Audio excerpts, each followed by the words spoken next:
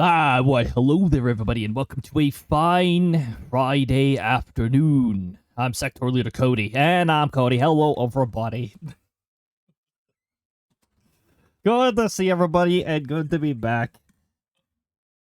I thought after closing my door, it started to open again. No, something in my peripheral was just moving. Alright. Very sensitive peripheral vision. See how light sensitive I get when there's a thunderstorm nearby. There's Omega's walk-on. What was with the delay on that walk-on? Took a little while for Firebot to actually go through the queue. Maybe something else that's tied to the same queue was in it. No, FaceTuber? No, not off-season. When we're on season, there'll be a FaceTuber Friday, but not off-season. Or at least not this time. I might actually run an isolated one in the middle of summer, and that'll be to test how well it works.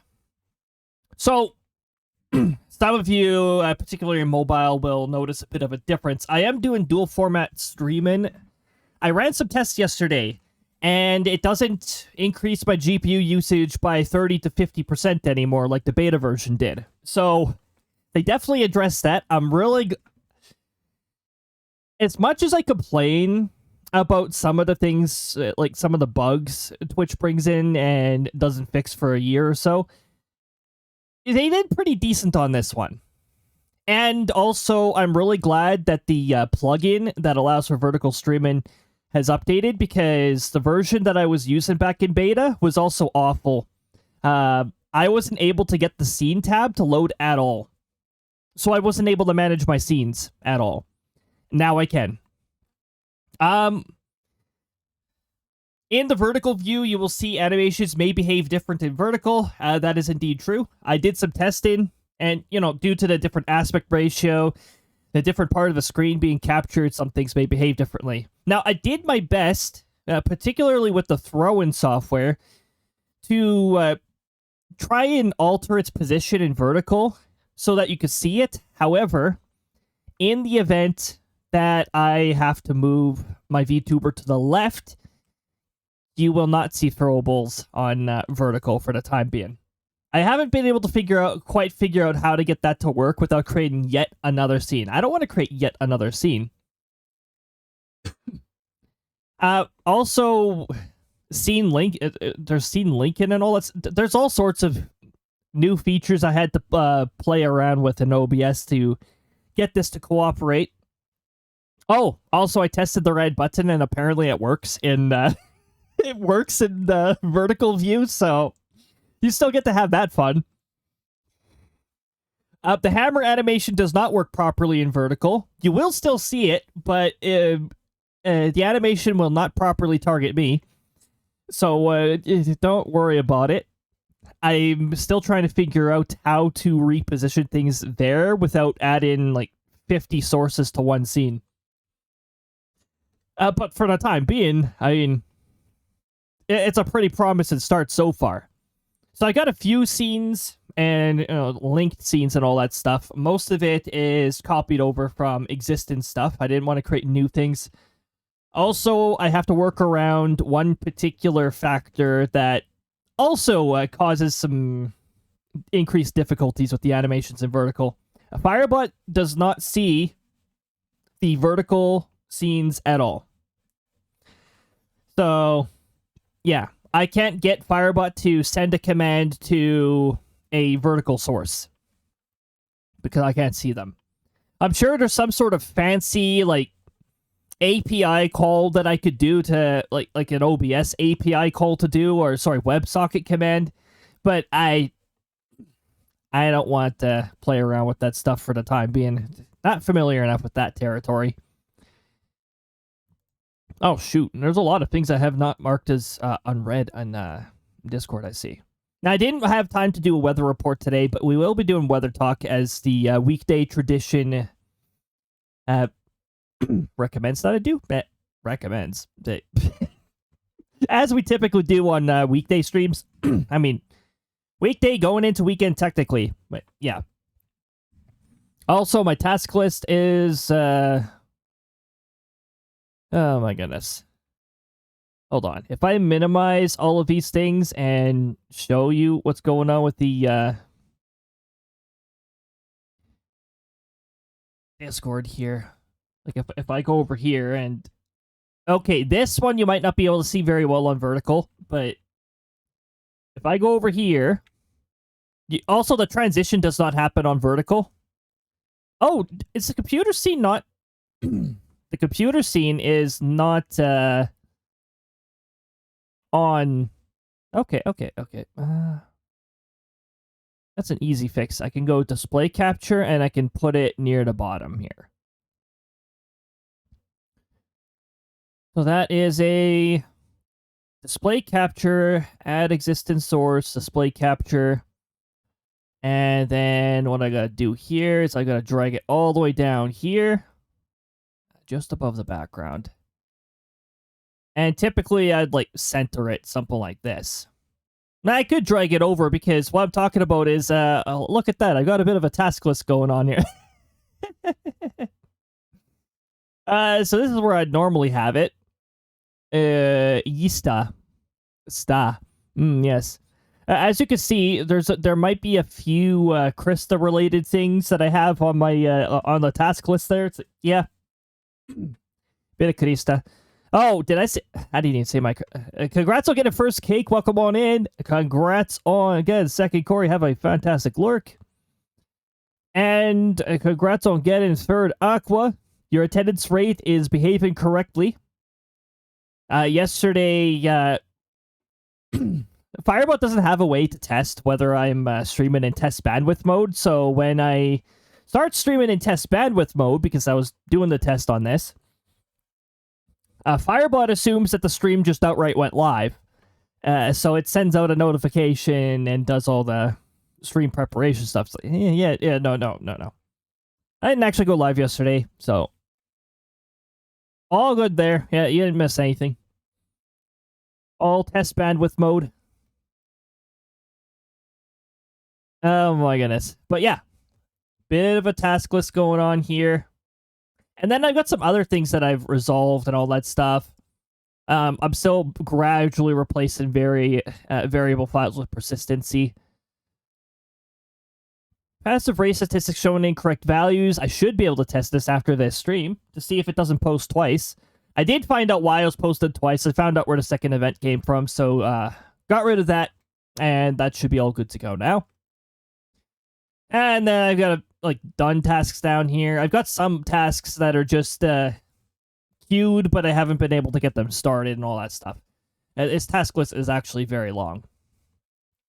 And dual formatting, yeah, that's currently in the testing phase. That's what we're doing right now. So, yeah. I'm going to move this back to the center for vertical view. And then we're going to go back to just chatting. And then we're going to do some weather talk as well. There we go. So, yeah, no transitions in vertical. But it'll still change scenes once the scene change is complete. Oh, yeah, we got some attendance rates, too. Right. We've got Cake with 129 sessions, attendance rate of 96.3%. Heck, yes, right in the 90s there. We got Corey with 81 sessions at 89%. And if you're above 80%, it's really difficult to get 80% or higher, so pretty nice to have that. We got Aqua with 136 sessions at 99.3%. Did that go up by a decibel value? Didn't it used to be 99.2% last stream? Oh. When the attendance numbers get really high and you start to... like, eventually, at some point, I think technically you have to reach 1,000 streams for the decibel value to be like, oh, well, I got to round up to 100% now. And we're definitely not at 1,000 streams. We'll hit that eventually, but we're not there yet. We've got Omega with the 137 sessions maintaining that 100%. Heck yes. Heck yes.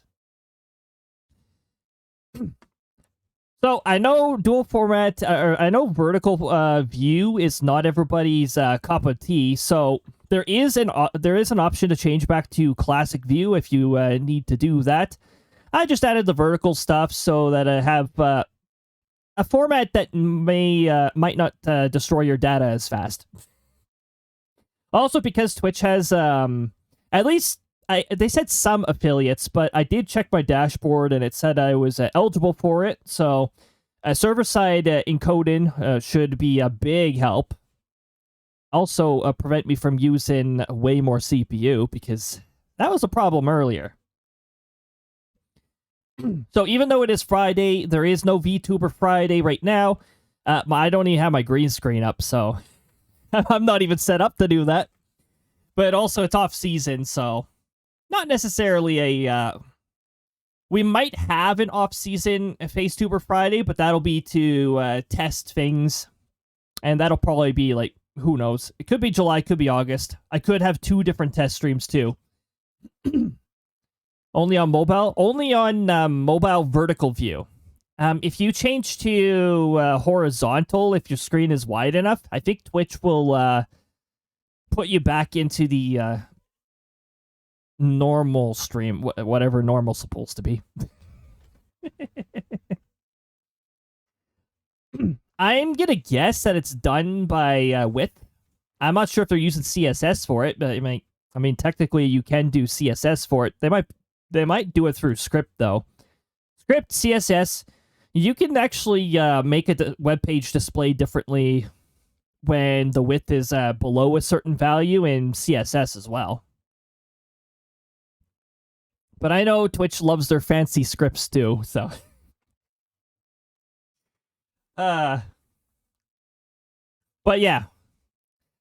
So that's going on. Now, I got some weather talk, and then we're going to finally do Crysta a favor, and we're going to start making animations. Also, Helio, welcome on in. I was yammering so much. Welcome on in. I hope you're having a fantastic time zone. I mean, hey, if I somehow manage to yammer a whole bunch through while I'm doing the Crysta animation stuff, that's going to be impressive. Because when I get really focused on something, I tend to go quiet. Focus and quiet tend to go hand in hand. Actually, that's a very common thing when you're really focused on something, and you just get locked in. Oh, yeah, welcome on in, Tush. Yes, thank you, Sectoral Captain, for your insightful input.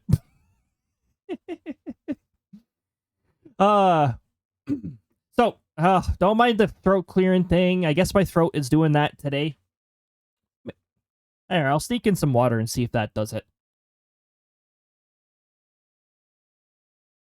Because I know future me is gonna get really annoyed with current me when he's going through the editor and is hearing that all the time. Oh my goodness. So you got some weather to talk about.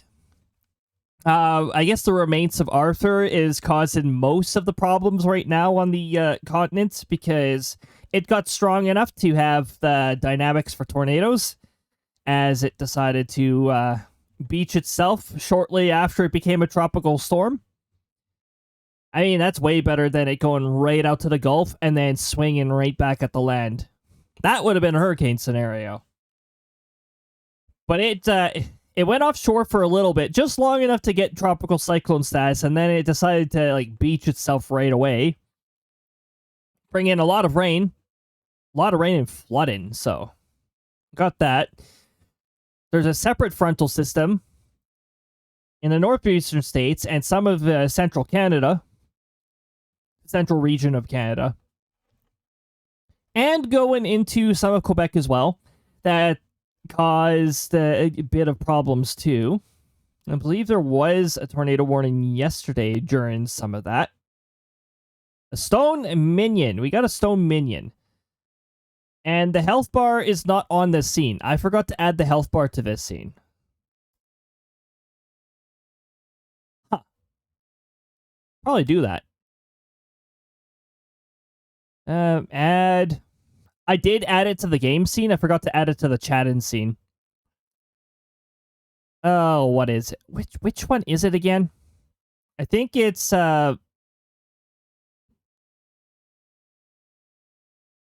No, not seen. Not seen. Oh, browser. Browser. I think it's Firebot notifications. And then what I've got to do here is I've got to... we got to crop it. So what I got to do here is I got to do that. And then I got to take it down there.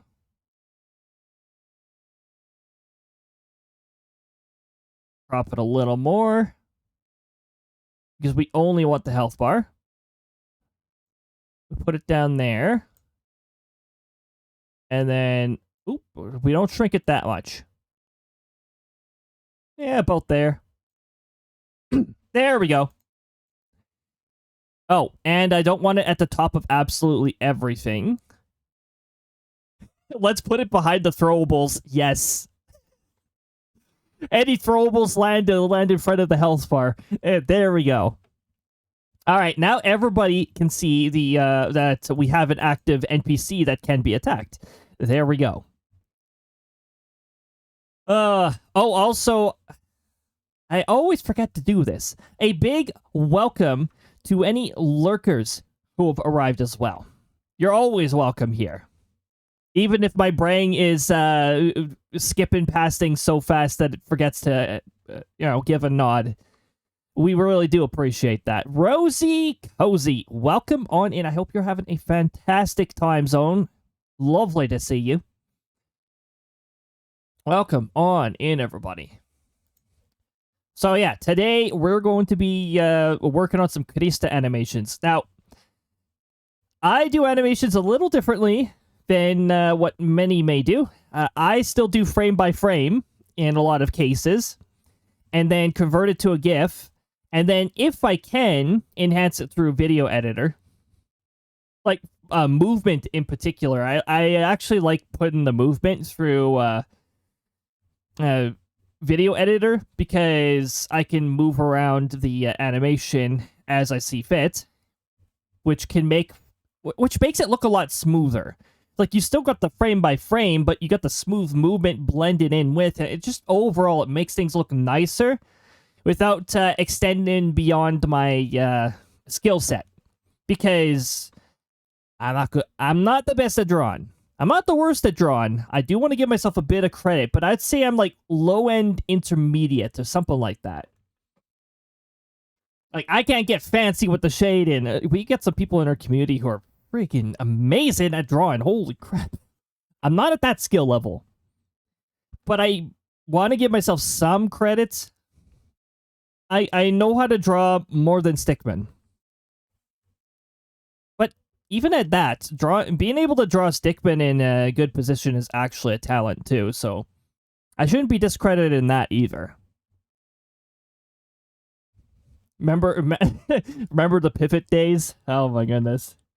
It was a stick figure animation program. I remember that. That was on our school's computers. No, good times. Good times.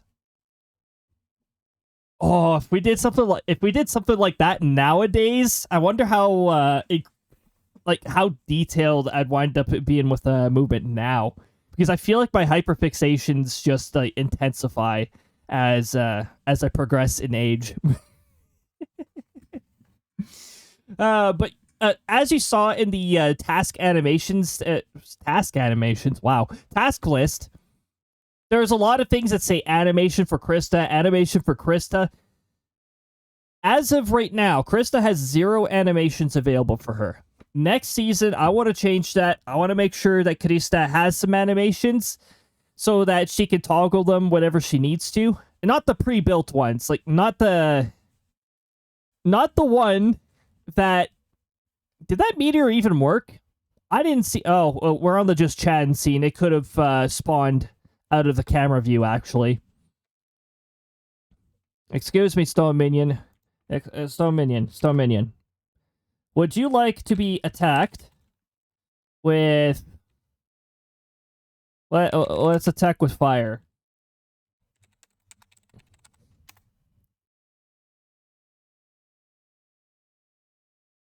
Eh? What do you mean? Stone minion invalid target. What do you mean invalid target? Is it doing that two lowercase? Hold on. If it's what I suspect it is what I suspect what it is.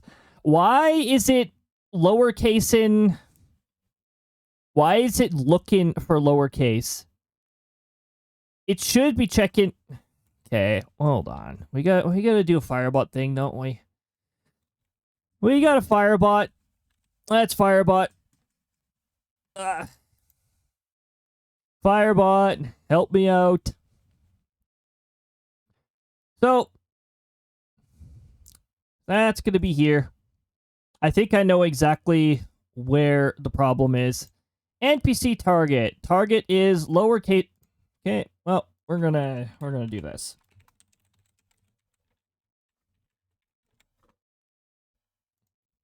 There we go. That should solve the problem. Let's try this again.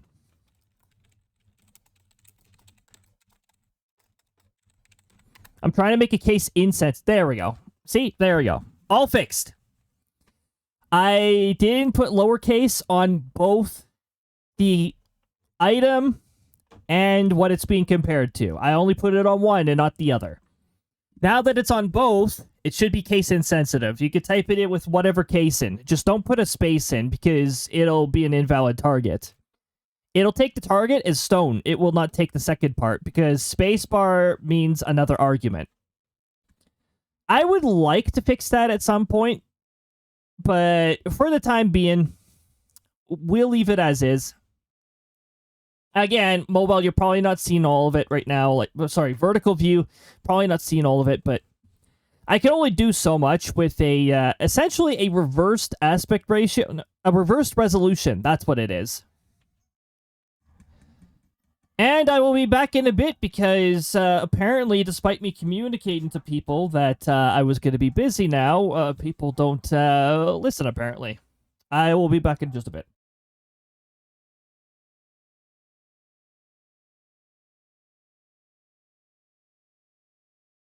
It was stranger danger, so I'm not here.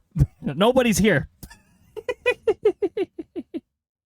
It was somebody that we don't know, so yeah, I'm not here. All right. So we're gonna carry on like usual then. Oh, also I see a hold on. There's a check-in I didn't read here. Because we've got Rosie here with 78 sessions, 94%. Heck yes. That's many percent.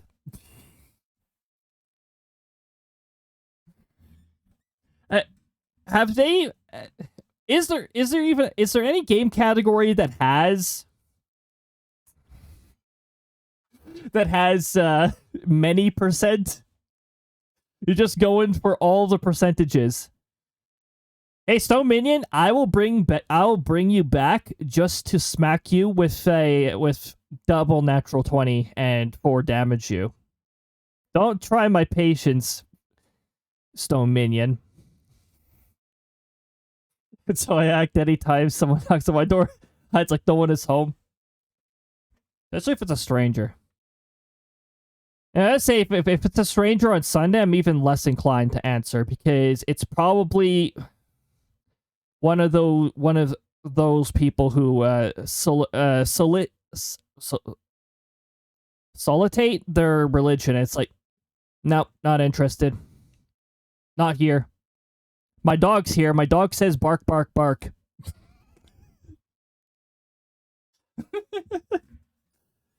Both of our dogs are here. They both say bark, bark, bark. One louder than the other.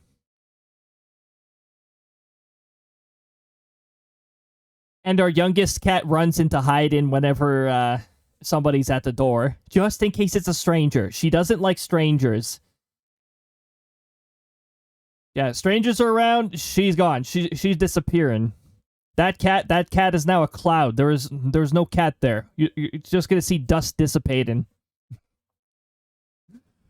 Oh my goodness. Alright, so that was a nice easy fix with Firebot. Pretty glad for that. My grandpa used to answer the door for those types of people.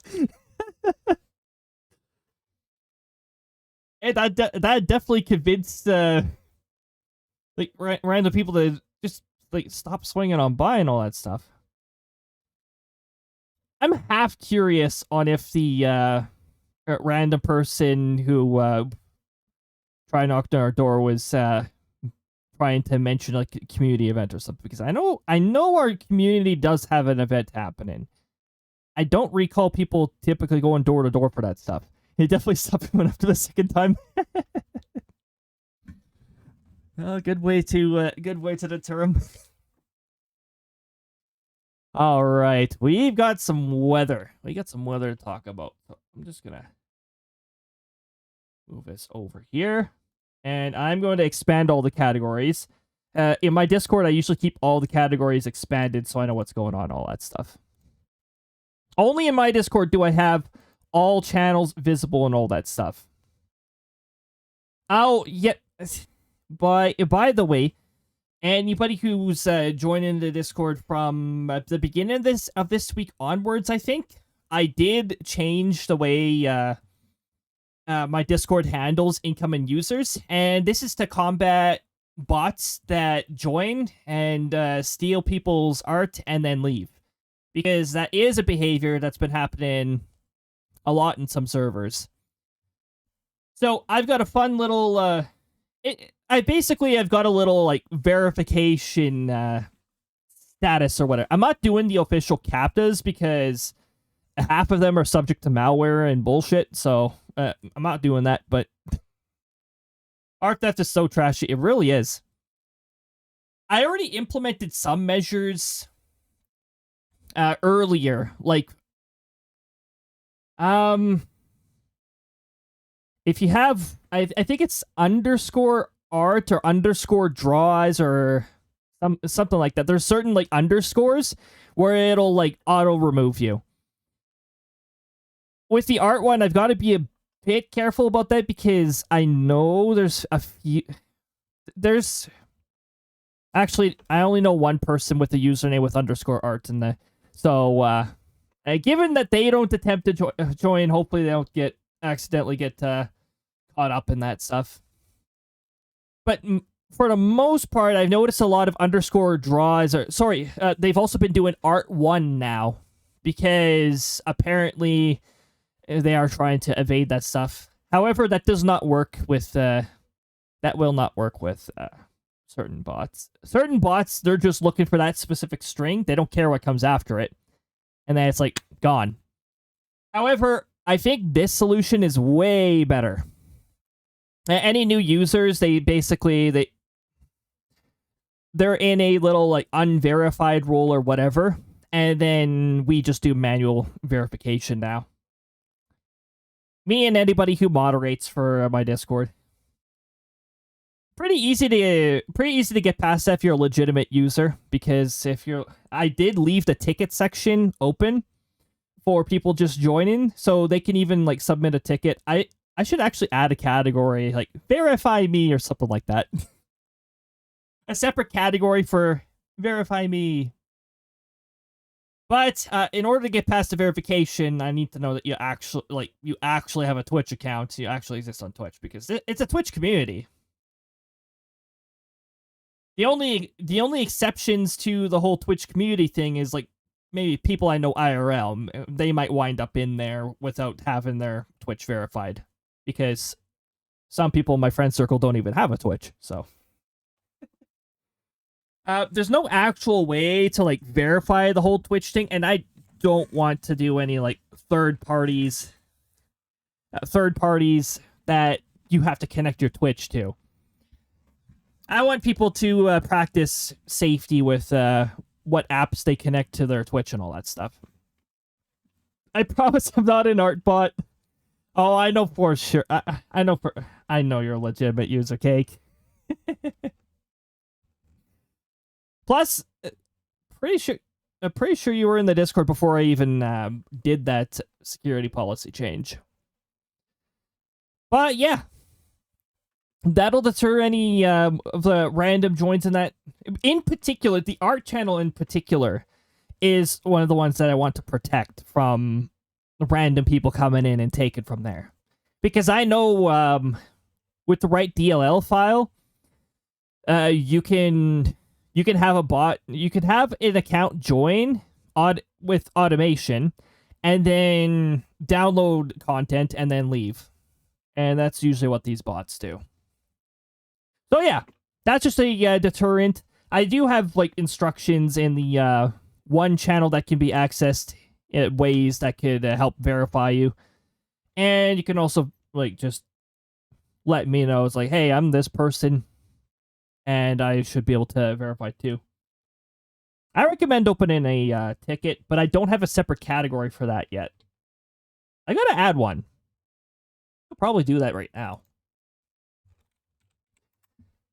I'm not gonna show what I'm doing on stream because that's a bit on the admin side here. So, I mean, I still showed you the admin section. My task list is in the admin section, but I wanted to show you that because this is what I do to myself. Oh my goodness. Okay.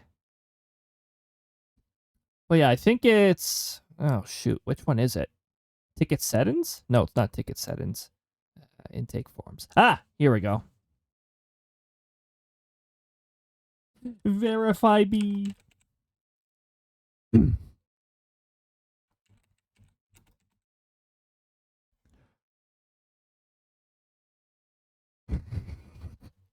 Verify me puts uwu after. No.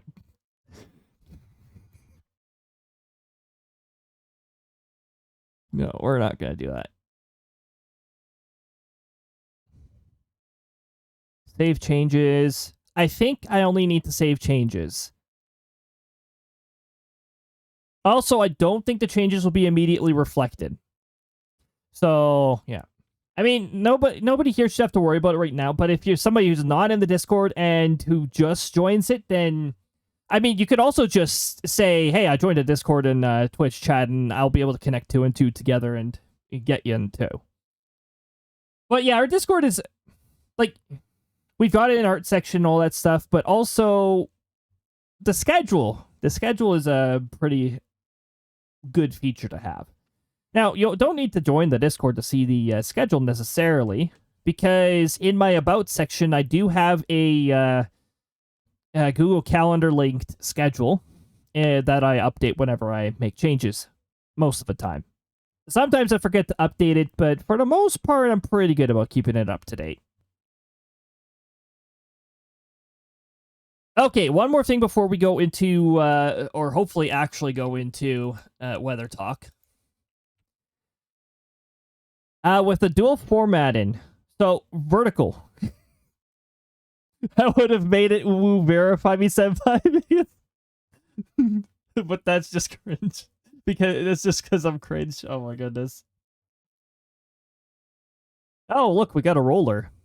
Don't worry, this roller is not bugged this time. This roller will actually have the ability to attack. I did fix that problem last stream. By the way, roller was the only one that was bugged. It was missing 2 array elements for some reason. So essentially, its element was null, and apparently, when your element is null, you're immune to the attack. You know what? I really like that it behaves that way. It prevents any errors happening further down the battle system, so I like that. So animations may behave different on vertical. I already mentioned this. The bonk redeem in particular. Doesn't really aim for me on vertical view. So don't worry about that jankiness. Maybe I'll fix it at some point, but for the time being, yeah, that's just the way it is. When my character's located on the left, throwables are unlikely to show in vertical format.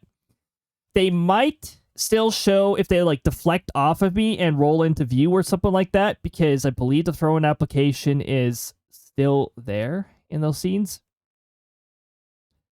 But yeah. Firebot cannot interact with vertical scenes. Imagine the fancy things I could pull off if Firebot could, though.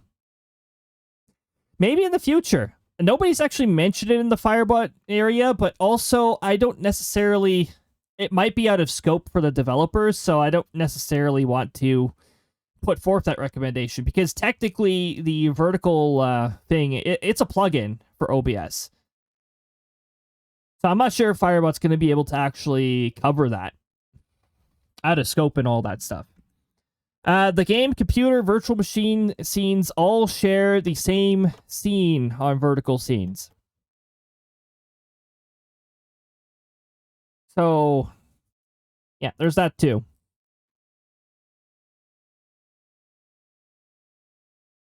Ooh, I wonder if I could probably mess around with some sizing to make things fit in a little differently on vertical. But yeah, those are the main caveats about caveats. Cavities, sure, cavities. CC doesn't understand the word caveat. Or I'm not saying it properly, I don't know. It's a weird word. Catch, it's a catch or a drawback. Yeah, drawback, there we go. I could just say drawback. But yeah. Aside from that, I've gotten the vertical scenes to work pretty decently. I even have the HP bar, which I forgot to add to the just chatting scene, but we fixed it. I'm going to get the editor started up.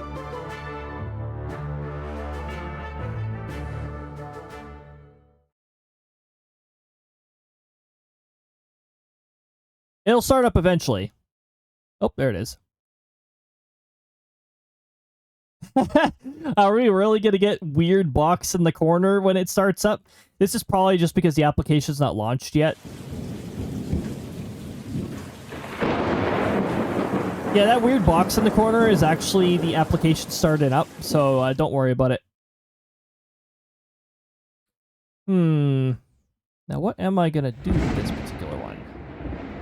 I'm going to move chat up here so that I can see you up there. My peripheral will tell me when there is a new chat message. Oh, what was that? Oh, diamond sword. There we go. Heck yes. I wonder if it's stronger than what I currently have. Okay, we're getting the odd rare thing here. Mostly common, uncommon, but you know. Okay, how the heck are we gonna... Oh, wait a minute. Wait a minute. I'm forgetting how the heck to do this, aren't I? An epic heart egg. Oh, we found a heart egg. Crysta's jealous. Okay. Oh, right. We do model posing for the first step of this. So we're going to unleash the Crysta. We're going to assume she is wearing her default outfit. And we're going to wait an hour for her to look. Okay. It took slightly longer than usual, but not too much longer than usual.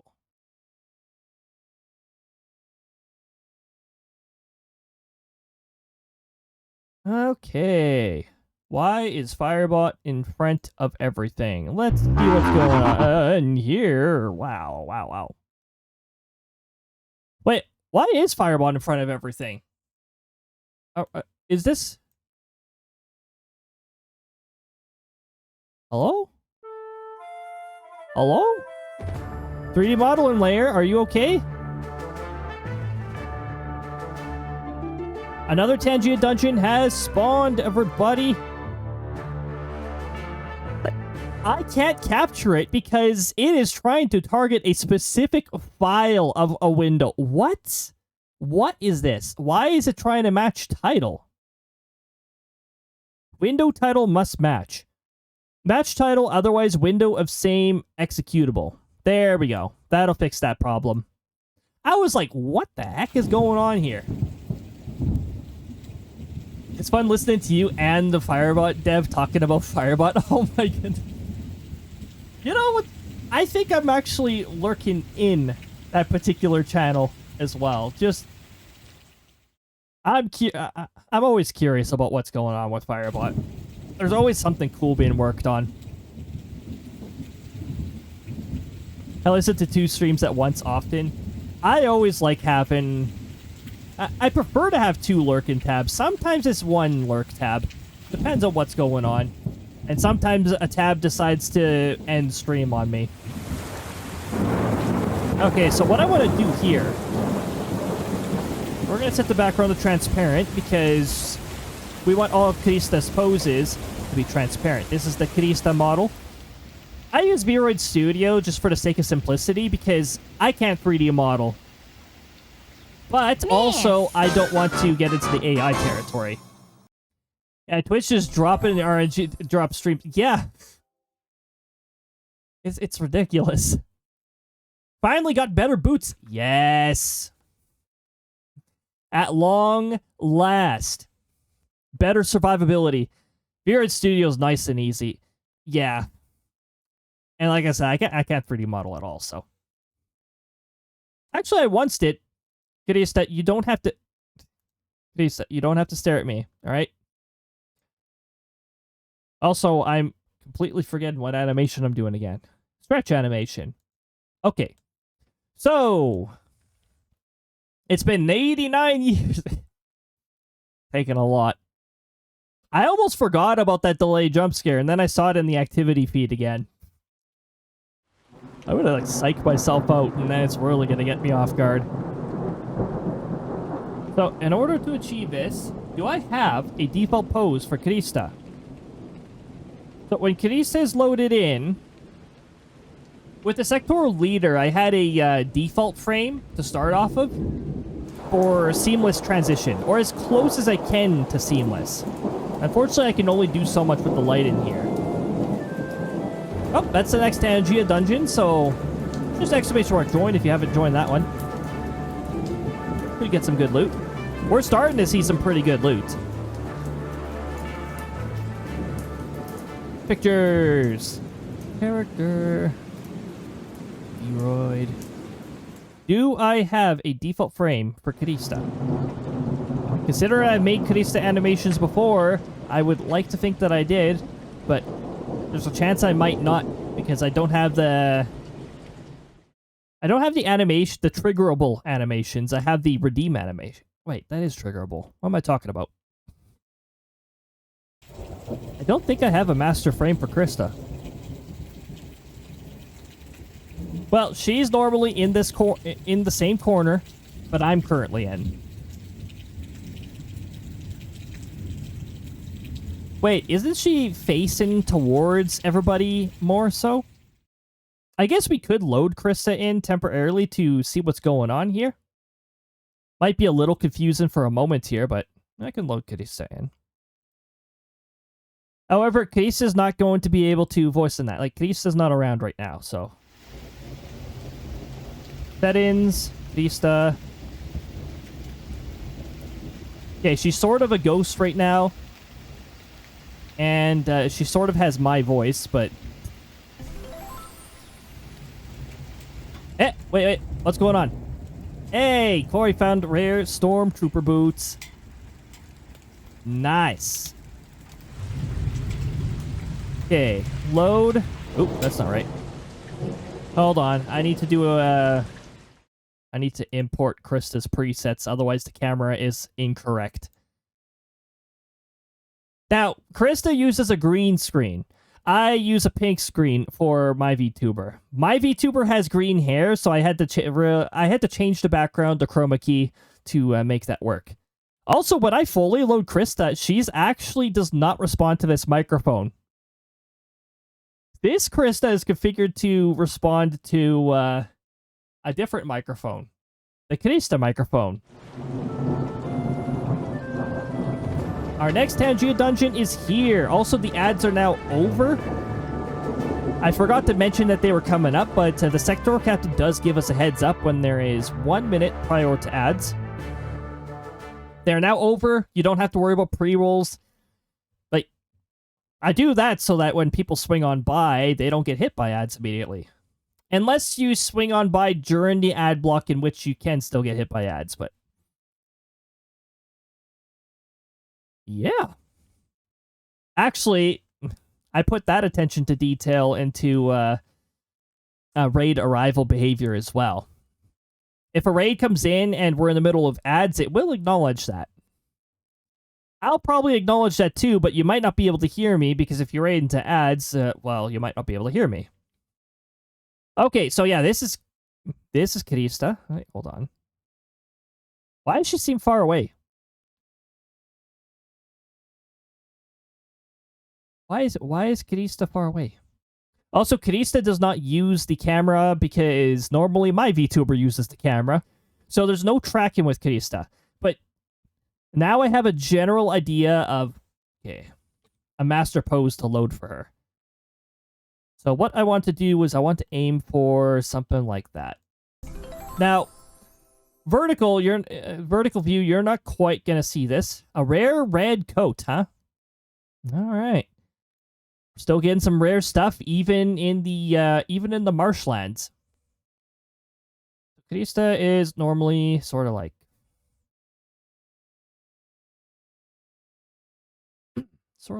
this. Okay. Doesn't look like I have to make too many adjustments. Yeah, there we go. And she's normally looking right at the camera. Hold on, the angle is a little off. Her tail distance from her head will tell me when I've got this right. No, not fully. Sort of. No, but now she's looking away from the screen. Oh. There we go. That will bring her over here. Is she smiling by default? She's a little happy. Oh, well, of course she's happy by default. She should be in her default right now because I don't have everything set up. Exclamation mark join if you would like to join this particular dungeon. Where is this dungeon? Hey, we're back in the marshlands. All right. As long as we're not in the Badlands. Bowser's Badlands in particular. The Prairie Regions actually does have an area known as the Badlands. It's an area where the coal rush happened, essentially, and there was a lot of mining and some pretty cool formation of land left behind as a result of all of it. Snakes love that area. There are rattlers there, so that you'll want to keep in mind. Not very many poisonous snakes up here in the Prairie Region, but rattlesnakes, that's one of them. Actually, that's the only one I've really heard of.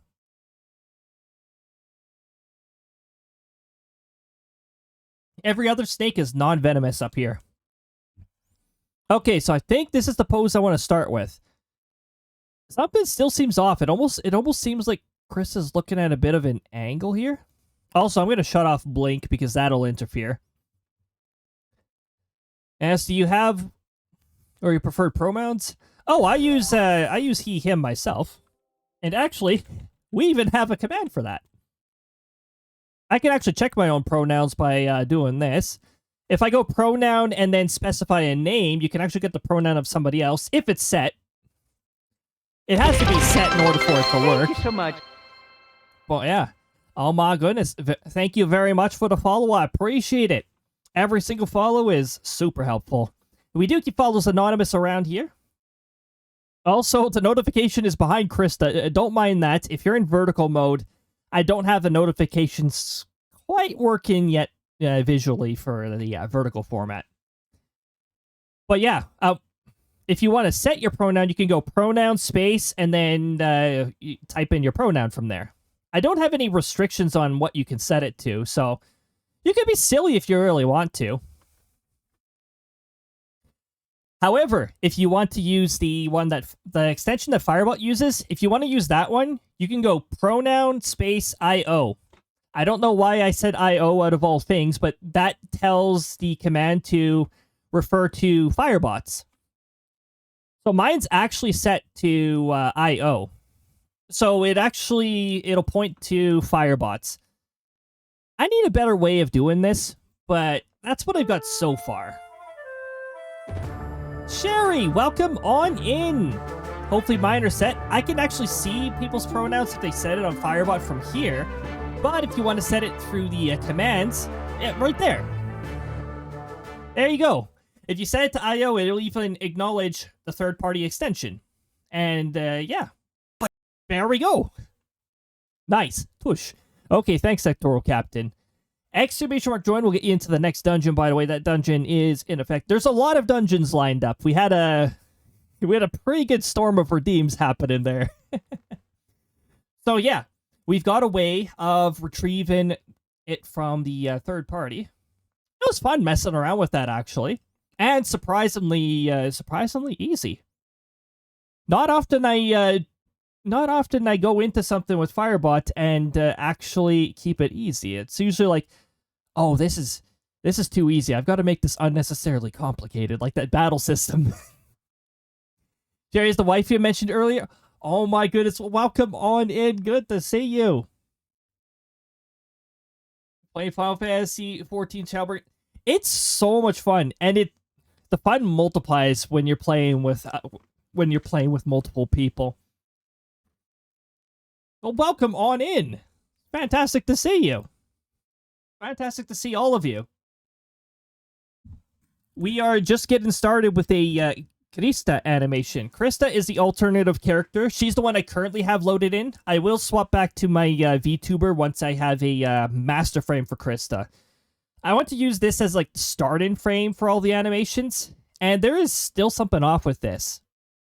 Notice how Crysta's tail is a little off to the... It might be because Crysta's configuration, I have a bit of wind configured in the VTuber application.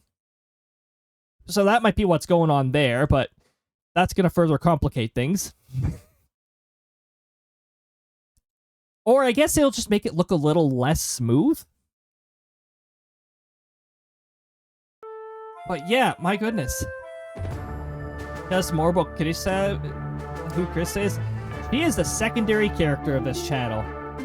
So I have the sectoral leader Cody. That's the main original character of this channel. But there is a second particular character. I actually have a lot of characters. I have a roleplay background, and I have designed a lot of characters in the background while I've done a lot of this.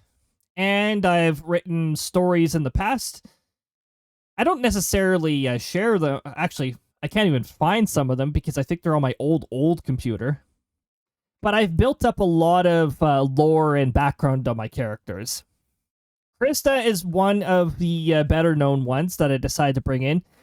She's got more of a cutesy personality, loves the heck out of hugs and cuddles. We've actually got a redeem called Crysta Hug because she loves the heck out of hugs. Also, that animation was way better than I was expecting. Oh my goodness. Now, my character does have some animations as well that I can toggle. I was entertaining the idea of making it so that others can toggle them too, but I haven't been able to progress that one. That one is still in, like, the concept. There's the Crysta Hug. By the way, this is one of the few times you will see a Crysta and a Crysta. You like that? Because I don't... Wait, you can Crysta Hug when Crysta's active. She just leaves the screen and then comes in for a hug. Thanks, Rosie, for demonstrating the Crysta Hug. That's the Crysta Hug. It's cozy. She's tall, so that perspective is actually pretty accurate. She is 2 meters tall, and her tail is very long. But yeah, she's the secondary character of this channel. I will occasionally have Crysta stream. I've got a voice set for her. I've got Crysta herself. Not small. Oh, is the CC making up... That CC is about 80% accurate. It'll sometimes be a little off with the words. And sometimes it'll be really badly off. We've had some very interesting things come out of the CC sometimes. But that all goes... blame the CC for that. I think this is as close as we're going to get in terms of the Crysta animation. This will be a good start. We're not going to have like the full Crysta visible when we do these animations, because by default, Crysta's going to sort of be like this. Except, Maybe I should assume she's in tall mode. I might want to assume she's in tall mode. Now, technically, there's not a green screen around her the whole time either. That is just because I don't have Crysta fully loaded. If I wanted to fully load Crysta, except for the voice, I'd have to switch the voice manually. What I have to do is I have to do this. I have to increase the window size, and then I have to go into here and go character. And then I have to run a Firebot command to move character. Oh, dear goodness. There's a red button happening during all of this. I don't think it works very well. Australia. Whoa. I don't think it works very well on this scene. You know, that's interesting. It did flip the scene behind it, but it doesn't target this particular scene. Here, I gotta go right, tall, and then... Oh, what's going on? Do I not have the... Huh? Wait. Oh! Oh. I missed a step. There we go. I missed a step. I forgot to load the preset. Now she's bound to my microphone, so now she's talking for me. Because that setting is using this microphone. I guess that makes sense considering how I have things set up.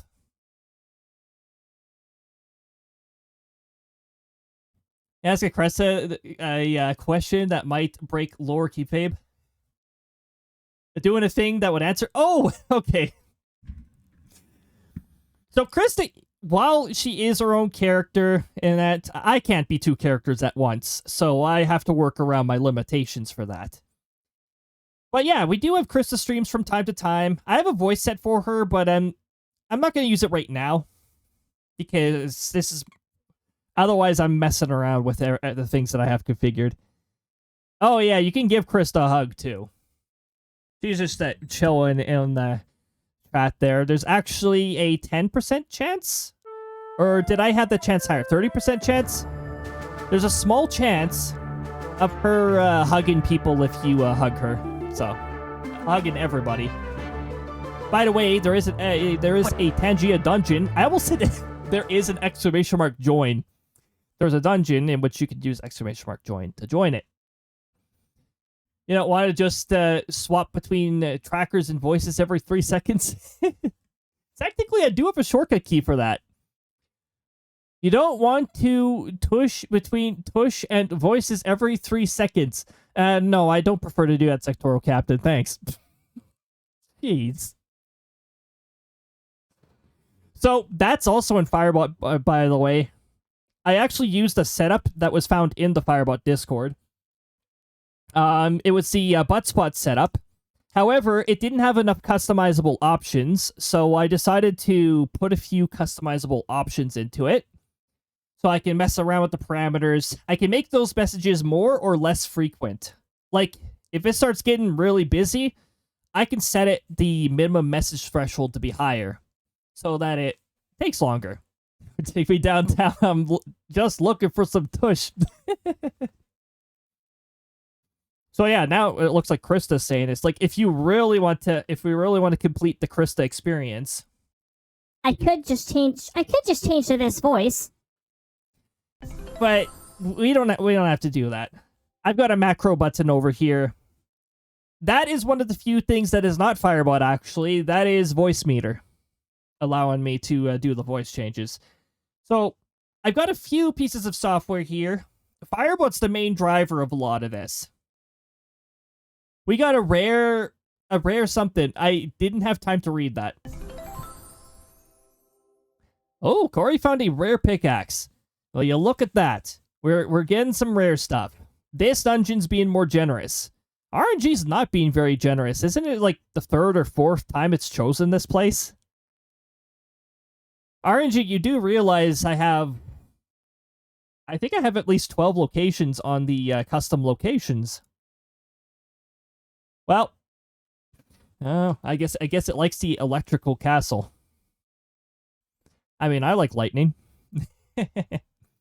All right, so when it comes to Crysta animation, I think what I'm going to do is I'm going to assume this pose here.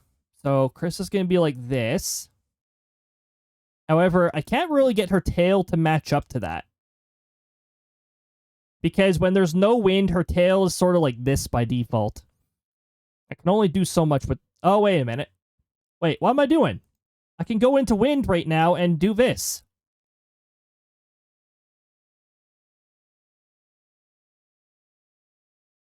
And if we adjust it just right, we can actually get... Well, I don't want the wind to be, like, way too much. We'll just set it there. Something like that. No, that doesn't make the tail far enough. Hold on, little more wind. Oh! The slider dragged down while I was off the tab. Okay. Haven't seen that before.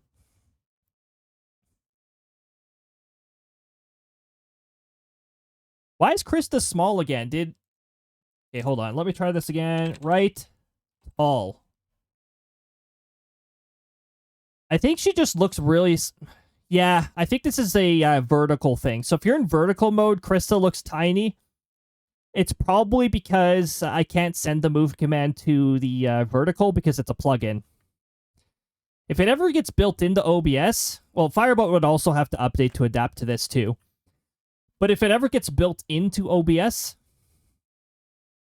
then I could get Firebot to reach out to that. Otherwise, I mean, technically, Firebot probably could reach out to this plugin, but that's beyond my expertise. That will probably be a WebSocket request, and I'm not quite adept in that. What's not implemented yet? Firebot can't interact with the vertical scenes right now because they're in a they're an OBS plugin. I can't see any of the vertical scenes in the OBS command, so I'm sure if this becomes a part of a regular thing in OBS, it'll probably get updated to include that. But that would also involve waiting for the next version of Firebot, because I don't think that's going to be like minor update or anything like that. Not sure if it's in dev only, but the underscore seems to be doing stuff with it. Ooh. That's exciting to hear. If we ever get something like that implemented, I'm going to be utilizing that immediately. I think this is about as close as we're going to get here. I might be able to get away with a little more wind. Technically, Crysta's dress is not going to... It's going to be like... Like, look, Crysta's default pose is... basically up to her chest. So, like, sort of like this. Which I feel like is not enough Crysta. Well, that's a lot of tail and not enough Crysta. But I want to be as close as possible to Crysta's current default position when it comes to making a master frame. Oh, you know what we could do? We could zoom in a little. Because I want it to be roughly the same size. Now, Crysta's lighten is a little different too. I think it's because I have an option. Or maybe whatever he's doing isn't quite what you want. Oh, so maybe not. The vertical scene support would be fantastic. It's just, right now it's part of a OBS plugin, and I feel like that might be going a little out of scope, so... But if something is being worked on it, oh my goodness, that'd be fantastic.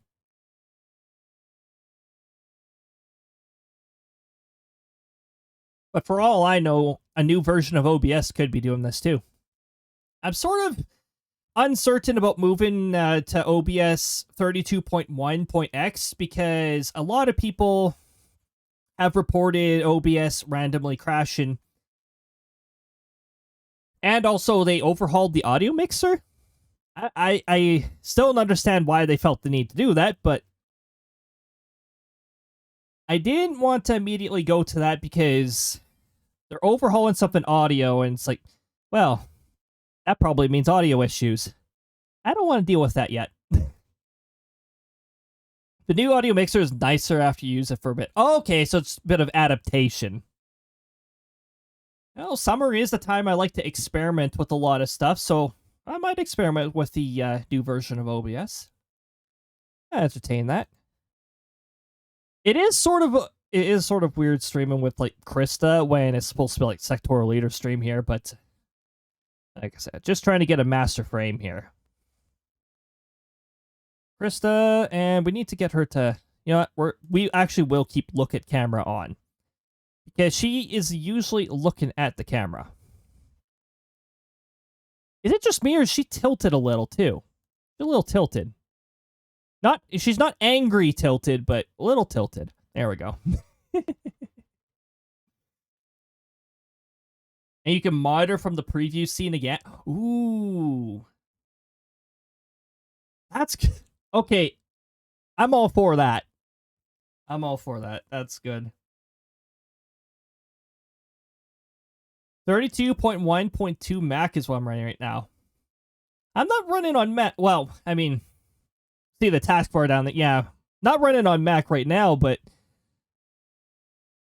okay, the preview scene being back in action, that's pretty good. I'll have to give that a try at some point. I'm hoping OBS 32.1.x will be more stable for me. There's a few others who've been reporting it crashing, so it's like, makes me a little uncertain. I just broke something? What is... Oh, no. I thought I broke something. Just came off. Okay, there we go. Thankfully, I didn't do that with the microphone arm. That would be a problem. I also run it on Windows, but it's only got one scene, two sources. Not exactly a stress test of OBS. Oh, fair enough. Oh my goodness. My OBS is... There's so many scenes. Complicated stuff. Thankfully, I haven't made a mistake that some others have made. I don't have 200 plus active sources. I don't want to do that. And my computer doesn't want me to do that either, so I will avoid that. Just an avatar and a mic. Oh yeah, that's definitely not going to be a big stressor on OBS. A regular OBS encoder is much messier. Yeah. This scene has nested scenes. Almost every scene that I have has nested scenes. Included in one that combines all of the audio. I just have all the audio in one scene. Because I don't want things to echo. It does make the audio mixer a pretty decent scroll in terms of everything that's there. 6 NDI sources plus a bunch of things. Oh, jeez. I haven't even begun to get into NDI. However, if I ever do a 2 PC setup, that'll be changing.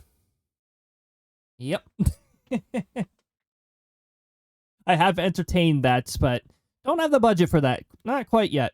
I think this is a good Crysta master frame. This is pretty close to Crysta. The lighting's going to be a little different because this VTuber application, I think I have an option checked to adapt to the lighting around me. Or it's adapt to the lighting on Windows? I don't remember. It's one or the other. I think in old OBS and new OBS, you could hide the volume sliders and meters you don't often look at or change. I think I can do that in this version too. Yep, hide. The hide option is indeed there. However, I think I use all of these at some point. Actually, I don't use crowd control technically. I don't need to have that one, but what if I need it later? I could go on hide all, but then I have to hide the individual ones again. Just in case it helps.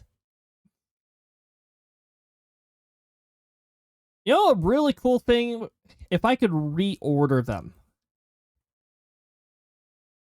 If I could reorder the audio mixer, that would be fantastic. The less used ones can just go down at the bottom. Right now, it is alphabetical order. Vertical layout. Oh. I am in vertical layout. Oh, now I'm not. Whoops. You can edit their volumes from the advanced volume screen. If all you need to do is change it and not monitor its levels. I do like keeping an eye on my my audio levels here, just to make sure things are not getting too loud. That's how I found out that the throw-in software was deafening people when I first introduced it. I forgot to put a compressor on it and a limiter. It has one now. We don't have to worry about that now, but good for diagnosing stuff. I think all Firebot's notifications and all notification sounds go through. Yeah, right there. Oh, we don't need to have Crysta loaded anymore. I think this is a good master frame. We're going to start with this. Now, the only difference is that Crysta's entire tail is going to show because we have excess at the top, but that's fine. I'm okay with that. If anything, that's more preferred. Seeing Crysta's very long tail. Okay. We'll set her like this. Now, what did I need to remember the naming conventions for this now.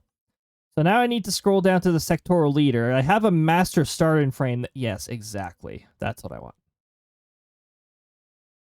Okay, so it's 0, Crysta 0_1, master starting frame. There we go. Okay. We have a Crysta master starting frame. That's the beginning to giving Crysta her frame-by-frame animations. You can sort of reorder by using exclamation mark prefixes on source names to make them higher. Yeah, I guess I could. I've got to be really careful when I'm renaming audio sources, though. I do have some Firebot things that are attached to sources, and if I rename, Firebot unfortunately does not update that. That's actually why I'm hesitant to rename some of my sources, even though they're long overdue for a change. I don't want to break that. And even when I fix it, I find... actually, it might have actually been fixed because I've updated Firebot several times since then. But there used to be a problem with the logs where even after renaming and telling Firebot, hey, this is the new source, it'll still log as not found. It'll still find the source, but for some reason, the login will still log the error, even though there's no error. I used to get a lot of, this source is not found, and then I check what name it's trying to refer to, and I'm like, that's the old name. I haven't used that name for a while. But it's still changing things properly. It's just like, well, what if I have to upload a log, and then they're like, oh, well, this is not found. This name is... No, that's actually a problem with the login. Oh my goodness. That might have gotten fixed, though. I'm fairly certain there was at least 2 or 3 people mentioning that. What if you could replace the in the config file? Oh, find and replace it. Possibly. I usually don't mess around with that stuff, but I did have a case or two where I've had to go into the... I've actually had to go into the JSON file for one of these, because I encountered a really nasty bug with OBS when OBS was depreciating the old noise suppression and bringing in the new one. It would cause OBS to crash every time it tried to load. And the rare time I got OBS to load, I couldn't find it.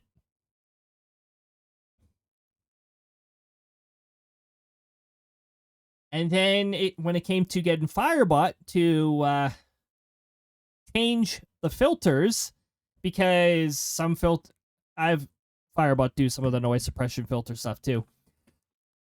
Firebot didn't let me change between the filters.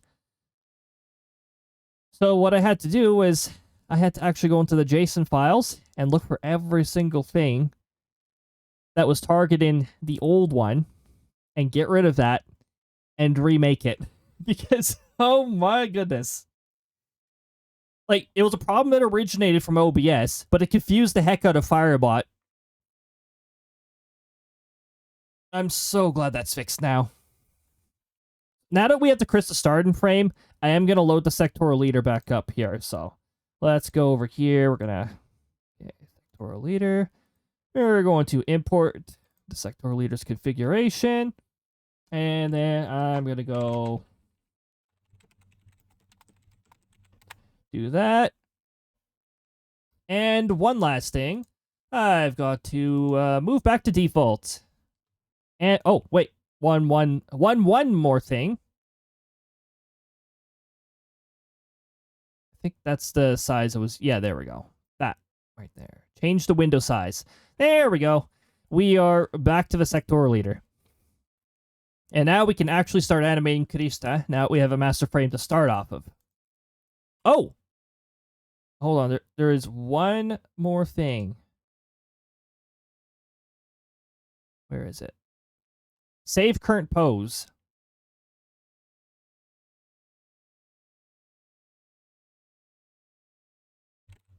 Crysta default. There. Now I can load that whenever.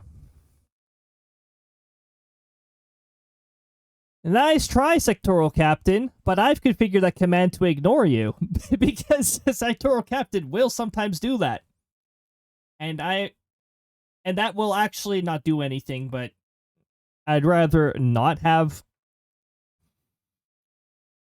It'll just say invalid argument. That's all it'll say. Actually, it'll probably say invalid character. But yeah, some nice quick ways to swap characters here wherever I need to. Now we can finally animate Crysta. So, I'm going to remind myself for a third time. Stretch animation. That's right, we're doing the stretch animation. So now we do not need blink any... Oh, we never had blink. I'm going to keep look at camera on. Crysta can look at people while she's blinking and stretching. Oh. Well, next problem is going to be... I've got to zoom out every single time. I've got to remember how much I zoom out. Oh, we do have sound commands, and the sectoral captain will sometimes periodically mention them. Just to say, hey, this exists. There's all sorts. They use gold piece currency, which is the currency I have in Firebot, which accumulates at a fair enough rate, so all good. 1, 2, 3. I need 3 for 4, 5, 6, 7, 8, 9, 10. How am I going to animate her from here when most of her is not visible?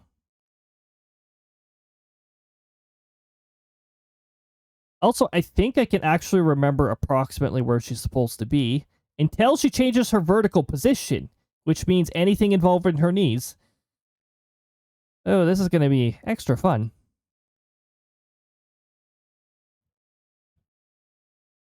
Well, I guess technically I could initially have her like do a crouch down like she's about to start stretching. You can't really see like the bottom parts of her arms while she's doing that. And the facial expression, of course. Facial expression for stretching. But frame 1. I want to focus on the eyes here.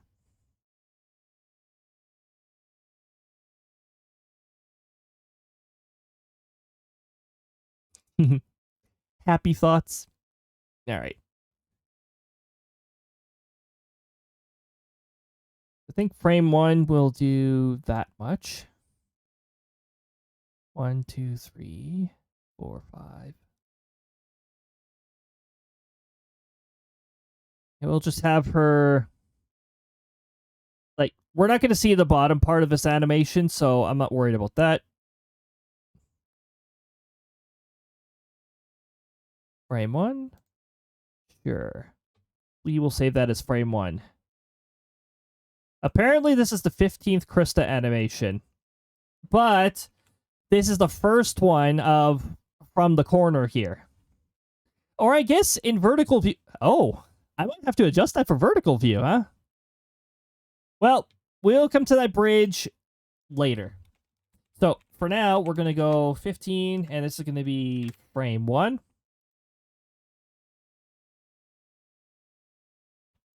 Okay, 1, 2, 3, 4.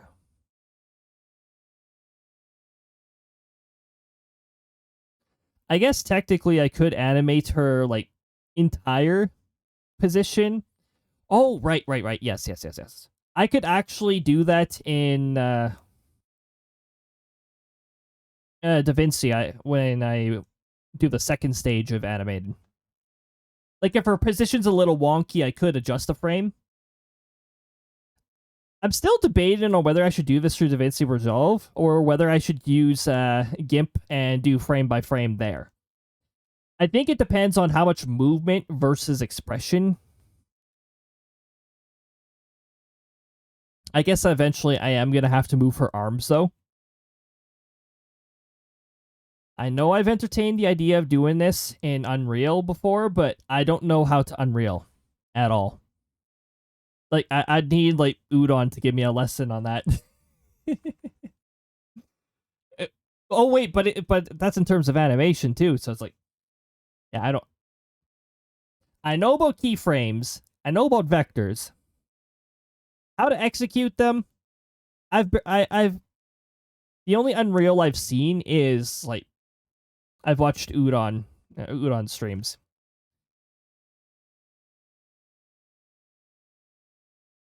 And a lot of that is logic rather than animating. So even then.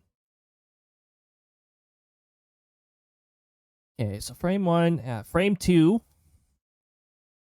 We have her eyes closed a little more.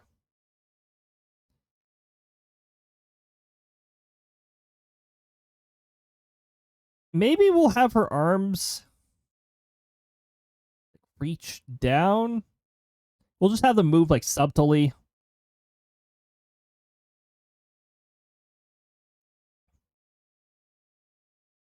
Worst comes to worst, I could rescale if I mess up on a camera thing, but I prefer not to have to do that for every frame. So we'll put this in the frame 2. You can't see the window when I open it up because we're just capturing Vroid Studio right now. But yeah, I'm trying to frame by frame here.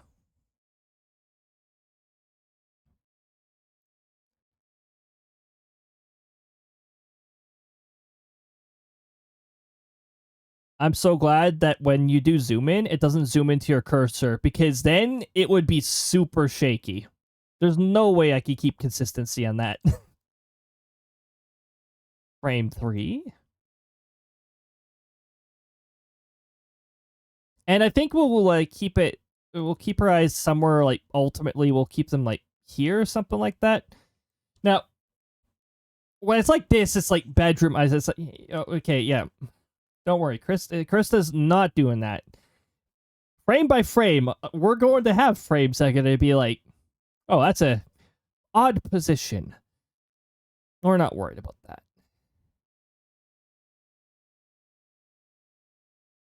We're going to make the movement a little more subtle. I don't want her to, like, go lower herself too much.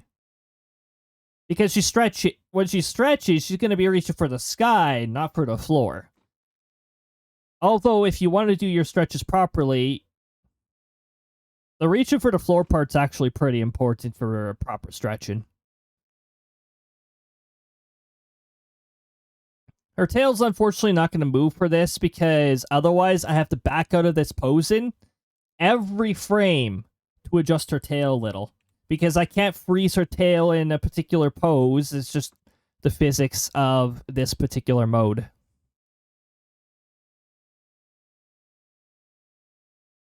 And then we'll have her move down just a little bit more.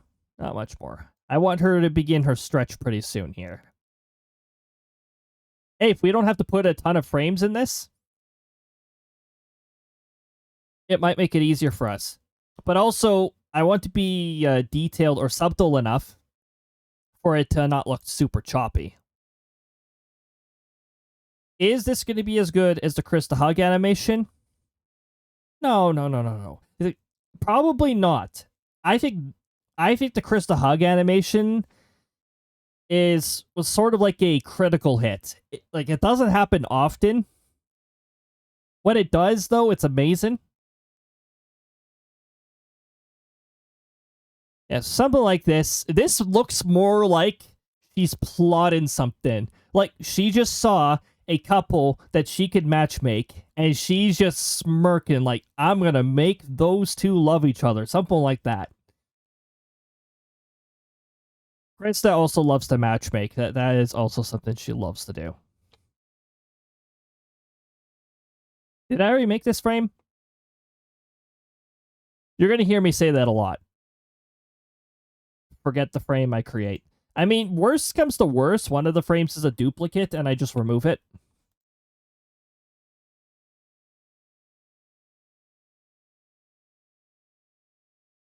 Okay, so now I have to do the zoom out, and here the arm motion is going to become important. I don't want to make it too sudden.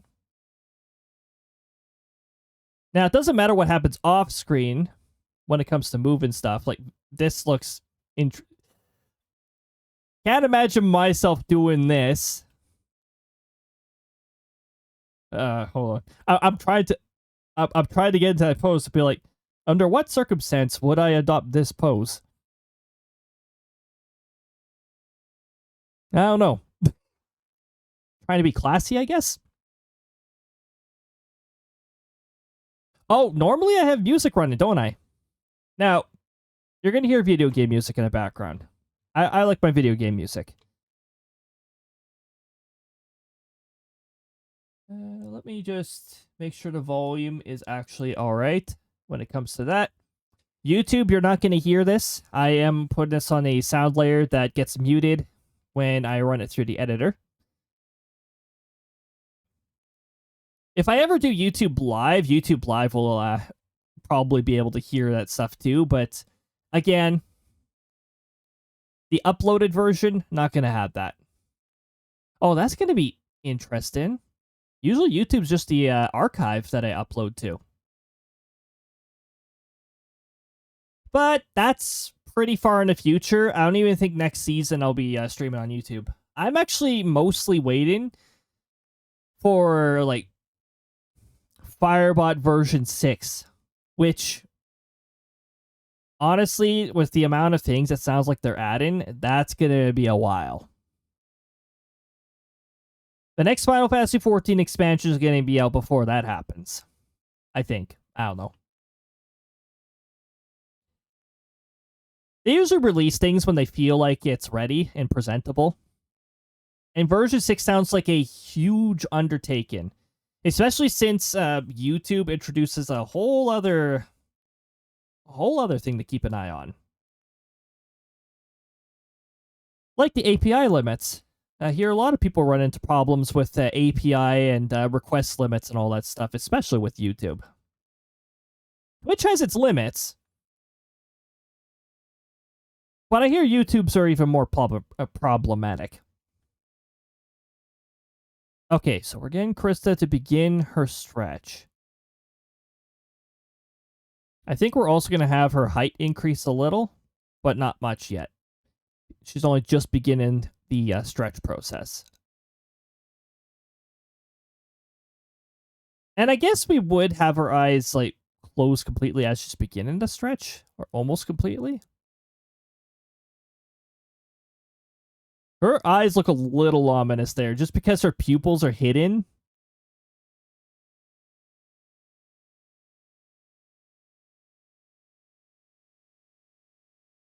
Frame 15. I just said I was going to start the music, and then I didn't start the music. Alrighty. Let's get this started.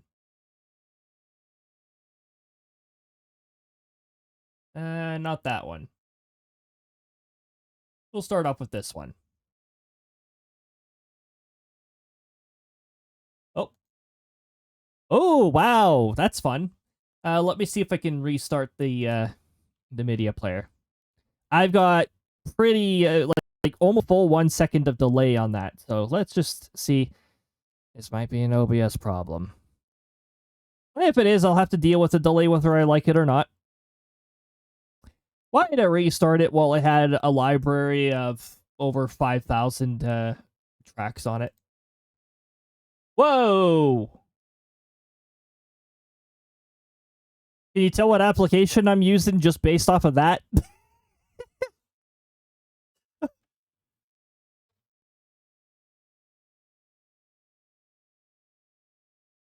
There we go. We'll have that playing in the background. We'll keep it nice and quiet so you can still hear me as I talk over. Again, I could go quiet if I get really focused on this. Frame by frame here. I'm hoping that I don't need too much focus for this particular part. But we'll see. I gotta zoom out every single time I have to change Crysta's arms because yeah, they're a little out there. Also, before her arms enter a state or an area of visibility, I want to make sure that they are closed at the beginning because that's usually how a stretch begins.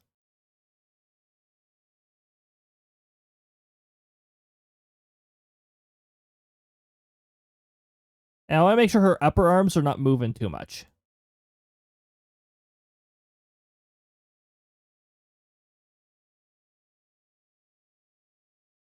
And also, she is still moving up a little.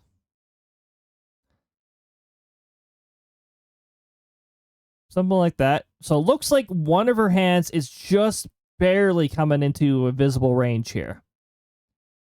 Once it's far enough for the joints to be, I don't have to zoom out and in so much. So hopefully that'll mean less shaky there. Again, I can correct this later by just offsetting the positions as I process each frame. This is such an old-fashioned way to do it. I know a lot of people are doing like vectors and stuff like that, but it's like the last time I did vectors and animation in that was back when Adobe products were actually good and they weren't like paywalled or subscription walled or anything like that. And that was also back when Adobe Flash existed. I mean, like, it still exists, it's just depreciated and not necessarily secure anymore.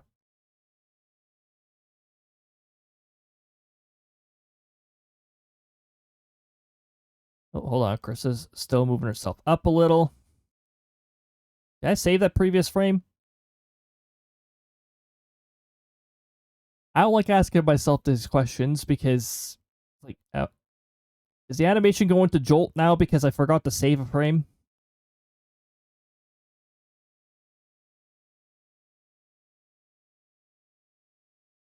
You're not able to see it on vertical view. I think there's an open source player plugin you can install. Ooh. If I can play around with vectors on that, I just may have to look at that. I entertain the idea of being able to play around with vectors freely. I might be able to teach myself it again. Last time I did that was way the heck back in high school, so it's been some time. I can't believe it's been like 13 years or something since high school, something like that. 14? They could just as easily find the last Flash IDE. An open source Flash IDE.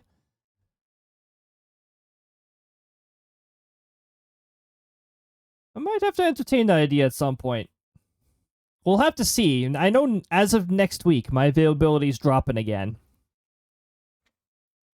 The work stuff that I was mentioning just near the beginning of the stream there, that was the result of... Yeah, I got details on my next assignment, so... Well. But I don't have to worry about that till Monday, so we're good for now. Might have to worry about the temperature in my room, though. It's getting warm in here. Jeez. Might have to get more water. I don't have to move the Crysta anymore. The joints are now visible. Oh, wait.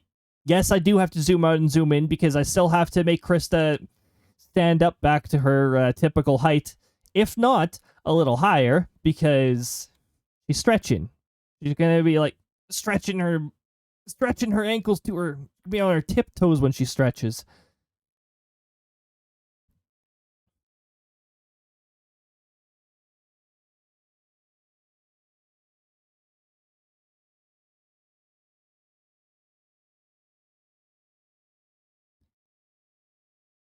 Like I said, I don't want to move this too much when she's stretching. I actually stretch in a bit of a different way than Crysta here, but this is how I'm going to have Crysta stretch. I already have my arms fully stretched out when I'm stretching. So before I stretch, I usually make sure that there's actually room around me because the way I stretch means I don't want things too close to me. I'm going to knock them over. Okay, I do have to temporarily zoom out so that Crysta can do her height thing here. We're just not going to notice what her legs do.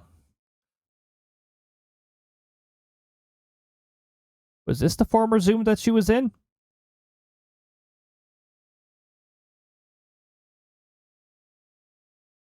I think I'll have her look towards the sky too. Oh, wait. This is how you have her look at the sky. But we're going to keep it very subtle. We're not going to have her move her head too much.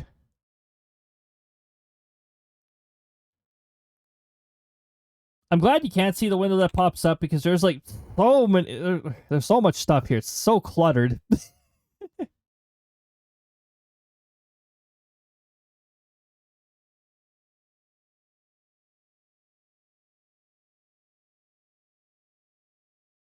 There we go.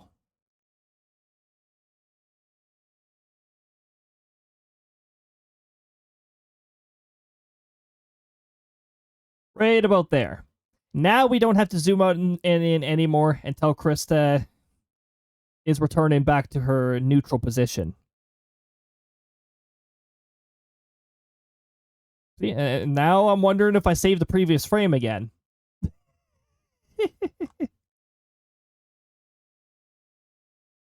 Did I save the previous frame?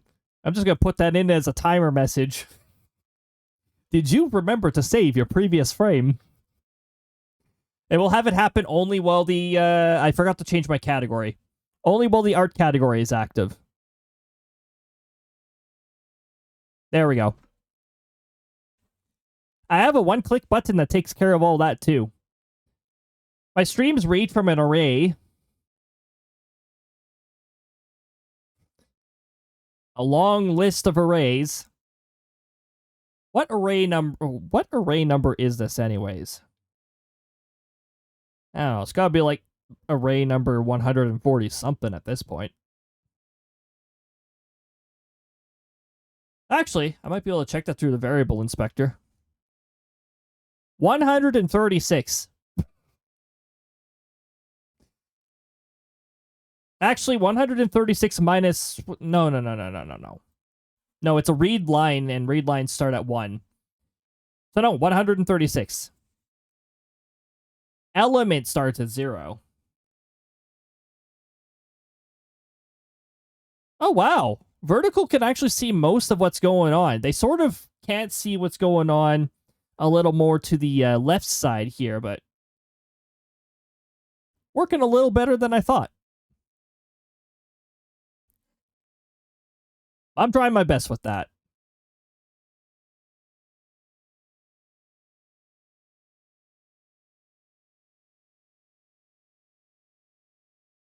Yes, I did play the new 1000-Year Door. I did that last year, and I enjoyed it. They gave the soundtrack a lot of love, and I really appreciate that. The pre-roll elimination cannon is ready to fire in about a minute here. Now, it says 1 minute, but Twitch does do the start and soon for about 30 seconds, so I typically add about 30 seconds to that. 1 minute and 30 seconds before Twitch actually rolls them out, but yeah, just be ready for that. The ads will begin shortly. I just do that so that people can pop right into stream without pre-rolls. Pre-rolls are really annoying. And they're completely random on how long they are. Don't want to deal with that, so I just do the 3-minute ads. By the way, it's up to 3 minutes. Sometimes Twitch doesn't have 3 minutes worth of ads ready, so it might be let off easy too. While the ads are running, you will see a weather report. That comes from my personal weather station. That was not 30 seconds. What? And a wild crystal has spawned. Okay. Alright. Wild crystal, 15 HP. As for weaknesses, you'll find out. Just test with the elements and find out which one is most effective. If you manage to defeat any of these NPCs, the person who dealt the killing blow gets experience points. If you get... For the first level, you need 20 experience points. When you hit that, your maximum HP will go up by 1. I think when you hit level 5, your maximum MP goes up by 1. When you hit level 10, level 10's pretty far away, but you get a platinum piece. You can use that to make yourself resistant to an element. Pretty cool. Let's work on the next Crysta frame. I almost got completely distracted by that. Just figured. There it is. That's our weather report from my personal weather station. My personal weather station's a bit of a distance from me, so it's not necessarily what the temperature is where I am. And it's close enough that there might be like a degree or two of a difference or something like that, but yeah, it's like 20.5 degrees, 68.9 Fahrenheit. Dew point of 7.1, 44.8 Fahrenheit, feels like 19.8 degrees Celsius, 67.6 Fahrenheit. Nice number pattern, I like that. Winds are 5, gusting 14 kilometers an hour, 3, gusting 9 miles per hour. Bit of a breeze, but nothing too bad. And yeah, there you go. If there is recent rain, that will show up in there. If there is lightning, that'll also show up in there. If it's at 0, it doesn't show it. The feels like actually does not display either if it's too close to the air temperature.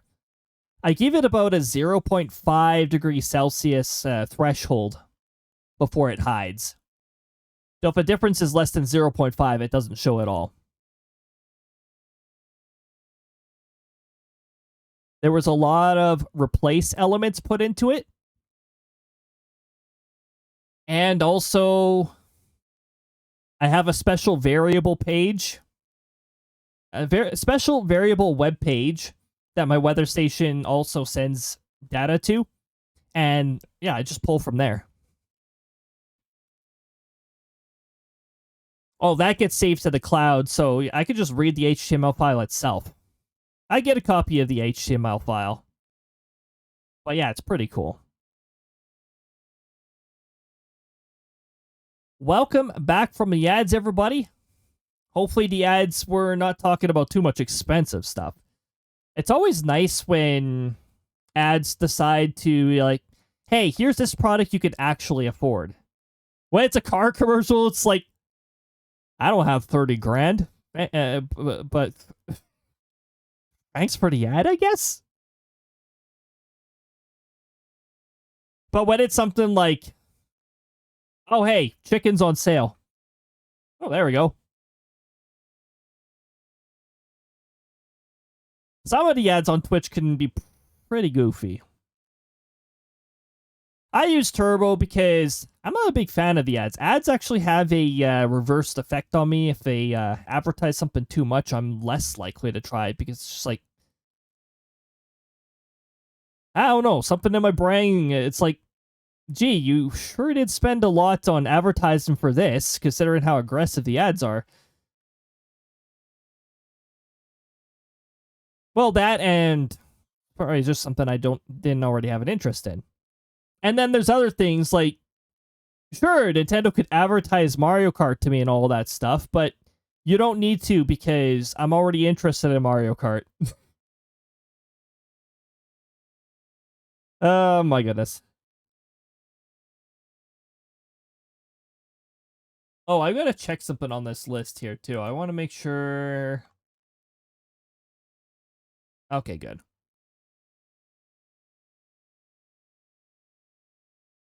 Next frame of Crysta.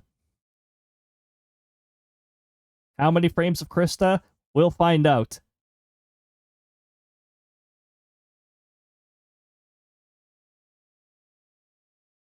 Now, I might accidentally, like, offset her on the x-axis a little, too. Again, I can correct that.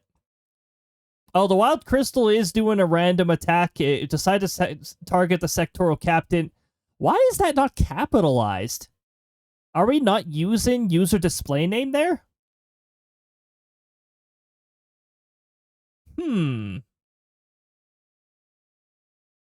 Oh, you guys want to see the meat and potatoes of the battle system? Because I think we're going to do that. Oh, also, I'm going to close this window here. That window's causing some problems. We're going to...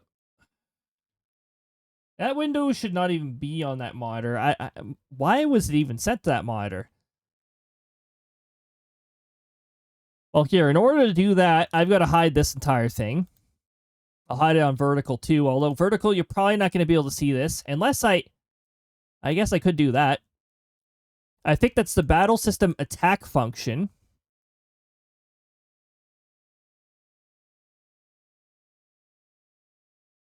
I'm not going to do that all the time for vertical view, but for the time being, while I can see it, we'll do that. So that is when an attack is launched. It'll be under target validation, and it'll be NPC user.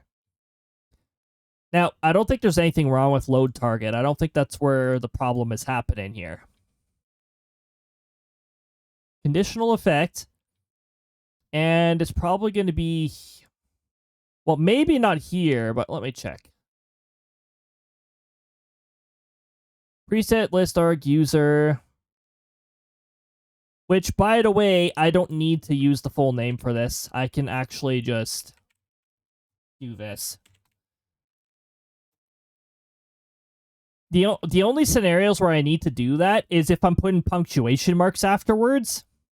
Because otherwise I need to, like, backslash. Sorry, that was a Xenoblade Chronicles reference.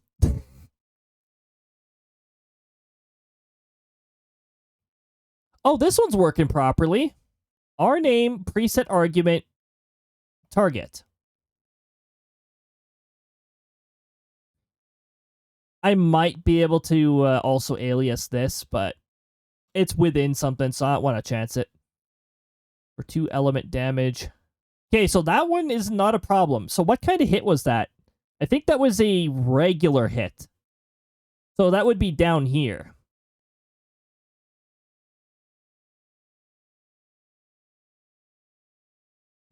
Well, I'll be.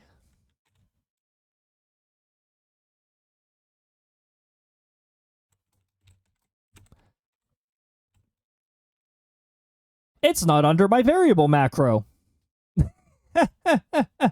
That will explain why it was not capitalized. Well, that's an easy solution, but let's make sure we don't have that problem anywhere else.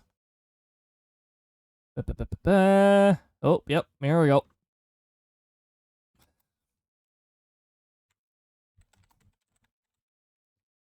So what the RName macro does here is it appends a rank to a user display name.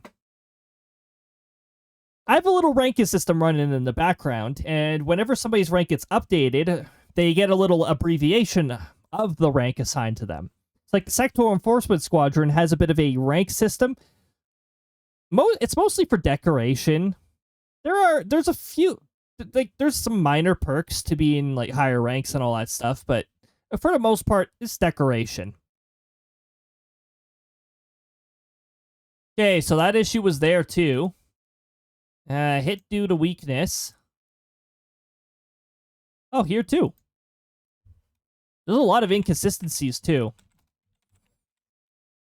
I'm gonna have to go through this whole thing again. Now, here, I'm pretty sure I can get away with alias. I'm gonna leave this square bracket in because now it applies to the the variable macro. Variable macros, lots of fun. I think I can change this now.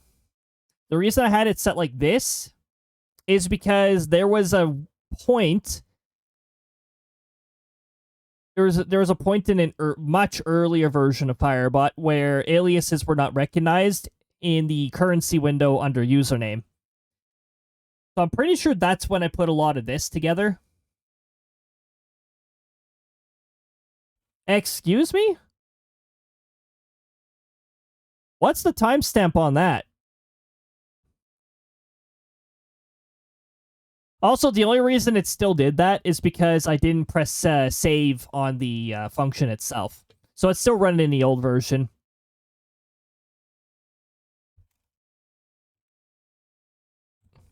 Also, I need to fix that hit and run thing. That I'll probably just do off stream. I have a feeling if I try to do it on stream, I will introduce like a different bug, and then we'll just be chasing bugs for the rest of the stream.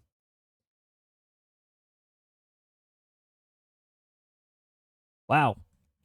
There's a lot of these that I didn't update to use the variable macros.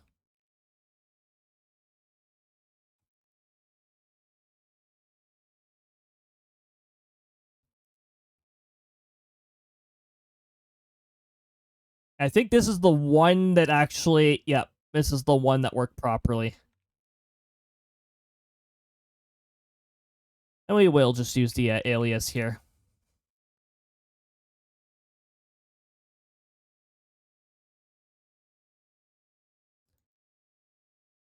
Because if the NPC's attacking, it's always going to be a user. So I shouldn't have to worry. Even if there's a non-user, the variable macro, there's only 2 users in this community who do not have rank aliases. My own user, because it's in my username, it's sectoral leader Cody, and sectoral captain Jin, because sectoral captain is a rank. Those are the only 2 exceptions that I have that are not assigned it. And that one's handled pretty easy. If there's no rank abbreviation, it just doesn't show. So you'll just have user display name. I don't mind this.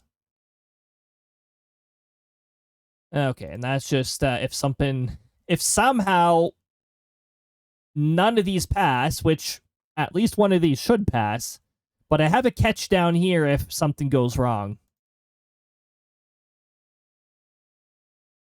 Well, there we go.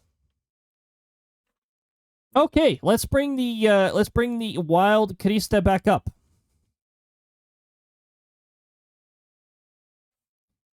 Get to learn a bit of Firebot while we're here. It's a nice little bonus.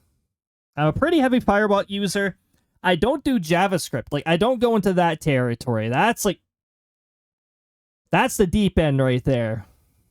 I'm not that advanced with Firebot. But I really love to mess with the logic in Firebot. All right, let's work on the next frame. Let's work on questioning whether I save this frame or not. we should start a counter for that. How many times have I forgotten whether I saved a frame or not? There's a little bit of extra red on the frame from like the lower half of Crysta's dress. So what I could do is I could go into the animations folder and see if it's here. It is not, so I know I have not saved the frame then. Unless it's way down at the bottom because Windows doesn't always sort things. Nope, it's not down there. Definitely haven't saved this frame. But have I finished fully modifying it? Probably not, because one of Crysta's arms is a little offset there.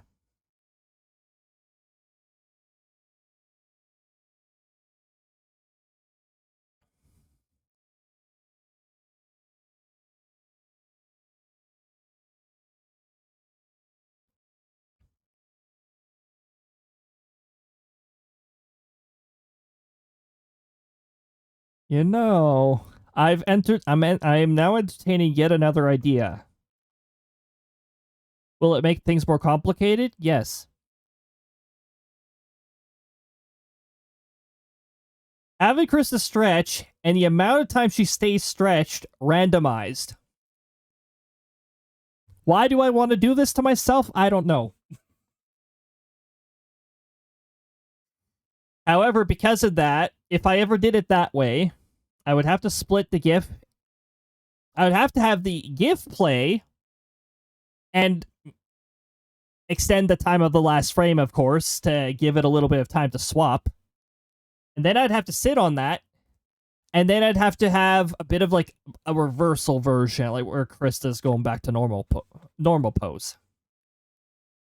Which, in this case, I might actually just reverse the animation. I know, lazy shortcut and all that, but it might work. Sometimes animation reversal works. I will be back in just a moment, though. This is... like, my water's almost empty. So I will be back in a bit. A vertical, you do not have a BRB screen, so... yeah, I don't have that in yet. But I will be back in a bit.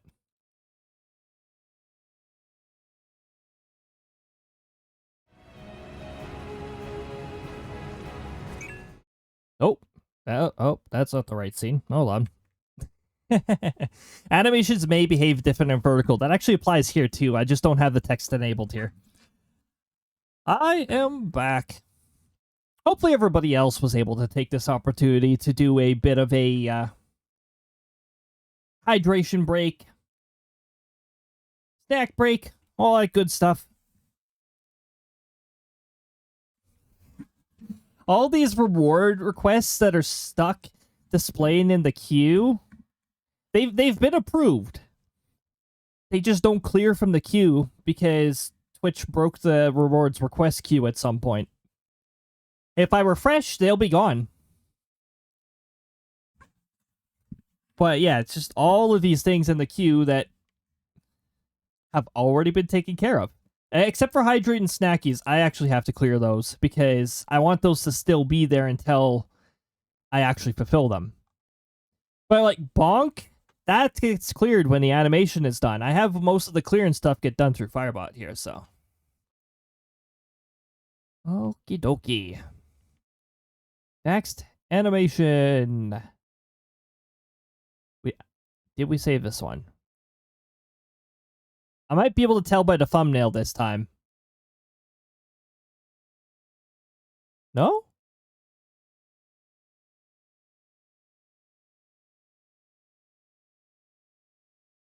Yes? No? Yes? Yes and no? At the same time? I have saved it already. Okay. Good thing I double checked.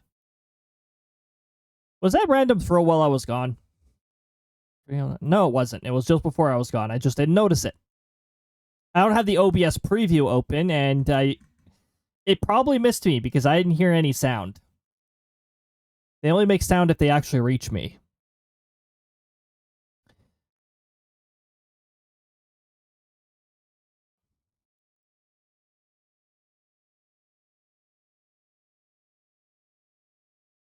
I would really love to animate Crysta's tail to stretch as well. I would really love to do this.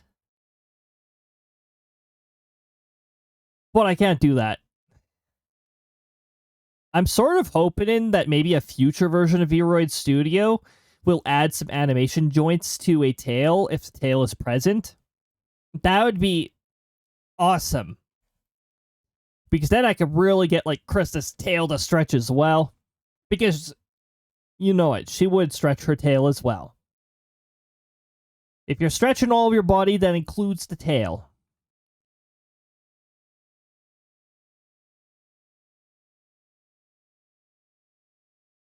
And then we'll keep her eyes closed until she's, like, partway through stretch, like when she's about to reset her position. As for the stretch, we can make it last however long we want. What we got to do when we're creating the GIF is we got to assign the peak of her stretch, an amount in milliseconds, how long we want it to last before she's going back to her normal position. Old-fashioned GIF frame-by-frame animation. Maybe she should have a little bit of an angle when she's stretching too. But we got to start it very subtle. If we're only just starting it here, I want to make sure we're making it subtle.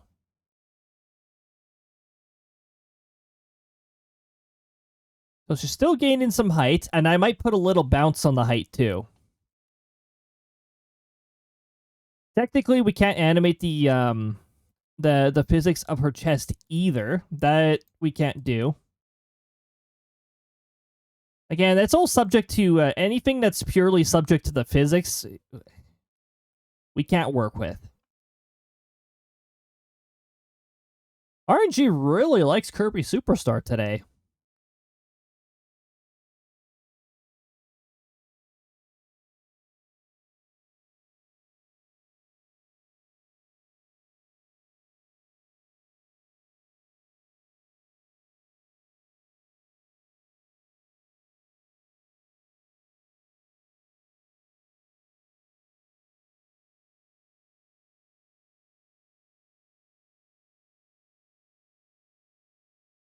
Hopefully I'm remembering to move all of the involved joints.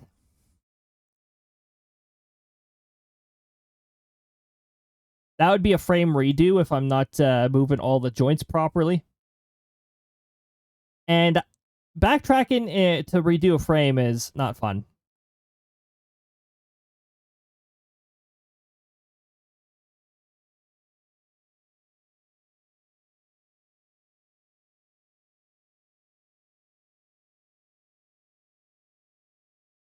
Remember the Team Rocket days?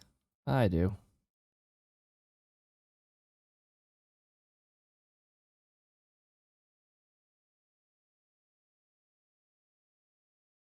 She's going to do a little jump when she's stretching. That's why I'm starting to make her bounce a little dramatic here.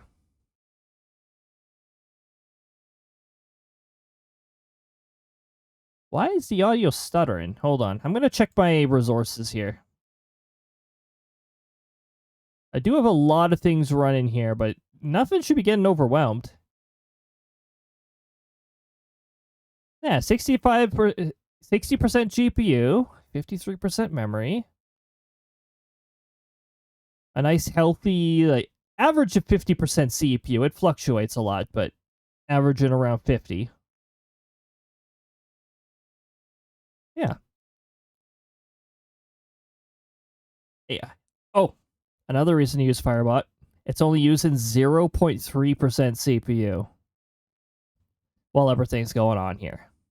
I might go up a little, like, if it gets busy, but it doesn't use very much CPU at all. If it's using a lot, then you might want to check your functions. Something's wrong if it's using a lot of CPU.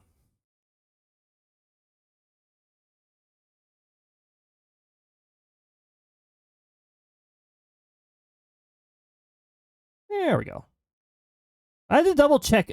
Like, the audio's doing that weird little stuttering thing from time to time. It's like, what's going on here? Is Crysta stretching just too much?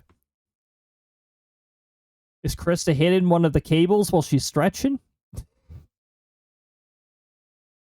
I mean, I guess you never know. Maybe she accidentally, like, hit a USB connection with her tail while she was stretching. You know? The Megalore battle. Megalore Phase 1, to be more specific. This is Megalore Phase 1. We're still tilting the body, right. We gotta remember to do that. Might have forgotten to do that previous frame. We're on frame 15, in case anyone was curious.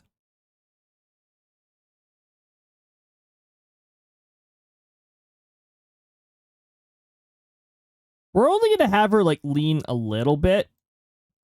She doesn't have to lean too much. Just doing, like, a little bit of stretching here. Her arms are what should be making the most movement at this point. Oh, maybe not that much, though. I don't want to make it too jarring.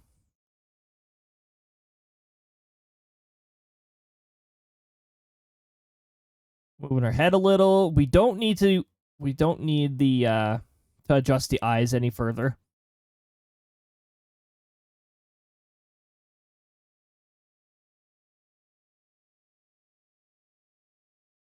I have to scroll down every time when it comes to saving a frame too, because there is... this window doesn't tell me how much are in the folder, but the other window says there are 726 items in this folder. Oh, jeez. This is because I frame by frame.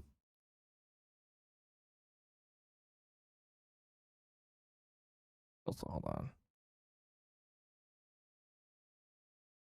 Why is this stuttering? I think this is an OBS problem. And it might just be with that application.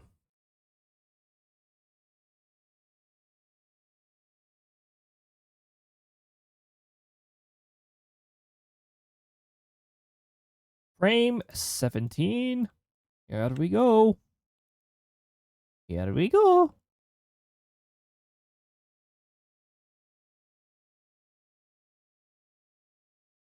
Okay. It's giving me like the peak of the bounce, but not the peak of the stretch necessarily. I think after she bounces, that'll be like the peak of the stretch.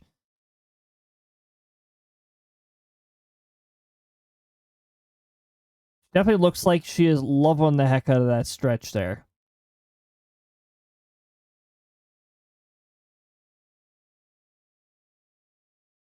The only time you'll see an even bigger smile from Crysta is when she's giving somebody a big hug. She loves the heck out of hugs.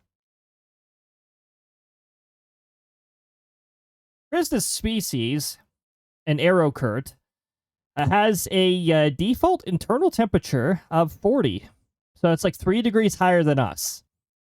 So when Crysta's giving you a hug, you can feel the warmth more so because, like, her internal body temperature is 40.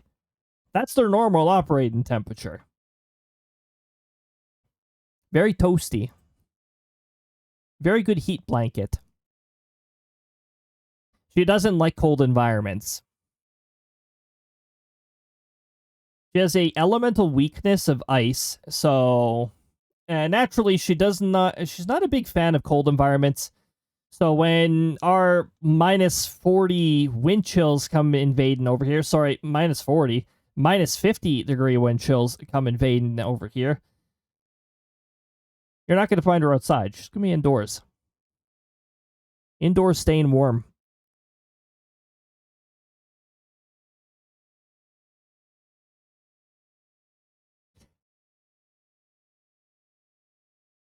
You know what I'm about to say.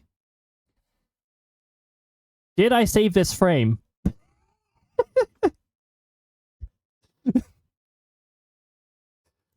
The answer is yes. The latest frame looks identical, so the answer is yes, I did save this frame. So I am okay to proceed with animating the next frame. Good. Now, her arms are getting close to peak here, so we're gonna not move them as much. And we're gonna only move her up a little because she's at the peak of the little bounce that she's doing.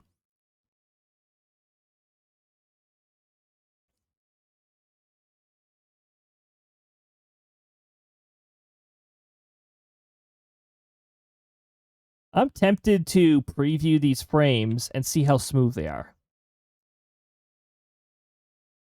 Da, da, da.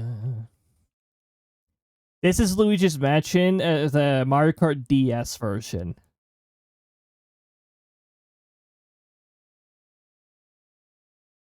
Wow, the CC actually did that without making the words unusual. That's good. I'm glad the CC is a fan of Mario Kart. Mario Kart DS is pretty good. Boss fights and missions and all that stuff, that's pretty cool. You don't really get boss fights anymore in the Mario Kart games. Mario Kart World did have challenges, though. They're getting close, but I don't think there was actual boss fights.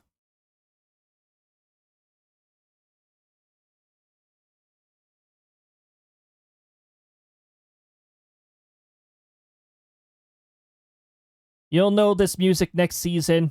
I am going to be streaming Bravely 2nd in September when we start season 5.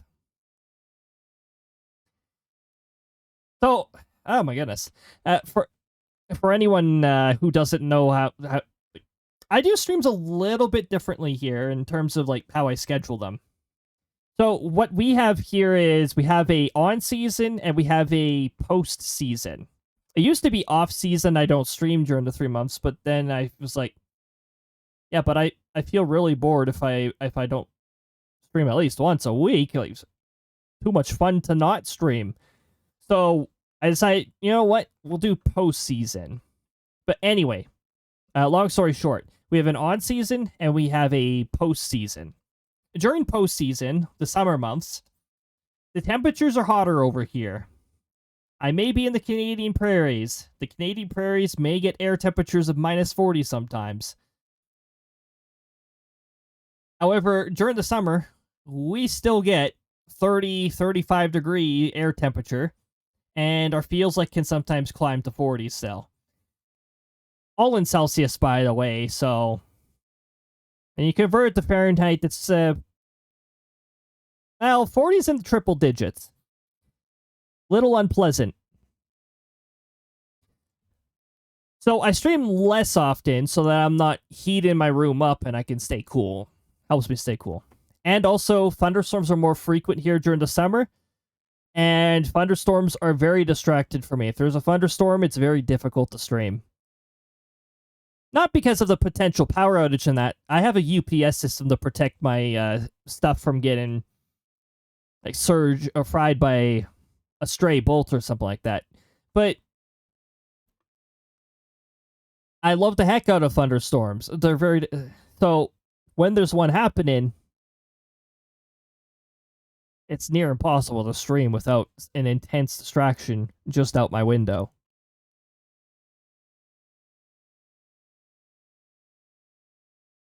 So yeah, those reasons, and also, postseason is a really good opportunity for me to experiment and improve aspects of the stream, which may also include getting like newer versions, a new version of OBS, which I'm not sure if I want to go through with that. Like I said earlier, I've heard a decent amount of reports of OBS just deciding to crash out of nowhere in a newer version, so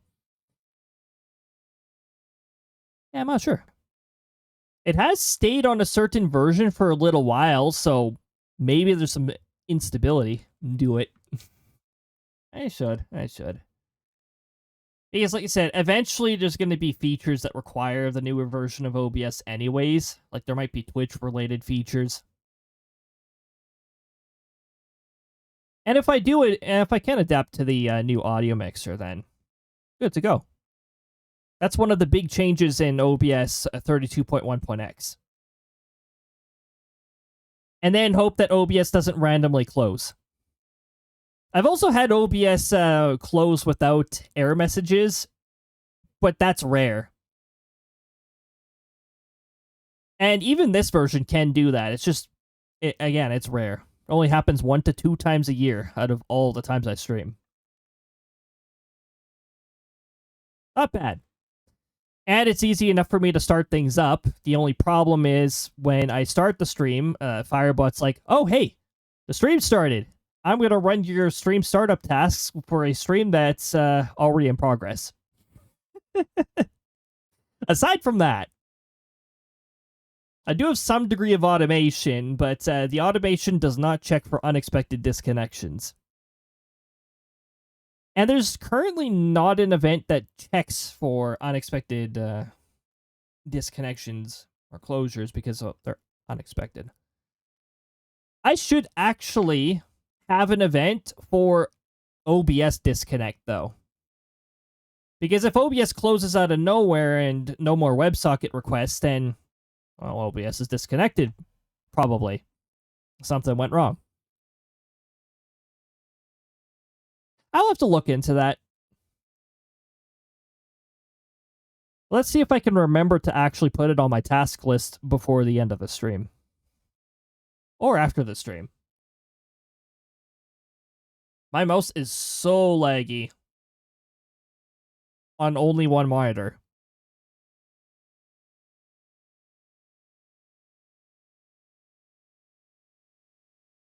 Interesting. Why is it so laggy on one monitor?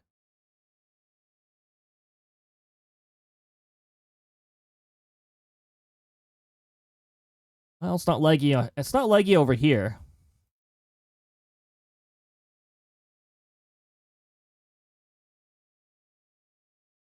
But yeah, that's why I have a postseason. There's a few things I can do during postseason here. Now, what the heck is the difference between postseason and on-season? A postseason, I only stream once a week. Usually. This week and last week I had an unusually excess amount of free time. So I decided to just throw in some extra streams. Usually it's every Saturday, 6 p.m. Mountain Time. And this is postseason. When we hit September, when our hot temperatures, well, I mean, September can sometimes have hot temperatures too, but usually we have cooler nights to make up for it. From September until through April, I stream 4 times a week. Wednesday to Saturday, 6 p.m. Mountain Time. I try to keep it consistent. Today is an exception. Because today is a day I don't normally stream postseason, I decided to start at noon.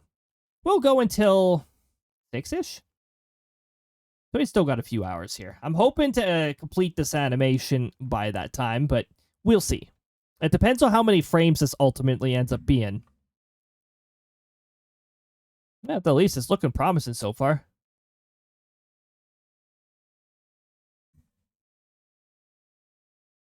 Stretchy, stretchy, Crysta. Okay, this is the part where she can start. Hey, RNG, why do you like a boss that I dislike so much? Diablos is a terrible boss. I don't like it. I don't have time to think about puzzles. I mean, I'm glad we could unsync it and all that stuff, but yeah, no thanks to this fight. Remember the doors. I'm too busy trying to DPS, thank you. It's like the math boss that people talk about. It's like, oh great, I don't know what a prime. I don't have time to think about a prime number. I have things to do, like staying alive.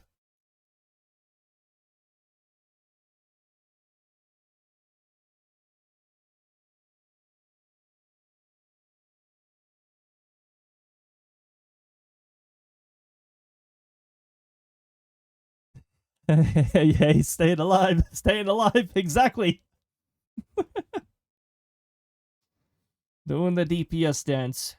Because I main Black Mage, and half our moves get interrupted if we have to move. A second Pictomancer, though. Pictomancer doesn't have to stop and focus as often. Me too. Heck, yes. Yeah, that's my favorite class. Black Mage is my main. Pictomancer quickly became my second most favorite when it got introduced. Love that class. Summoner's actually third. I know a lot of people are not a huge fan of the overhaul that Summoner got, but I actually found it a lot easier to combo with Summoner. I mean, the old combo system was actually easy enough too, but this one I was able to adapt to. It might also just be because of the specific keybinds I have.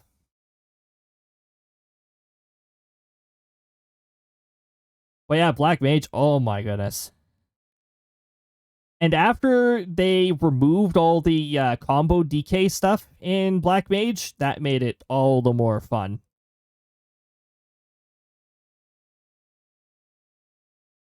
Okay, so we got Crysta lower a little bit. We adjusted her arms. I don't think we adjusted her head yet, so we'll have her I mean, she's gonna do a little bit of a neck stretch while she's doing her stretching, because when you're stretching, probably stretching your neck too.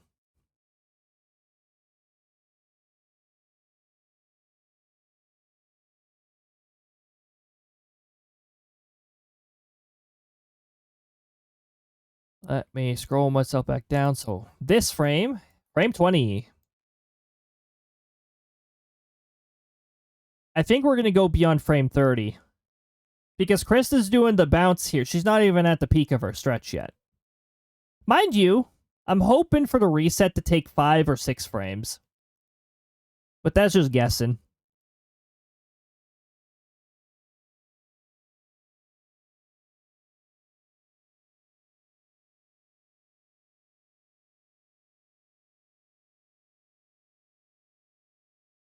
Oh, hold on. Her arm's doing something funky.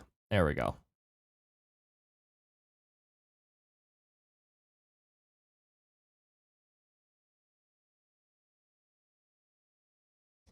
There we go.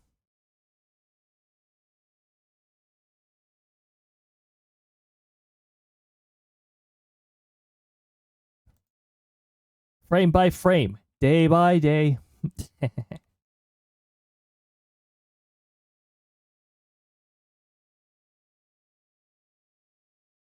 Oh, one of my raid tabs. Sorry, one of my lurk tabs. One of my raid tabs. One of my lurk tabs. There we go. We're good now.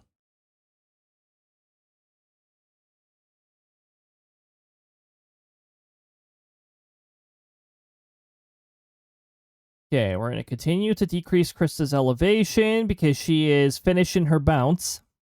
Well, she's finishing the peak of her bounce. We still got to get gravity to send her back. Yes, this would be so much easier with vectors, I know, and keyframes. Maybe one year, 1 decade, 1 century, I will learn. I'd prefer Unreal, Import to Unreal and learn how to use that. And see how janky this model is when you import it to use.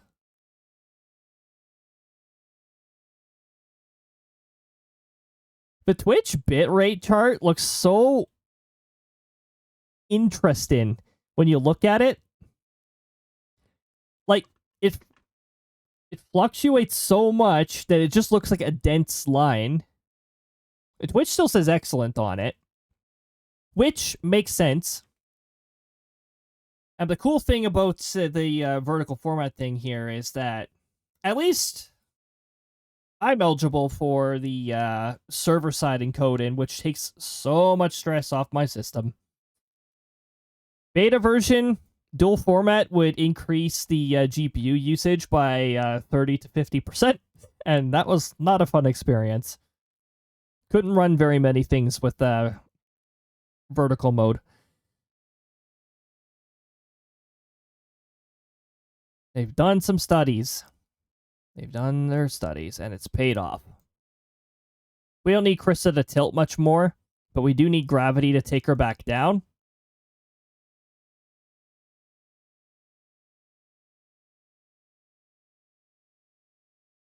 Oh, I thought her arm was doing something unusual. No, it isn't.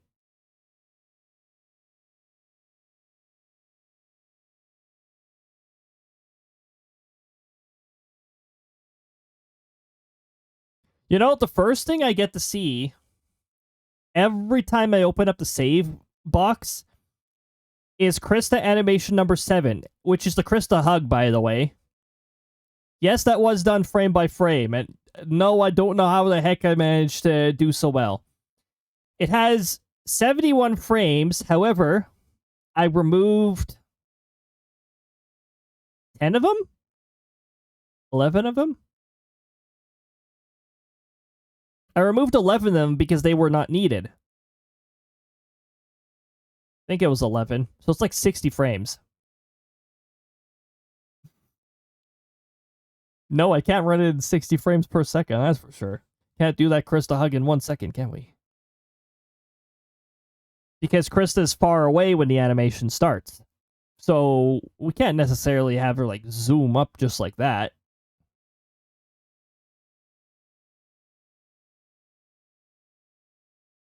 Where was I? As fun as the mini boss theme is for Sonic the Hedgehog,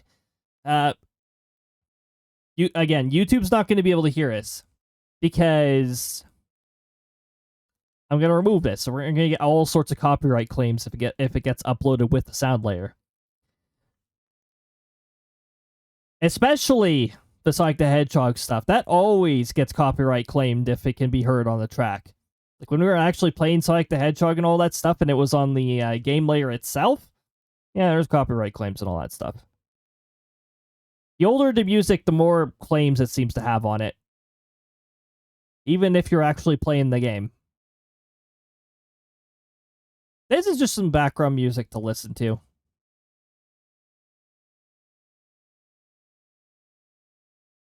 Goodsville.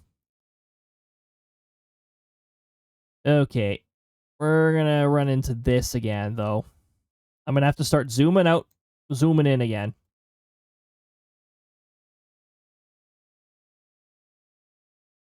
Now, when she bounces, we're gonna have her straighten out as well while she does that, and maybe like angle the other way. I don't know. Add a little sway to it.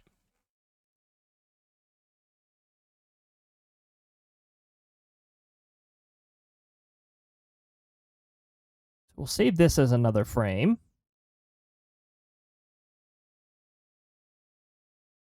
Frame 23. I now have 733 items in the animations folder. And there's a lot of them that just go unused. I put together the animations to see how nice they are. But, you know, not all of them pass the standards.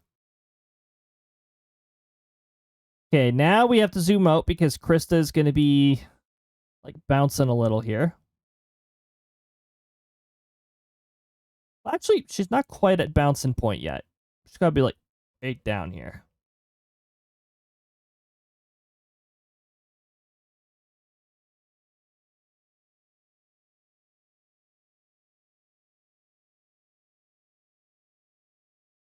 So she'll release her stretch a little when she bounces because bouncing, impact, all that stuff. USA will probably get put. The group USA will probably get put with a group. They winded up being Australia. Scotland will play in 15 minutes, so be pardoned from chat. Want to watch the match? All right, sounds good.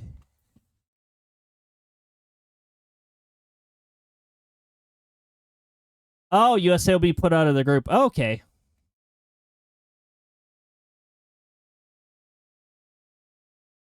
No, it makes sense. Makes sense.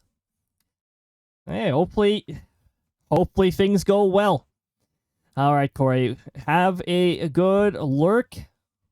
Have fun watching it. I heard the previous game you watched was not so entertaining.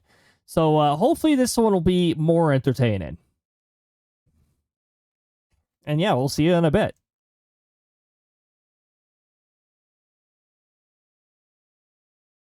Oh, right. I said I was going to adjust Crysta's... No, once she lands. Which will be next frame.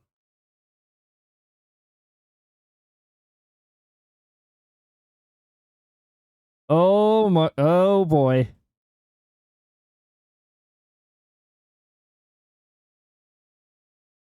This is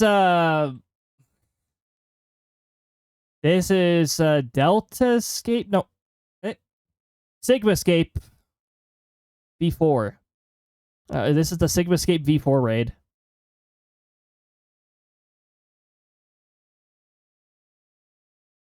By the way, Dancing Mad Ultimate is out. No, I'm not touching it. Ultimate's a little out of my league. I'm just going to not. Plus, ultimate fights are really long.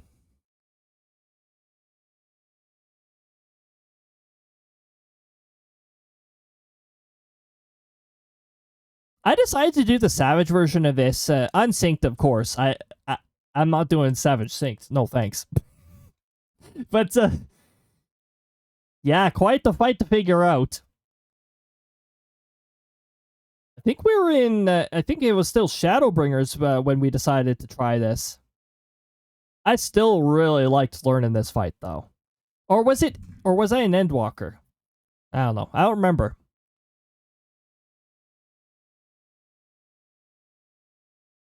But I remember this fight being quite a bit of fun once we started to get the hang of the earlier phases. Okay, so we just saved this frame.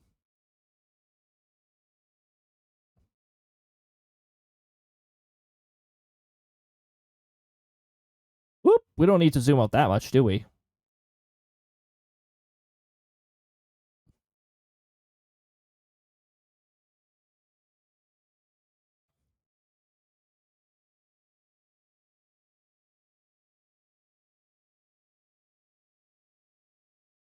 Whoa, whoa, whoa. What was that? Was that a meteor? Also, we have an energetic fairy that just spawned. Energetic fairy has a special condition that actually works. That rare sandbag spawn, I need to add a condition to that. Because ultimately, I do want a special condition with the sandbag. I have to figure out what it is.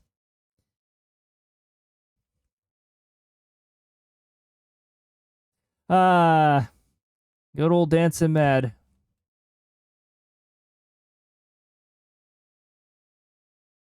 There's the RPG part of me.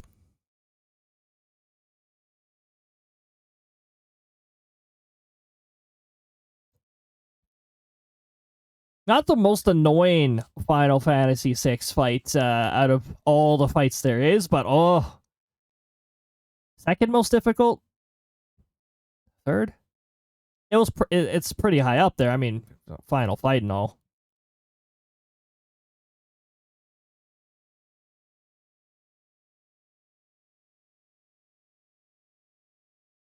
I just have a bit of a habit of, like, over-leveling.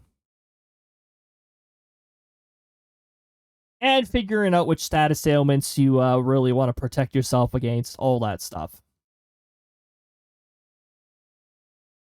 I just dropped a lurk somewhere, and the tab has already sent me who knows where.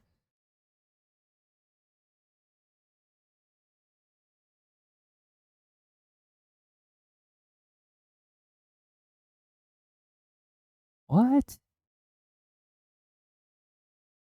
I don't have very many on my follow list still online. Till Friday.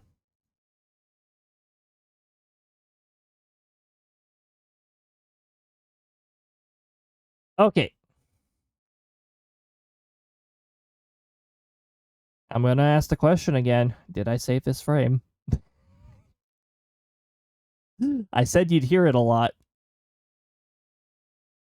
And the answer is...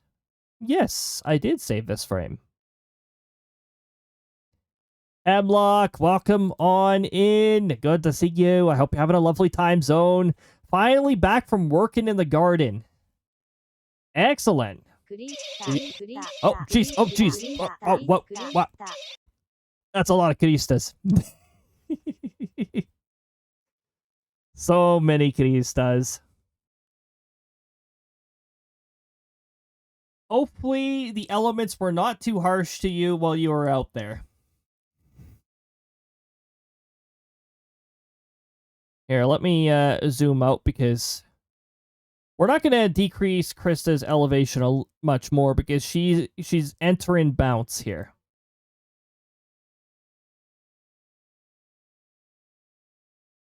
Whoop.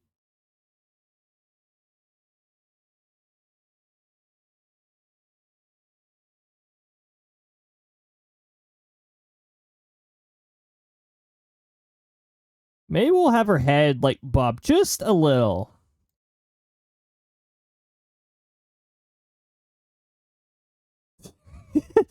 Anyway.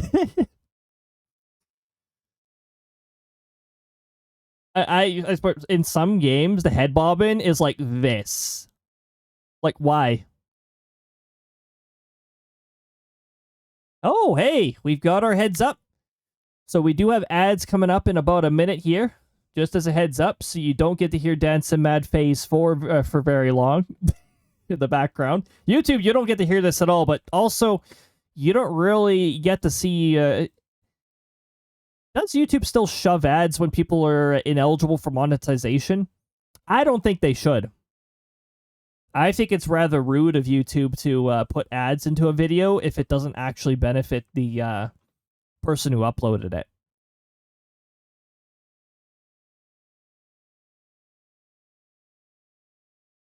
I don't know. Honestly, YouTube's gotten so obsessed over ads, and the ads have become so frequent and disruptive that I've just ad blocked them. I put ad block on for YouTube. They got too carried away with it. They put way too many ads in too often. They're too long. I got tired of it.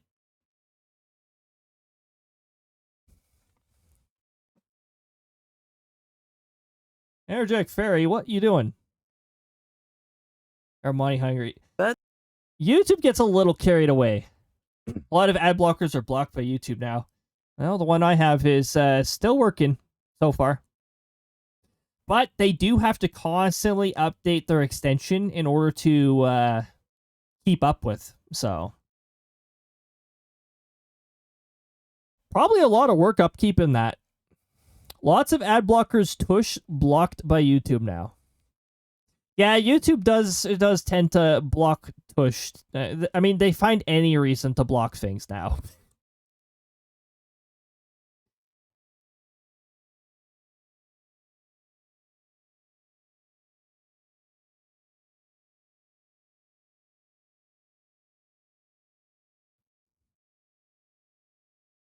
YouTube's success now. It's not as fun.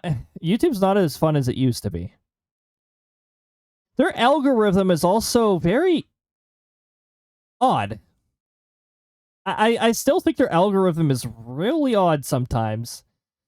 When you're up, like, I mainly upload past videos, and then I'll have, like, random videos that suddenly shoot up to, like, 20 or 30, when it's usually, like, single-digit numbers.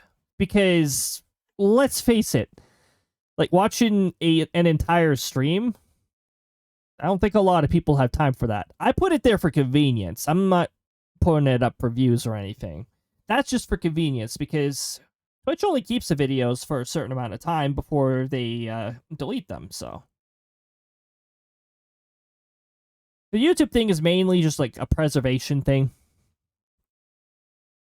But yeah, some of them will just randomly shoot up to, like, higher numbers, and it's like, I didn't do anything special with that one. I think the algorithm just picked it up. I have notifications for you channeled on, and I get notifications 1/3 of the time. That also sounds like Twitch sometimes, too, with their smart notifications. There's also something... I find there's also something else really weird going on with a lot of companies now. It's like, what they're calling AI...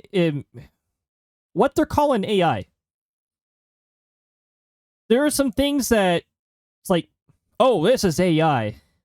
But when you look into how it works, it's like, no, this is a bunch of if else, and like, these are all conditional statements. These are just running off of logic,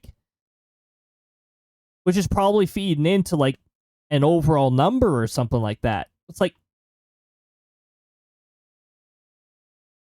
are you sure that's AI? That sounds like logic. Well, I mean, AI is a combination of logic and that, but it's supposed to be like a dynamic version. It's supposed to learn from things, right? But some of these things that are just like, oh, this is powered by AI, it's like, but But the thing it's doing seems to just operate off of logic. I feel like there's a lot of misinterpretation on it's like, that's AI? I thought that was, if this is above a certain number, then do this.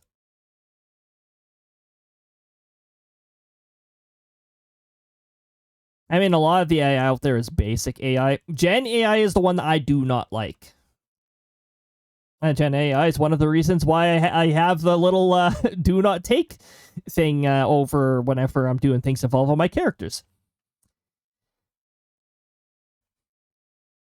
Because, yeah, it's like, Gen AI, boo, no thanks. Logical AI, yeah, I can see. I can see why. You still need CPU fighters after all and all that stuff. Not everybody likes the PvP, so it's like PvE instead. Fighting NPCs and all that stuff.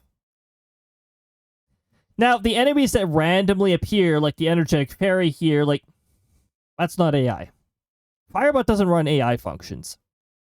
Well, I mean, like, built in. You could probably do an API call out to whatever, or have, like, third-party scripts, but natively doesn't.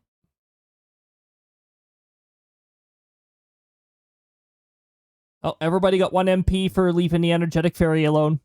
The energetic fairy is pretty rude and attacks people expecting people not to do retribution or anything like that. You know what? Fairies would. They'd mess with somebody, and it's just like, nope, don't mess with me. That would be bad. Everybody gets 1 MP. If their MP's not already maxed out. If your MP's maxed out, then your MP stays... Well, technically, it does go above the limit. But the next time you use the battle system, if you're above the limit, you get reset to your max MP. I did test that out, and that little function is still running. I don't even know where I put it. That's been implemented into the battle system since I first introduced it. It's somewhere, but I don't even remember where I placed it. Yeah, energetic fairy hitting and running. Energetic fairy's small, right? It's just a fun, silly little hit or something like that. I don't know. A pinch. There's only one creator that I watch that uses AI as temporary vocals for the silly songs. The songs aren't ever published, and it's just songs a group comes up with at 2 a.m. But they always go back and do the vocals with their voice at a later time. Okay, placeholder. Understandable enough. I know some gaming companies in the past have gotten in shit for using the AI for placeholders and all that stuff, but like it is a pretty delicate subject.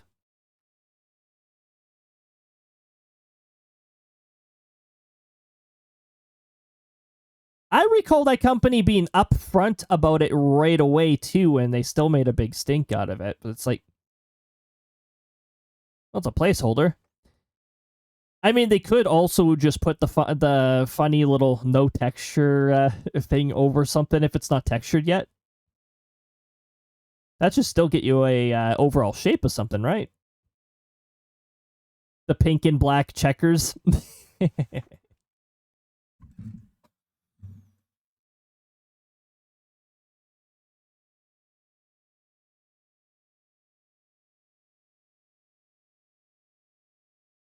Okay, I think I've partially modified this frame, but I have not changed Crysta's position here, which we're gonna slightly lower, but not much more, because she's like just finishing her bounce now. Jay, welcome on in. Just got off of work. It must be so nice to be back to work. I'm back at it next week. They have found a project to place me on, so yep. Back at it then. We're still doing every Saturday, of course. My schedule is thankfully predictable. Good old Monday to Friday. I know I always get Saturdays off. And just a placeholder so we remember what we're trying to make the next day when we're sober, because 90% of the time we forget it the next day. Oh my goodness, yeah. Or if you work too late into the night, you don't even... I don't even have to be on it, like, anything. I don't drink or smoke or anything like that, so I don't have to be on anything. And I will still forget something the next day if I come up with it too late at night. Jay with the 84 sessions. Heck yes. That is... Yeah, that check-in feature is pretty cool. I don't know if I mentioned it earlier, but the check-in feature will passively check you in without you having to remember the button. If you chat. But also, if you use the lurkin/check-in itself, it'll still check you in. Only the redeem has the text output. The other one is done in the background. And I have a flag-in system to prevent double check-ins. So yeah. Getting paid again is wonderful. I could do it without the Florida heat. Yeah. I noticed the large area of heat advisories going on there. Hey, it looks like 90% of Texas isn't covered in heat advisories anymore. Now it's mostly coastal and south. Hemlock with the 129 sessions and the attendance rate of 94.9%. Heck yes. Another cool thing about the lurkin check-in feature, when you use the redeem, your attendance rate is from the very first time you chat in here onwards. It only displays when you have like a really high attendance rate. Essentially, it if you see it there, then it's basically like, hey, you can boast. You've got 80% or higher attendance rate. That's pretty cool. Because it's really not that easy to do that. I mean, like, we got lives, we got places to be. We can't always be around for a stream. He is one of the reasons I live in Wisconsin and refuse to travel south. Yeah, the heat could get pretty nasty down there. Now I get to walk to the car while the sun slams on me. Oh, jeez. Yeah, rip indeed. Yeah, that's not fun. That's actually why wearing a hat has become more of a regular thing for me. If I'm not already wearing a hard hat, because some of the areas I work in require PPE and all that stuff. Have we moved every aspect of Crysta so far? I don't think we've moved ahead much.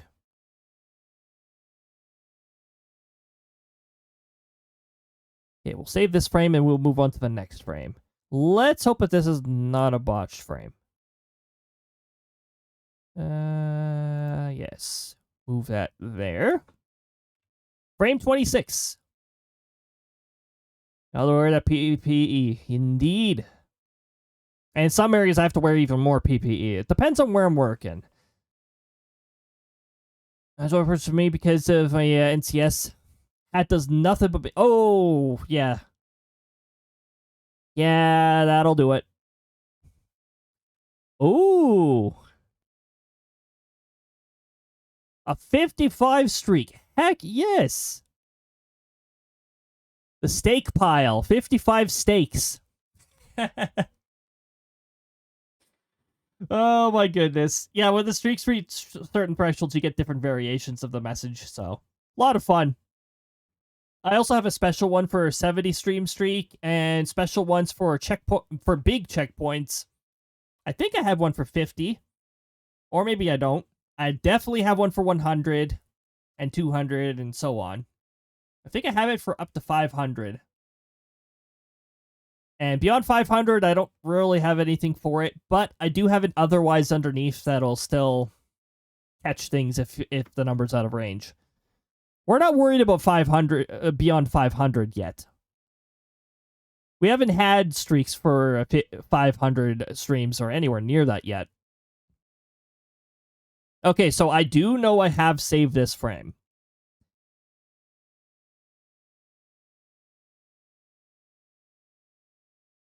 Okay.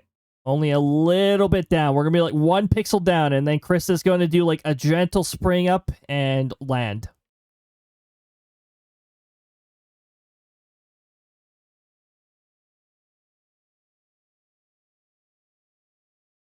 Oh yeah, I also cannot adjust Crysta's ears during this. Ears are accessories. Tail is also an accessory. So I can't really adjust the... they probably do have joints, but I can't adjust them from here.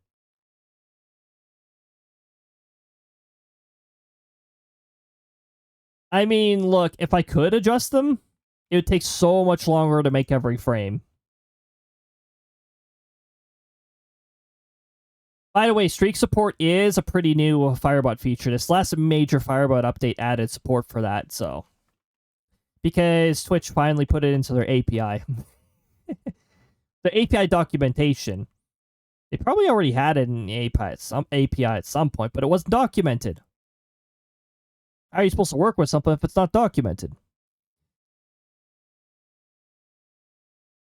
There's a lot of cool things.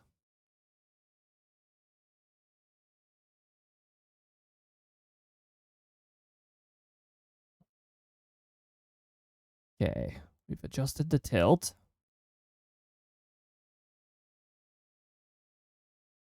Oh, hey. I scrolled down too much and I saw the sectoral leader high five animation. If you want to see the high five animation, I could trigger that. I just got to remember what it is. Is it high five? Does not exist or is not available. Hold on. H5?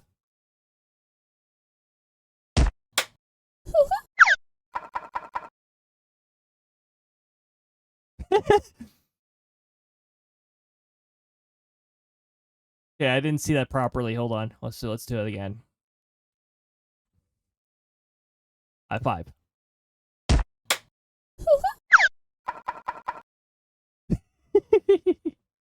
That's the last animation we added to the sectoral leader.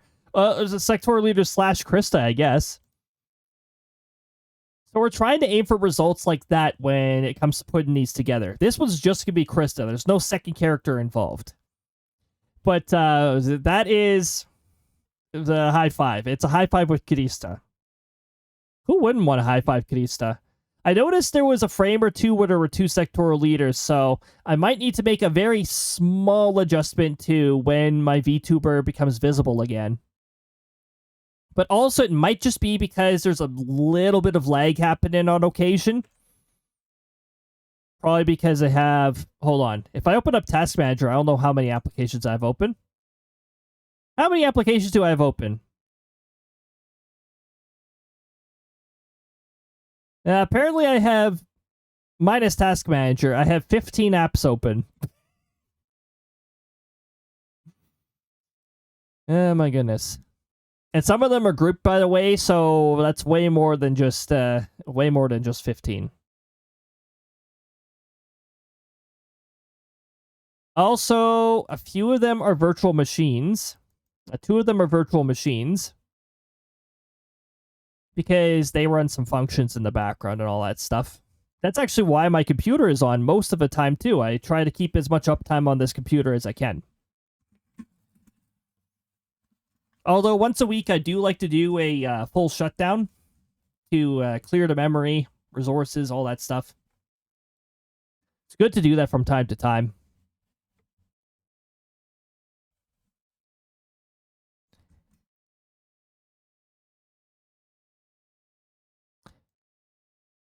Did I save this frame? Trademark? We're just gonna put a little, like, unregistered trademark on it.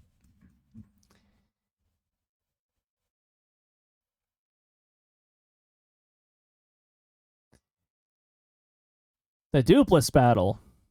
It's a shame Chapter 4 is the shortest chapter in Thousand Year Door.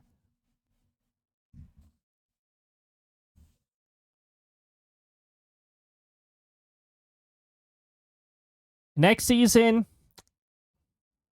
Okay, I've already mentioned this before, but I'll mention again. Paper Mario, Thousand Year Door with crowd control. We're going to be doing that as a series, so...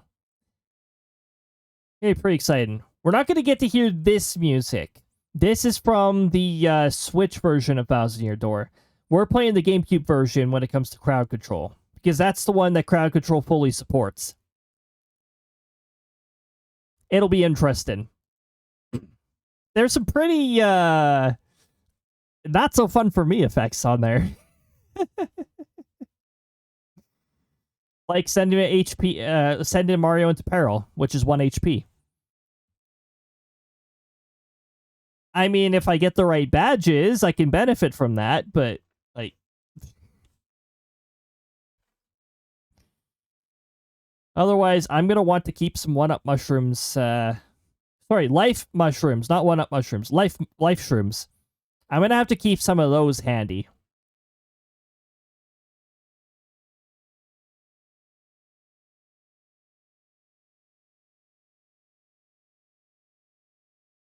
Did I lower Crysta a bit?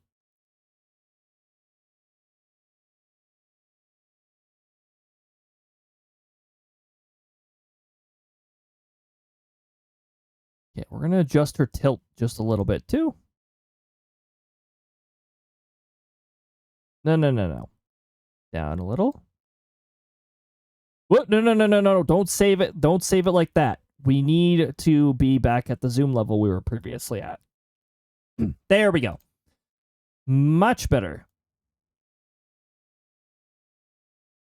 Frame 28. Okay, let's see if I can rapid fire some of these now. So now we want Crysta to increase her height once again.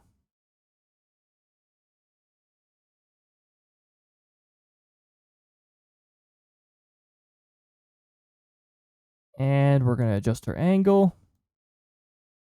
We're going to have her arms, like, reach out a little again.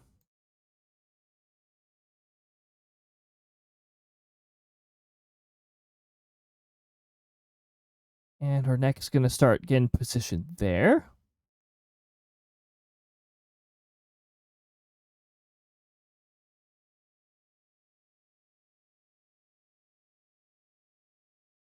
There we go. Okay, we know that frame's been saved now. We're not doubting whether we've saved frames or not.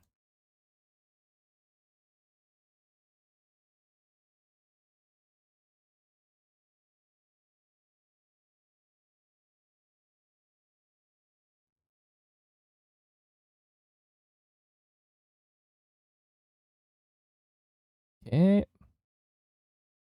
And she's going to angle herself over here now. Like I said, we can't see below below here, so like this is out of frame, so we don't have to worry about what's going on down there. That's a trick that developers use in games too when they're animating. Most developers, sometimes, especially in the case where a camera angle was once different, you might see like models animated where it's like, why did they animate there? Oh, the camera was probably pointing there at some point. And then that's when they decided to do the animation for it. All depends on timing. You know, I claim to understand this stuff. It's like, I don't have much of a background in game development myself, but it's just, I've watched content just mentioning like, oh, hey, how this is done, how that is done, and I've just picked up on some of it.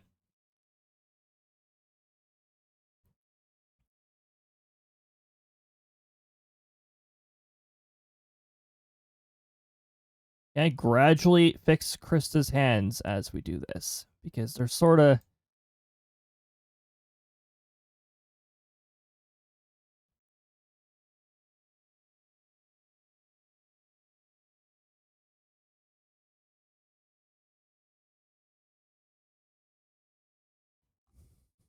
Eyes closed. Now, this time when she reaches her arms out, I want her opening her palms here. It's like, stretch her fingers and all that stuff. Gotta stretch your fingers. Don't forget about that. Especially if you do a lot of typing, don't forget to stretch your fingers. Get ready to move your fingers. Oh, I couldn't help myself with that one.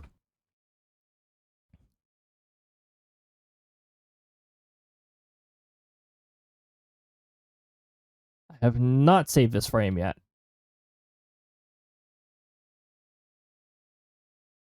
"31 frames. Here we go. We're starting to get into the long run here. 741 items in the animation folder.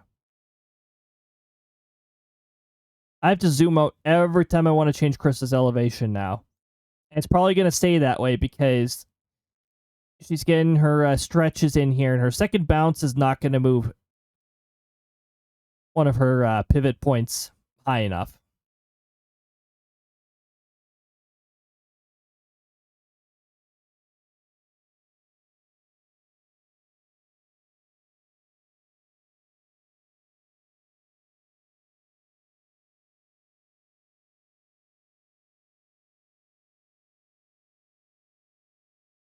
We're not going to tilt as much in this case here. We're just going to have her like tilt a little bit.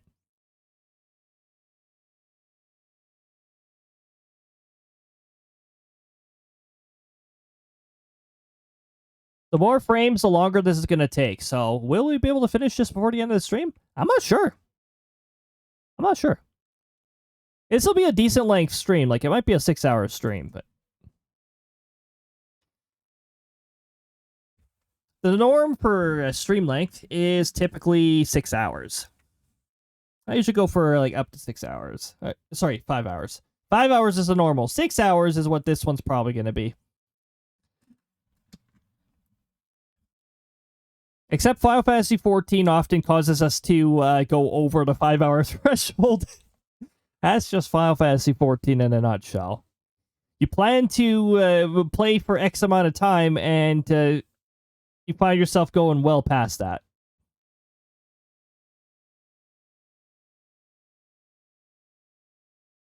Okay, so we have now saved this frame. Like I said, we're not going to have Crysta go as high up this time. We'll increase her height a little. What was that?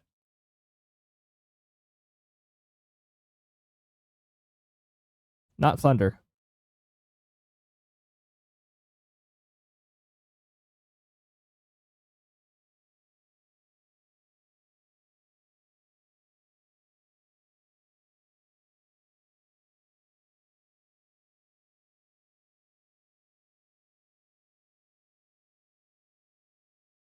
Okay, there we go.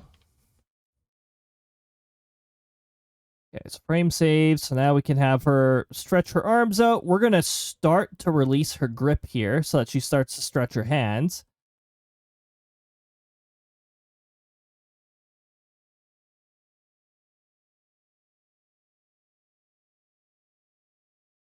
And we're only tilting her a little more. Then that's it. I think this will be the last frame that we do the tilt in.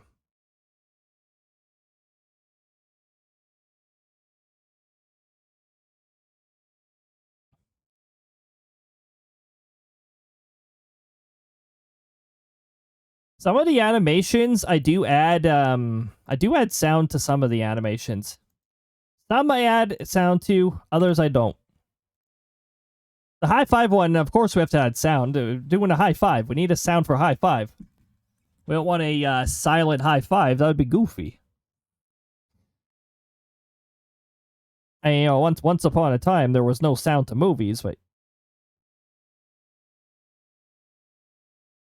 at some point you gotta add it. Crysta's hair is clipping through her tail. Isn't that lovely?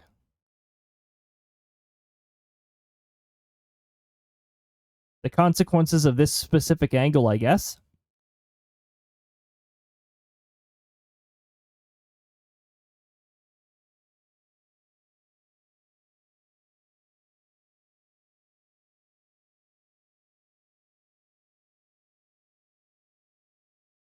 Zoom out. We're going to start decreasing her height a little here.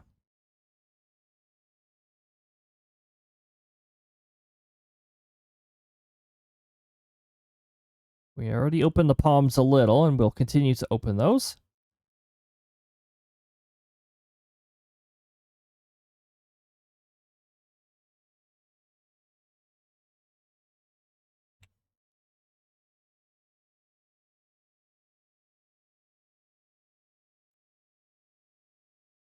It looks like she's really enjoying that stretch. I like myself a good stretch, too. Okay, and then we'll return her to roughly where she was.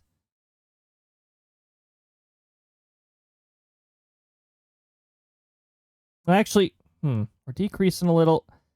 I should actually increase her height a little more. Otherwise, we're gonna have to like slide her up when resetting, because the master pose choose a little higher up.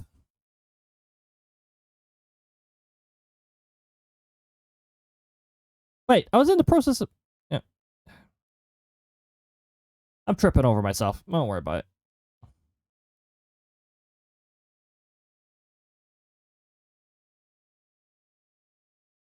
This will be the next frame. And then I'm going to see what this animation is looking like.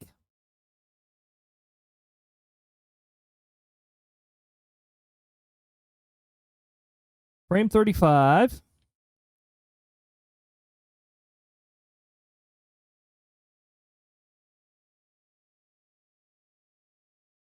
Okay. 15_1. I'm going to open this up.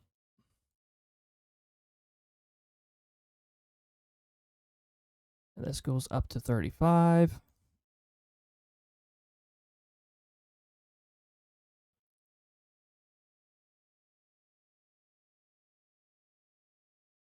Okay, what does this look like? Well, I did see a frame with inconsistent zoom, so that's a... Oh, we got identical frames. Oh, hey, look. Pretty cute. Anyways. I'm going to have to do some rescaling because I don't want to go back on that. We got...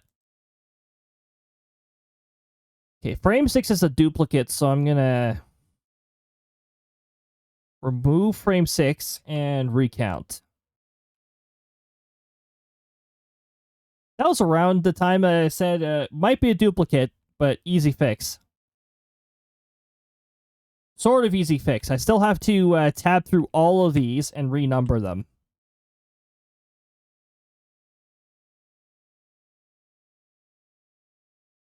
Thankfully, I know the shortcut key to go straight to the next file while in rename mode, so. Explorer sure does like to lag while I'm doing this. It really doesn't like this. It was fine a few Windows updates ago. Guess Microsoft's just a big fan of making their operating system slower. I don't know. 19. I mean, that saves us an extra frame to process. But that could have saved us more time to not make the duplicate frame in the first place.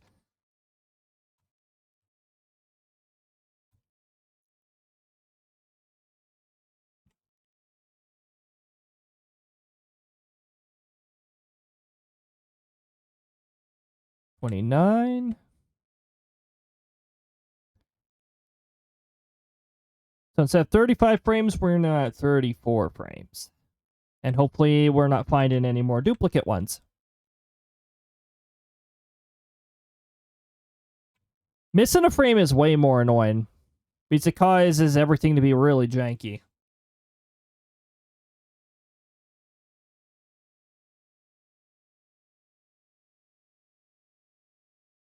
Okay, so we're just gonna close that.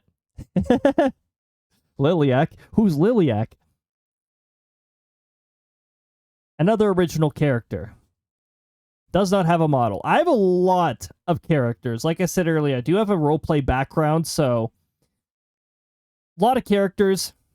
I actually have a PowerShell script that allows me to use a template to have like information for them, you know, like name, date of birth, likes, dislikes, elemental strengths and weaknesses.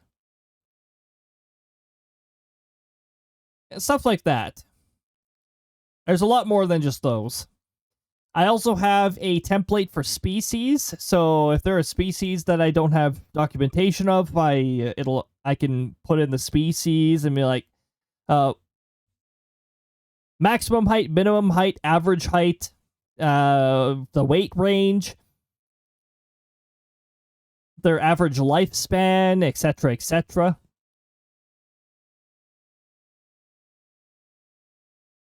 Okay, so yeah, the camera sort of gets a little far over there. We do have some inconsistencies there.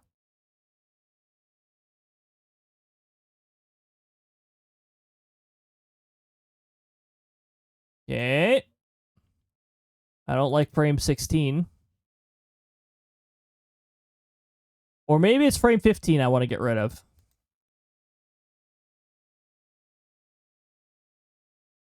No, it's frame 16 I don't like. I don't like frame 16. You know what? I could get away with just deleting frame 16.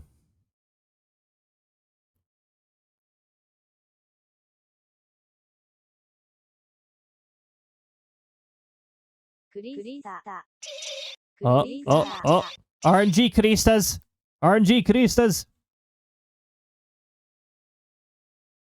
We have our RNG Cristas. Oh my goodness.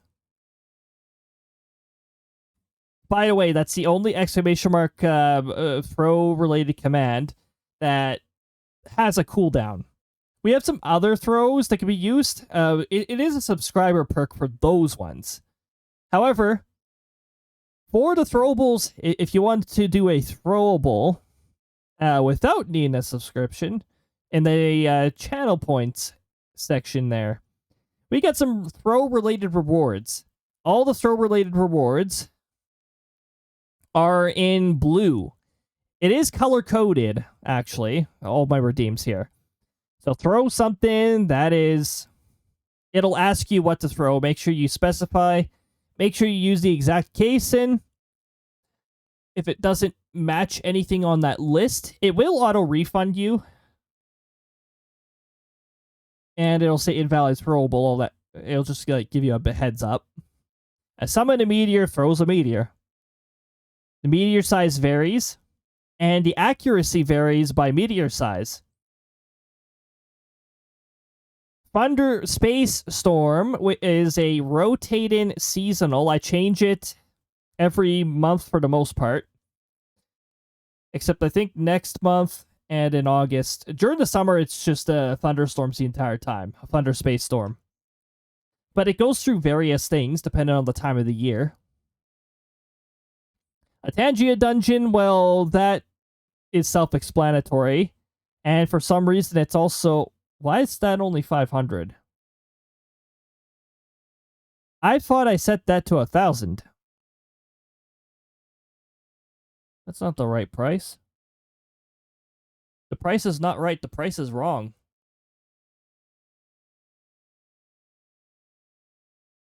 So we'll just have Crysta stretching in front of you while I figure out what the heck's going on there.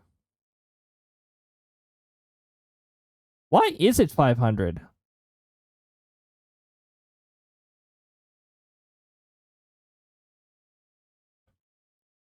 Hold on, I'm going to check my documentation and see if I intended for it to be that. Go on the commands here. Wow, that level table is broken. I need to fix that. It's missing borders.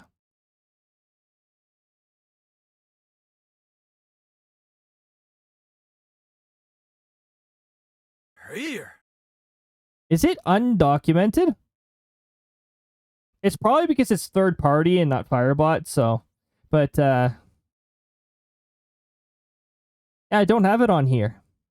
I could have sworn I wanted the price to be 1,000.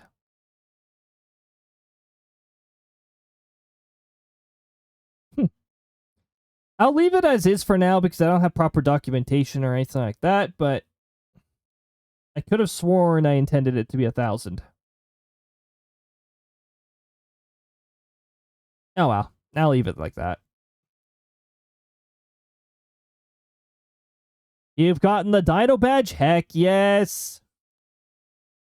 It's a pretty adorable badge. We do have exclamation mark hug in here. We got a lot of commands. We do have the command guide. When you do exclamation mark commands, there's two different places. We got Firebots. We got the Firebot command page, but also I have it on my own domain. That one will not disappear after X amount of time and say, please use commands to regenerate again. The Firebot one, you can bookmark it now. Like, it doesn't change. It's not token based. Oh yeah, I think the sectoral captain unleashed the Crystas, but they will be restocked in 34 seconds. Restocking Crystas. Okay, so I think I have to reopen the Crysta files now. Or wait, I still have animation 16 in here. Yeah, I do. Okay, we're gonna get rid of frame 16 before I do that.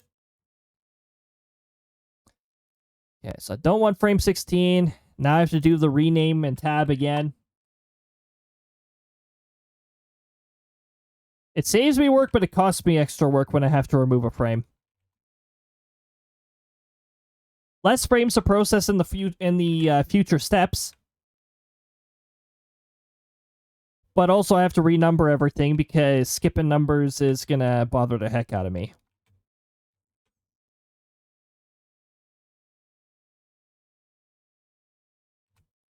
$26, $27. There's the Crystas. There we go.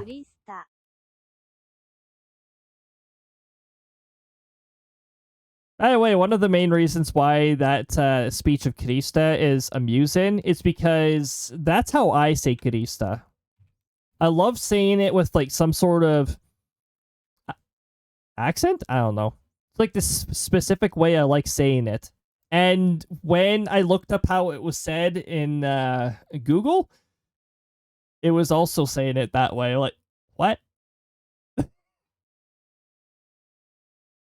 It just makes it all the more amusing.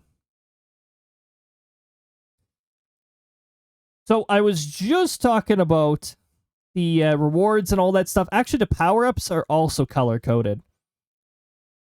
So yeah, blue, it throws something. And the Tangia dungeon one, I just went with the color that Tangia assigned to it. I could go and change it in Twitch if I wanted to, but yeah. The red one is visual. It's like a visual animation of some sort. The yellow one, the lurking / check-in one, is, well, it's there. It's a personal one, I guess. Purple is a sound command. Oh, sorry, a sound redeem. It'll play a sound. Light blue is self-care. You know, hydrate, stretchies, snackies, all that good stuff. They do have sound tied to them, too. And in fact, they have some variation to them. I do have some randomness to the outcomes on that. Navy blue is voice. All the Twitch defaults, I decided to make those green. Let's see. Oh, the pink one is avatar manipulation.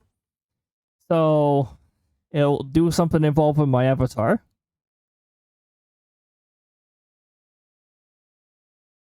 Oh, I do have a dark purple one too. That redeem is a long redeem. It's a song redeem essentially. And then we've got our as close to gold as you can get colored ones, the really expensive ones, the 10k and the 20k ones. Those are personal redeems right there. And the 50,000 one. And we don't worry about the orange redeem. The orange redeem doesn't exist. There's no orange redeem. The technical category is experimental. However, that last one doesn't actually exist. It's just there. I can't say it any other way now. I love saying it that way. The CC does not like me saying it that way. It will get confused. It won't even say the North American version of Crysta. Like Crysta's spelling right there. That's the Japanese variant, or that's how it's spelt over in Japan apparently. Crysta's a popular name in Japan, I think. I'm not sure to what extent. And over here, it's usually the Crysta with a K. Which still throws me off when somebody is saying, hey, Crysta. It's like, where's Crysta?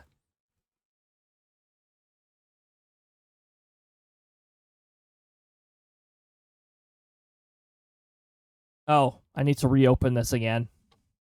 Yeah, hold on. Imagine how surprised you'd be that my background is a picture of a thunderstorm.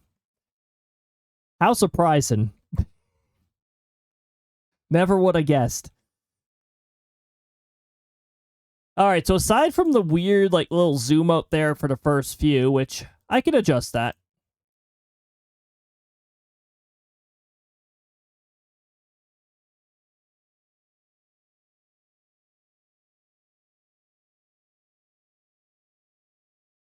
Oh. The zoom thing happens so much as soon as that joint that moves as soon as that pivot point moves out of frame. So we'll have to make some adjustments for all of that. Nope. Nope. Oh.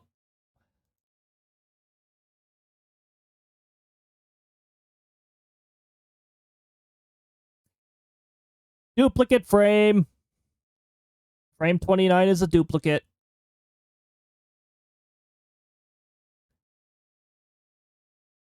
Okay. These two between this frame and this frame, looks like Crysta's about to give you a hug. She's too far away. I mean, she's just stretching. Don't worry about it. She's not going to possibly break your bones. Don't worry about it. We're all good. Okay. And this is where we're at right now. All right. Wait, what?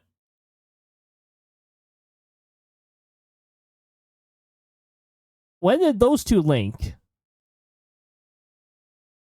Enabling it on one source? Wait, what?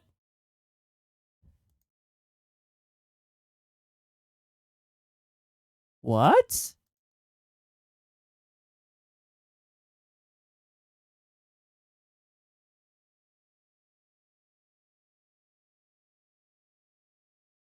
Hold on. Oh, it doesn't. Okay, that was really weird. For some reason, when I was enabling and disabling the 3D model, and this time, vertical and main view were both linked to one another. And it wasn't before. Interesting. Alrighty then. Let me just move chat back up there so it's easier to see. Firebot, we're going to move you up there. You can sort of see it in the background because you can sort of see the taskbar. The way I have the window sized. I am not adjusting this window size now because that will change the resolution of the picture. So basically I'll be up to like for frame 33. And then the next frame we're going to save, it'll be a different resolution, and I'll be like, why did you do this to me? Why did you do this to me, past self? Why would you torment me so? Chris is too low right now, so I'm just gonna... We'll just have her, like, return back to normal height while she's... Whoa, hey! Hey! Hey! Sakes. This model, I'm telling you, the Vroid Studio models can sometimes get a little annoying to deal with. So I'll just Be careful not to stretch out too much. Otherwise, we'll run into that issue.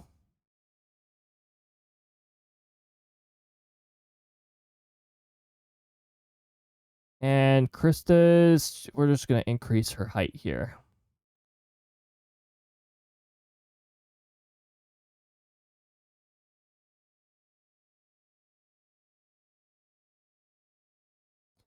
And we're going to try to maintain a consistent zoom, but I'm having troubles doing that, apparently. We're going to have to do a whole bunch of different scaling. Scale this frame, scale this frame, scale this frame, scale this frame.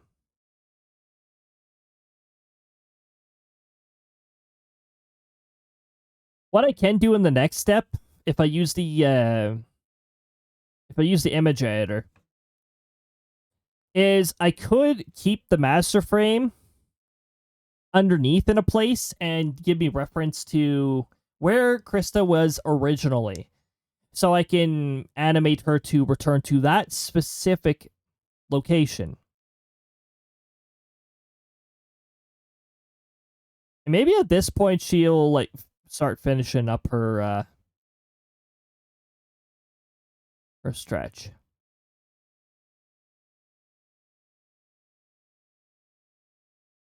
A wild crystal, huh? That's not a Crysta. There's an L at the end of that. That is a wild crystal. 15 HP. Remember, the more HP they have, the more experience points they give you. The more difficult they are to defeat, though, because they have more HP. Also, yes, let's just start playing encounter music as soon as it appears. That timing was very much unintentional. Thank you, RNG.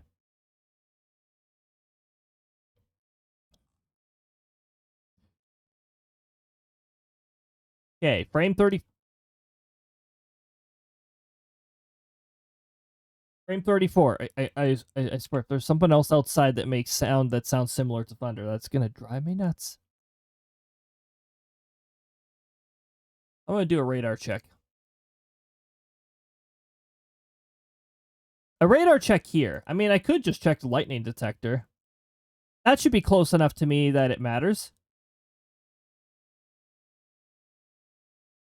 Rainfall warning orange level? In the prairie region, huh?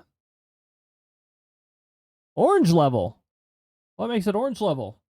70 to 100 millimeters. That is yellow level. Why is that orange level? I guess 100 plus millimeters would be pretty bad. But I'd like to think that 50 to up to 100 would be yellow level.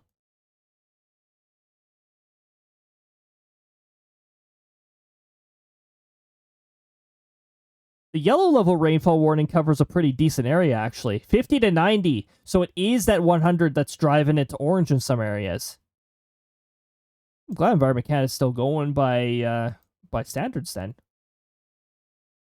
But dang, okay. Alright. Hey, my personal weather station's in the rainfall warning area. We might get to see a bit more information on the personal weather station tomorrow. If it's raining a lot, then you'll get to see the rainfall information. It shows the rainfall rate when it's raining. How exciting. It shows 2 more variables. It's a big deal for me.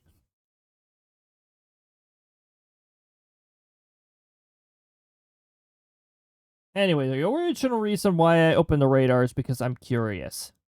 Oh, that's a possible thunderstorm up there. What is this? That's noise. Yep, that's noise. I was like, rotation? Not supposed to get rotation today. It's noise. Unfortunately, the prairie region radars sort of look like a mess when you look at them. Possible thunderstorm, though. Huh. Way the heck over there. Nowhere near here. Okie dokie. You know what I'm going to say? Did I save the frame?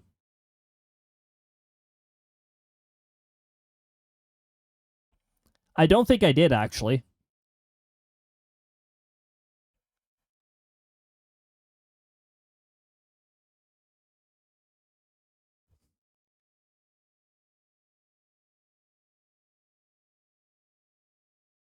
Show me. Frame 34.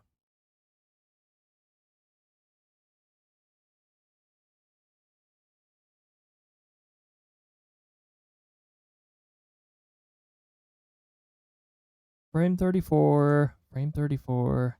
Arms have moved. Height has not. Oh, it's a partial. Okay. Well, let's make sure we fix that then.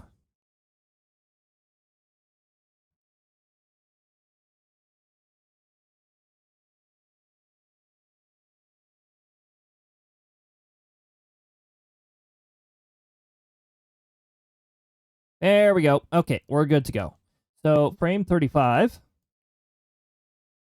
And...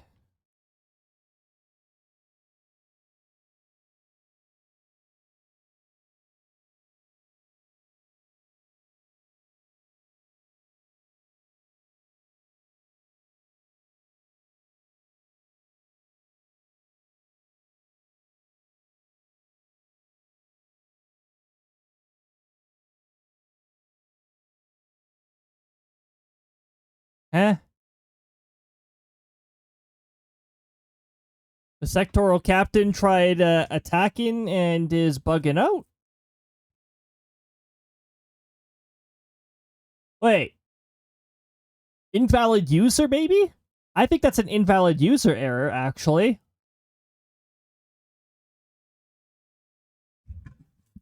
Hold on. Alright, here we go again. So that's originally coming from occasional action.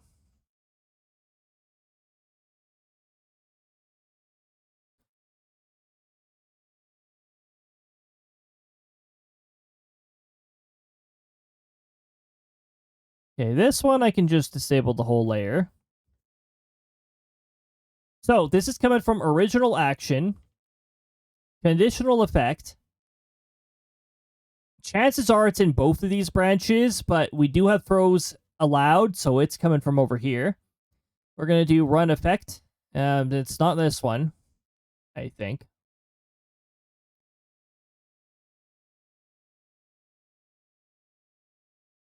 Crysta invasion's only 5%? Sure does happen often for 5%.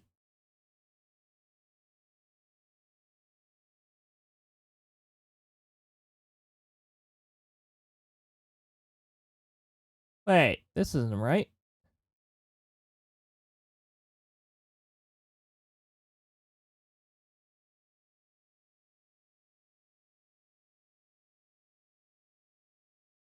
Where's the one that has the sectoral captain attack?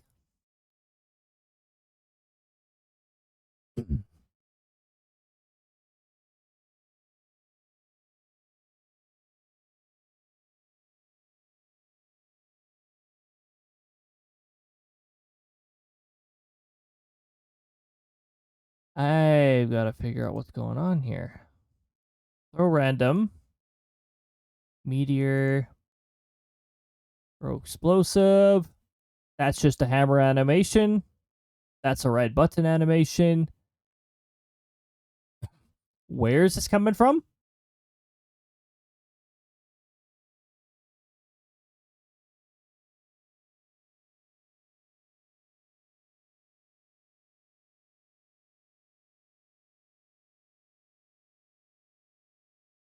No, that's not the right one.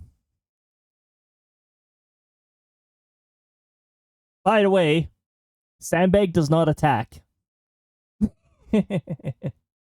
That's how I get Sandbag to not do anything. I take no action. We just leave, we just have do nothing over here. Firebot needs to fix their logs, though.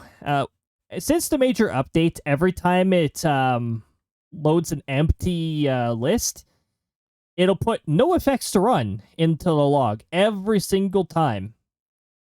So every single conditional branch I have, if it ever runs one that doesn't have an effect on it, that message just gets spammed into the log. I really feel like that should be like a debug thing rather than a info level. Just clutters up the log otherwise. But that's just my opinion. We're still trying to figure out where that came from, though.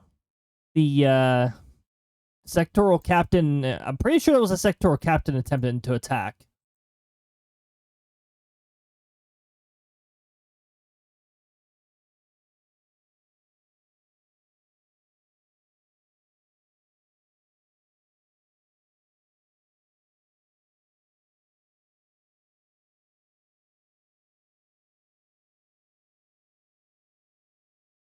No, it's got to be occasional action. But where? Where is it?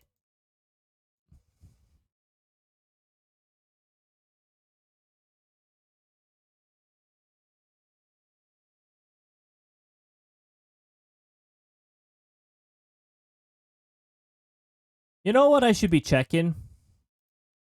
I should be checking the custom variable inspector to see who loaded up last.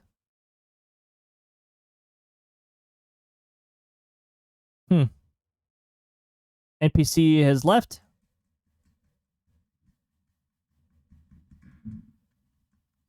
And NPC's unloaded. I can't see who loaded last. I think the variable already expired. I should have checked that right away.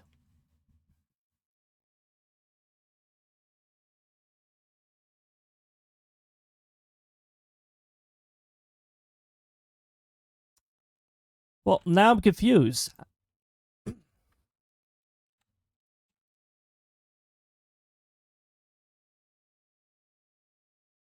What? It's in here too? There's a command somewhere in here?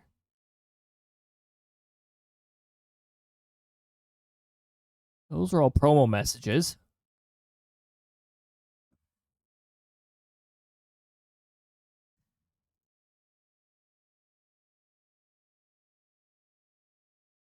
Is it an effect list?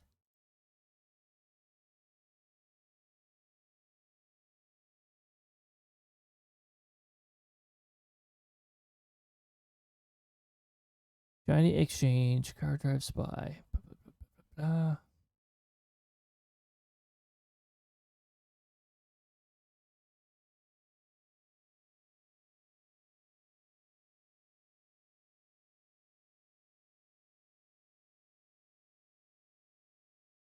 That's NPC attacks. What? What is going on here? Let's load NPC. Where is it? Where did that attack even come from? I was suspecting it's something to do with the sectoral captain doing an attack, but I don't see anything here that actually triggered it. So now I gotta figure out where the heck everything is. Like, it's gotta be running through this branch. Yeah, it must have a really low chance of happening because, yeah, I really haven't. Stream animation, chat, NPC action.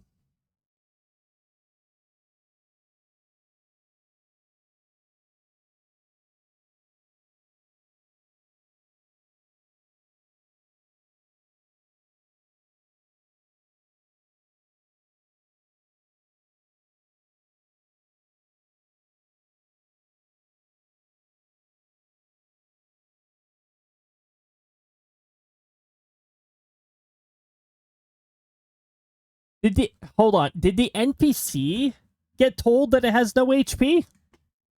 Is that what maybe happened? I don't know what the heck happened there.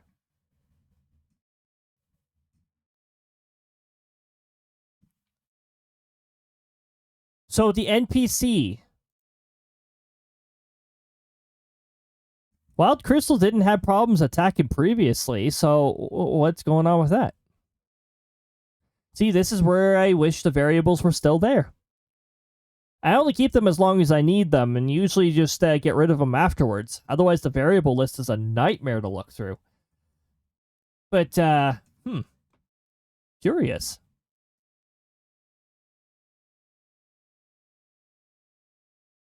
The NPC name was still loaded in.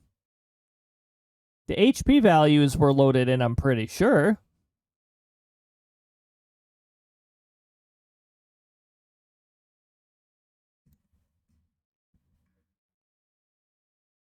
Wild Crystal. Max HP 15. Max MP 10.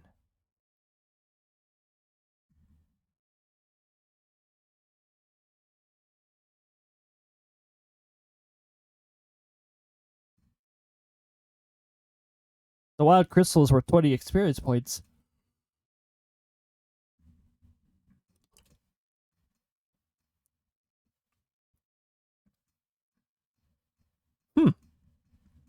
Well, if we ever see that happen again, we'll have to figure that out. I'm just gonna bring the drawn layer back.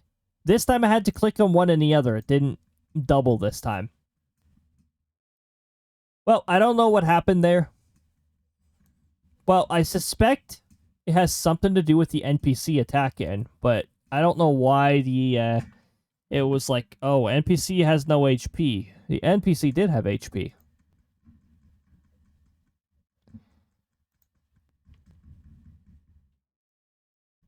So battle system attack is maybe bugging out.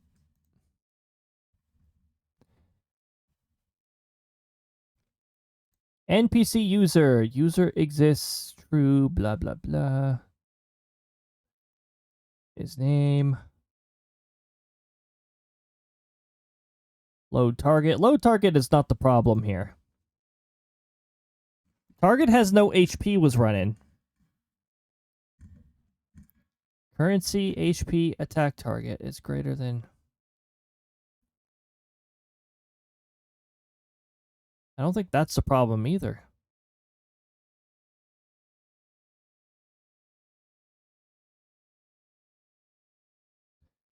No, what happened was the not enough HP branches, branch number 3. So user exists, target is true.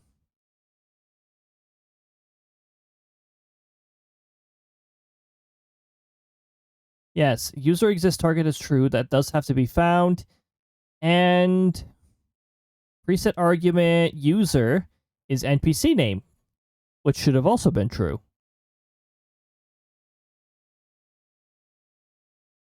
But somehow that branch failed. Something in the NPC user branch failed. I'm getting distracted by this because I'm trying to figure out what the heck's going on with it.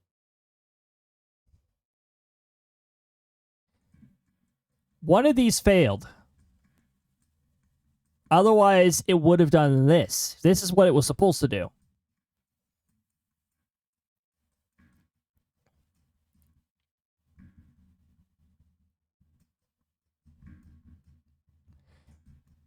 Unless... Was everybody... Hold on. Was there no random active user? Was that what happened?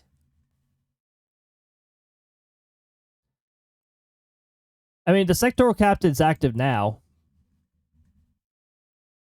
I think that's what happens when there is no random active user. Is it can't pull anything, so it tries to attack nobody, and nobody doesn't have any HP because they don't exist. It defaults to 0. So that might have been what happened. Let me take a look here. And there is at least a 5-minute gap, so that lines up with my theory. Because the 5 minutes, that's how long it takes before Firebot is like, ah, this user is lurking. Okay. So even the sectoral captain got marked as lurk, which means there was no random users to attack. Because it's random active user. Because I don't want the NPCs trying to pull people out of lurk. I think it's a pretty rude thing to do, so. So the NPC had no target. I should have failover for that if there's no target. Just have the NPC not do anything. Keep it simple. Or maybe just have the NPC leave early if there's in that case. I could do that too. All I have to do is set the NPC timer to 5 seconds or something like that, and it'll have the NPC leave early.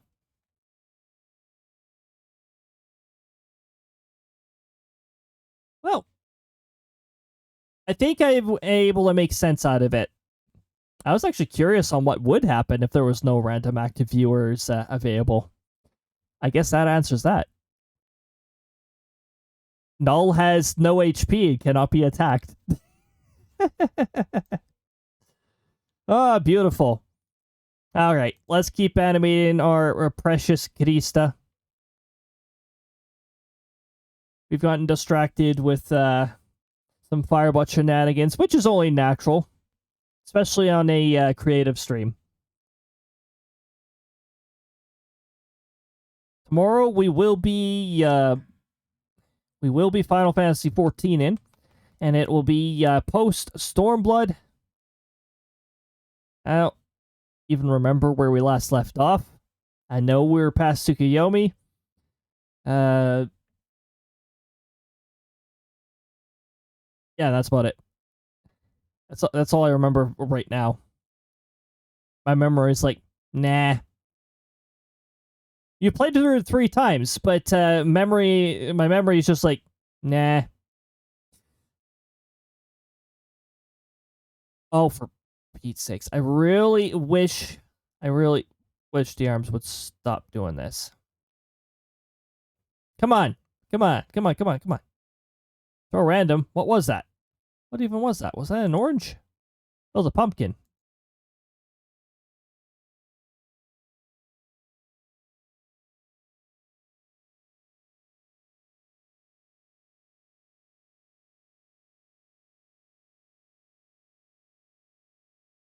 Ooh, this music.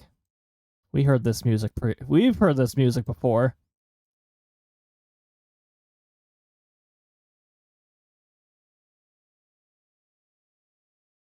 We know what this music means. It means if you're not prepared, you're gonna have a very difficult time. Pete's sakes, why does the limbs have to behave this way? There we go.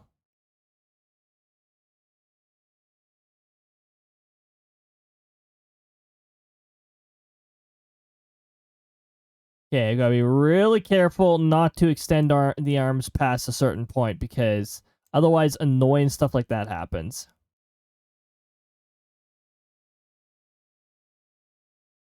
Or apparently if the arms are anywhere near the threshold, it just happens. Like, for Pete's sakes, come on.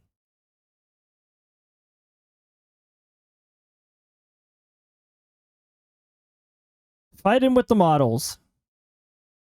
I'm gonna have to do something that I'm gonna regret doing. Rotate in the angle, because something with the angle is... Okay, I rotated the angle for nothing. Apparently there's nothing wrong with the angle.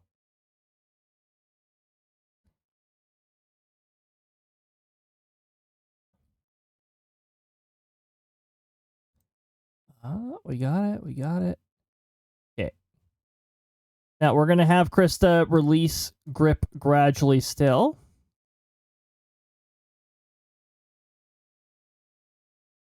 Now, we don't need to adjust her elevation much more. We're going to increase it a little, and we're going to make her tilt sort of close to normal. She's very close to the height that she was originally at in the master frame.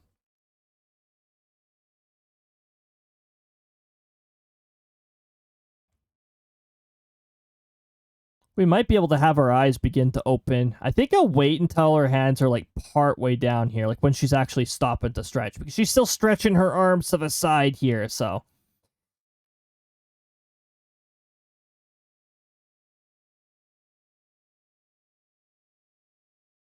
Hopefully this frame is not too messed up, because angles. but I will have to verify whether it's messed up or not.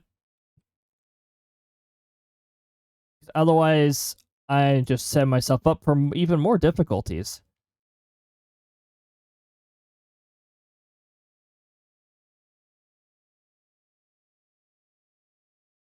What's the HP of Bonetail again? 200? 200 HP? Which in Thousand Year Door is a lot. It's more than the final boss, that's for sure. And yeah, going all the way down there unprepared is like when I was streaming it, I made it look easy. It's not that easy if you're not prepared. It's actually a pretty scary fight, especially if you don't have a feel and find badge with you. All sorts of status ailments with the breath attacks.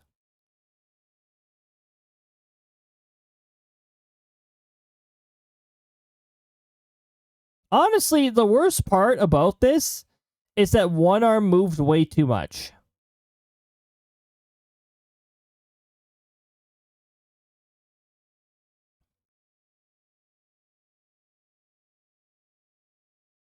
It's the arm that bugged out, of course. It's the arm that's fighting with me. So, if we can... And then the moment I touch it, it does that bullcrap again. Stop. Stop. Stop doing that. Stop. Stop.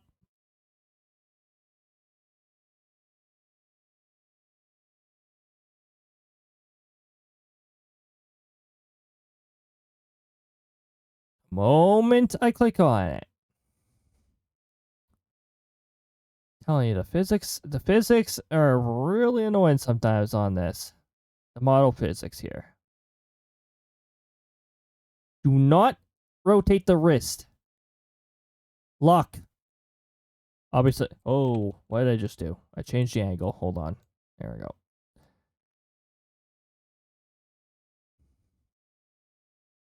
Oh, for Pete's sakes, come on. Stop doing that. Lock rotation. Lock rotation. So annoying.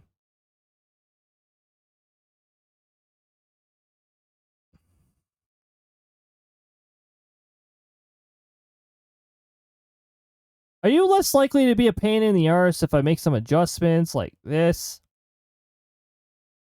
Nope, you're more prone to be a pain in the arse when I do that, apparently. Lovely.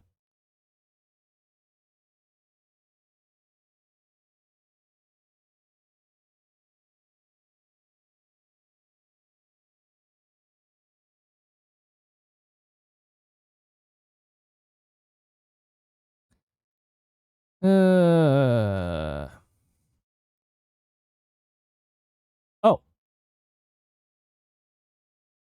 I adjusted that at some point. Should have done that. Okay. Cool.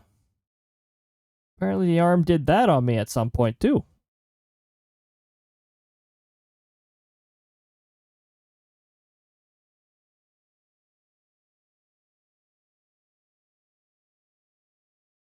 Okay. If that's not too jarring, I'm going to overwrite the frame that we were just doing. Or that we just saved. And let's hope that that'll do the trick. I've got to reopen the photo selector here because Windows gets a little weird when a file in the that it previously loaded in gets modified.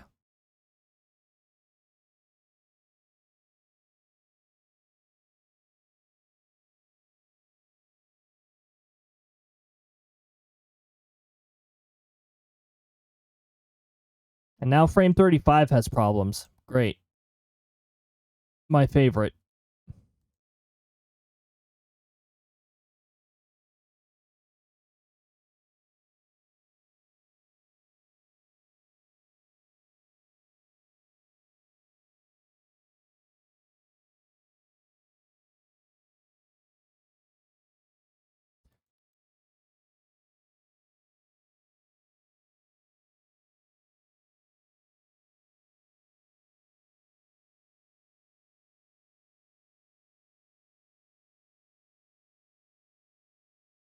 Okay, well, because frame 35 is annoying, we're gonna bring ourselves back a little and overwrite frame 36 again.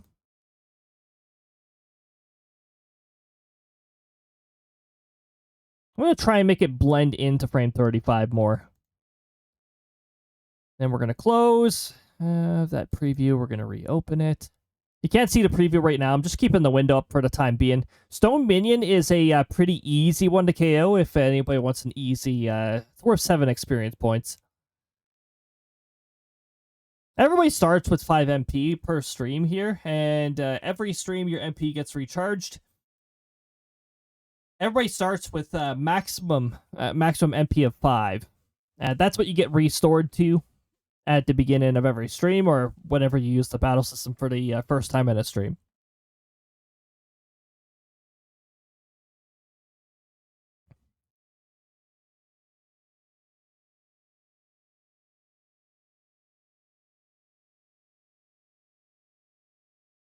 One arm is higher than the other.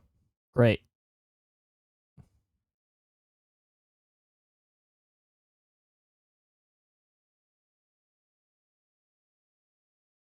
We're just going to start a counter for how many times we've overwritten frame 36 in particular.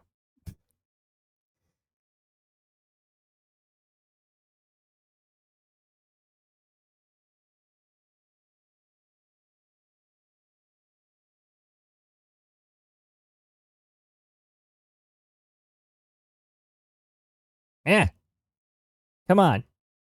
Here we go again. Here we go again. Fighting the body physics yet again for the 80th time. Stop doing that every single time.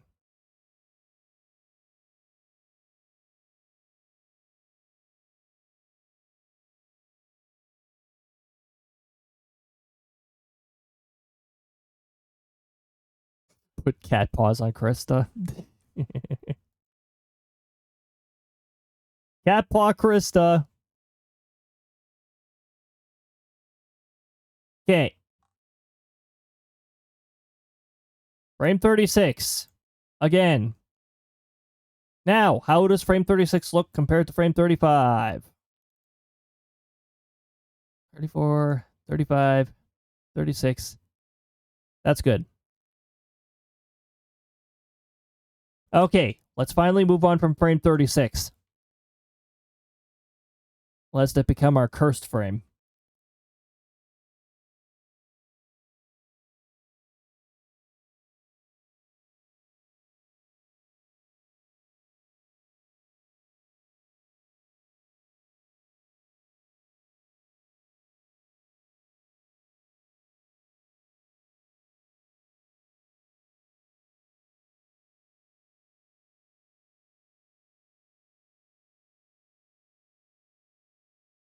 We're going to move Crysta up very slightly.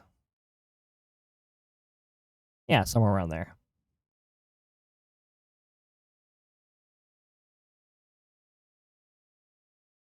I'd love to have her arms fully stretched, but apparently the model likes to freak the heck out whenever I do that. So we're just going to, I guess, not do that.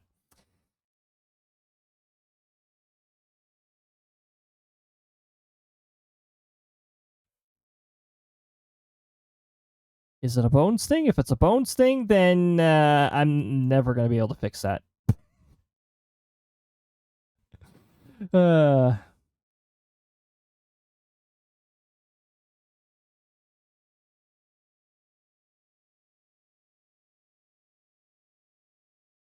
just going to make the hand movements subtle while we open up her palms.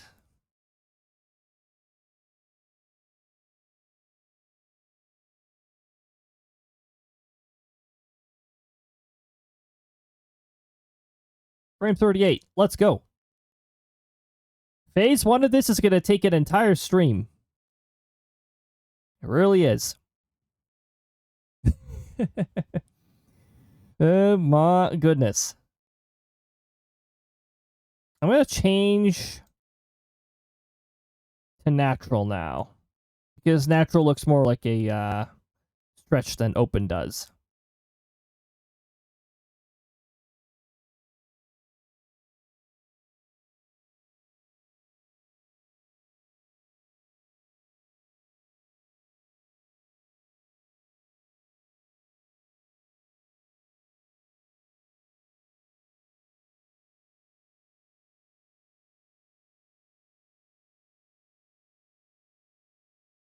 Okay, now I gotta be really careful when moving down like this.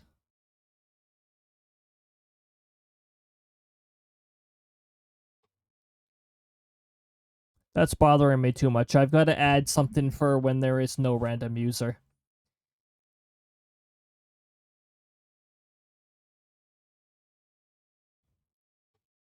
Also, I'm going to save this frame right now before I get distracted again.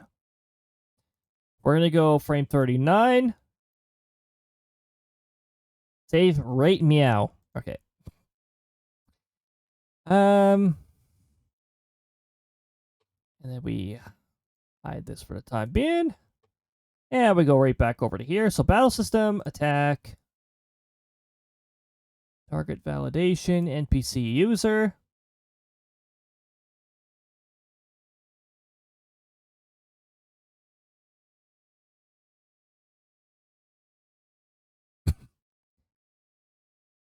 Ah, yes, so this is where the problem is.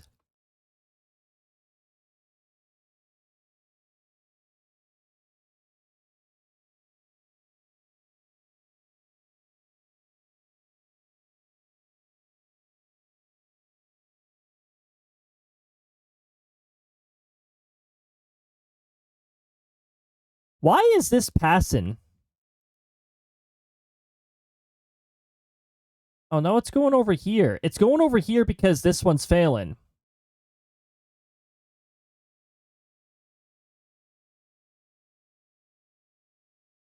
Because this is failing.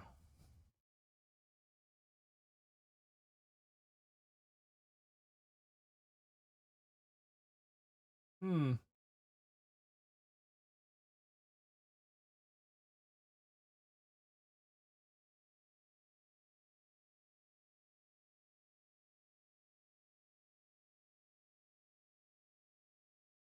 What I could do,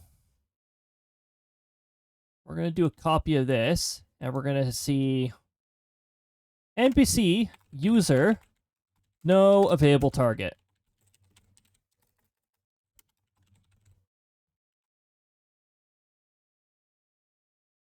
And we're going to make this one pretty simple here.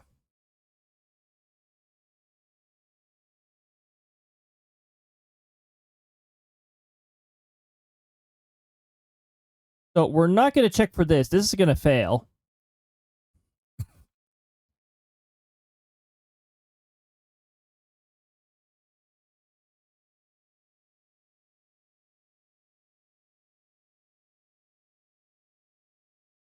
Does anyone know what random active viewer return? Sorry, hold on.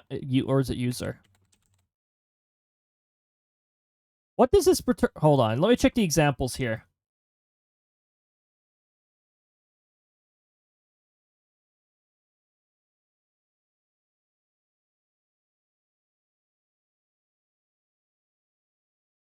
Okay, there is nothing here telling me what it returns. So if there's no random active viewer to return, I'm going to assume is blank. I'm going to have it like this.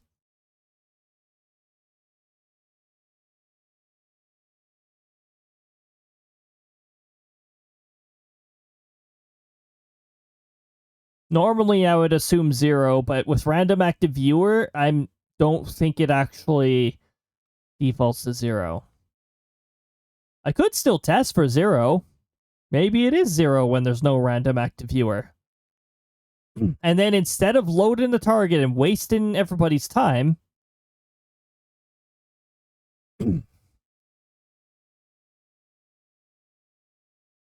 user display name target. Wait, what?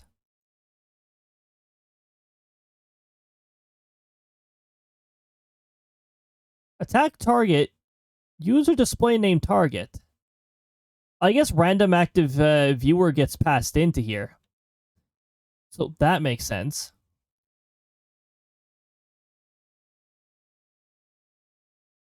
Oh, wait a minute. Random active viewer already gets passed in. Yeah, what am I talking about? So it's actually going to be target.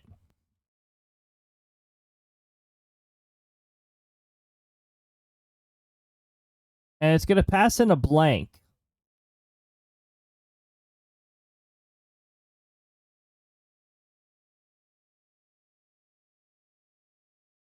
Given that random active viewer returns a null, it's going to not pass anything into the target preset argument list.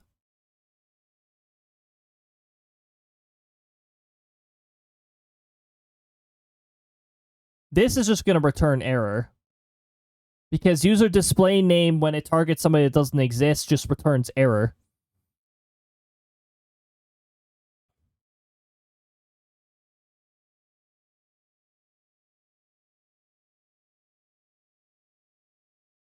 So I think with this one, we're going to do this.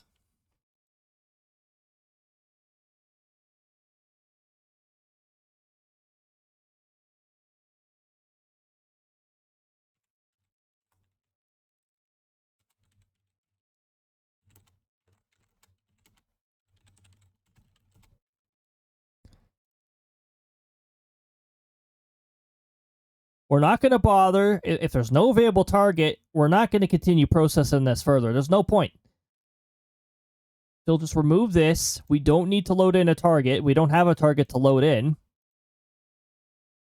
And there's no point in initiating the battle system any further because there's nobody there. So we will just simply do that.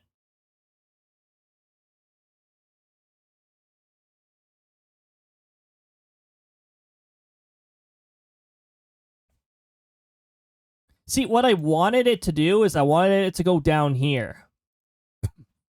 Invalid target. I didn't want it to go over here and be like, HP user less than 1 can't attack. They're an NPC user. Oh. So this is a bit of a problem, is it? Yes, it is.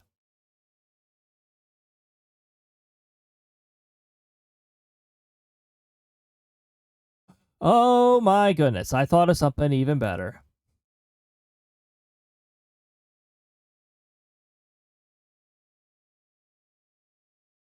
You know how I'm using user exists target true? I could put a false underneath.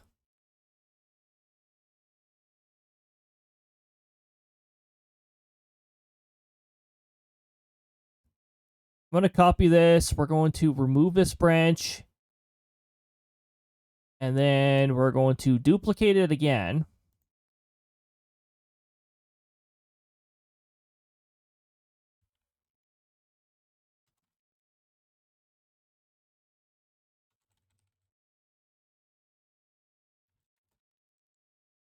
We'll just say no target. I'll know what we're talking about.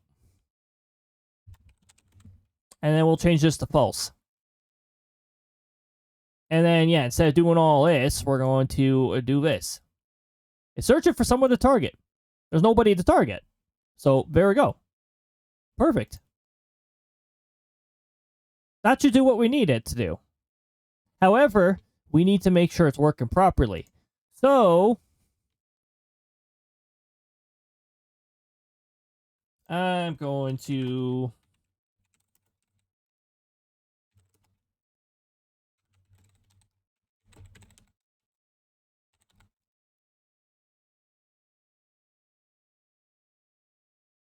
Sectoral Captain, can you stop doing the tushified messages? That's interfere with my ability to see whether it worked properly. It looks like it did work properly.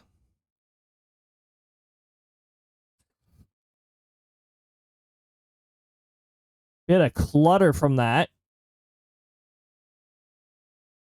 Okay, cool. Back to drawing. I think this will fix the problem, but who knows? I think the sectoral captain will find some other way to break things. We did save this frame. We actually made sure we did that before we got distracted.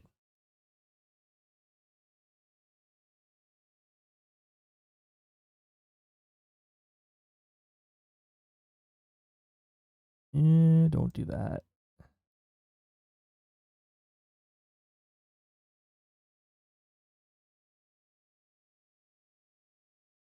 Stop doing that. Enough with the limb rotation nonsense. There we go. Oh, we got a roller. Wait, what? The other one left? Must have did that while I was fixing things.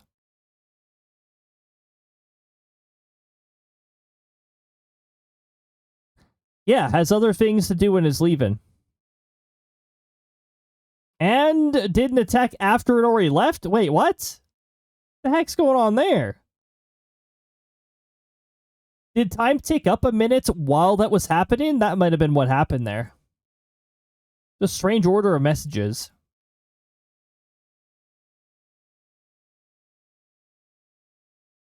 You know what might have happened?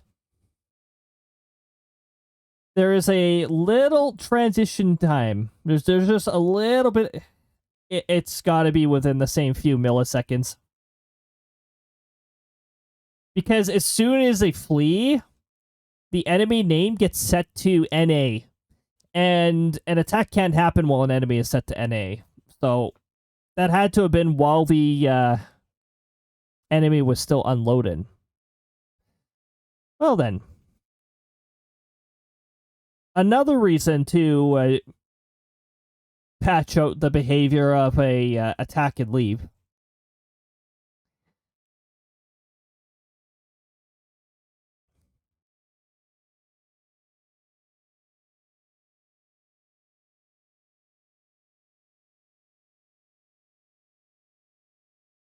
Oh, you guys are gonna be in for one heck of a time when I stream Xenoblade Chronicles 3.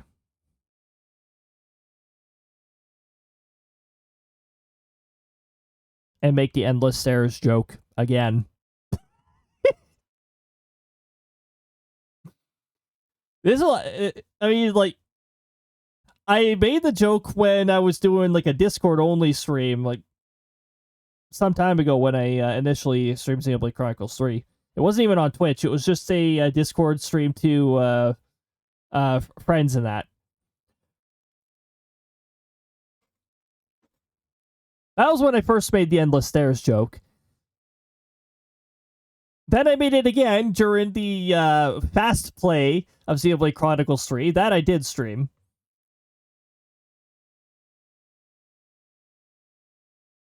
Why does this music make me think of the endless stairs bit that I'll probably do again when we get to the stairs?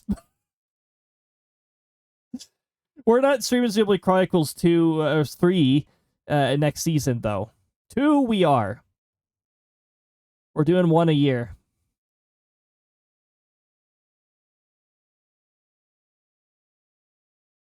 So that's going to be interesting.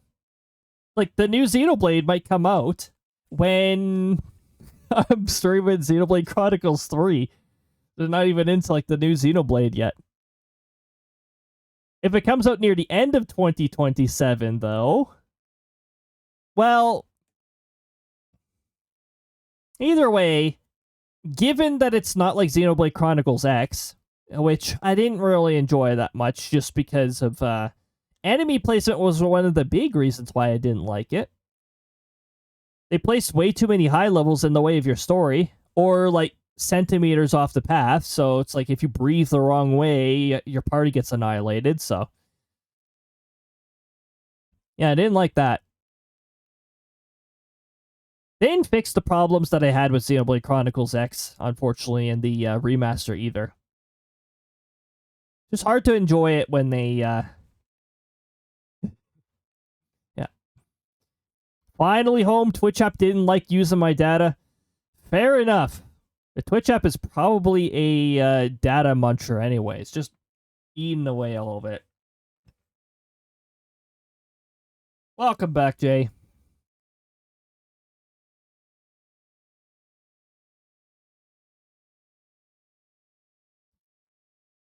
Okay, so we were right here. Right now, we're on the frame where it looks like Crysta is using psychic powers right now.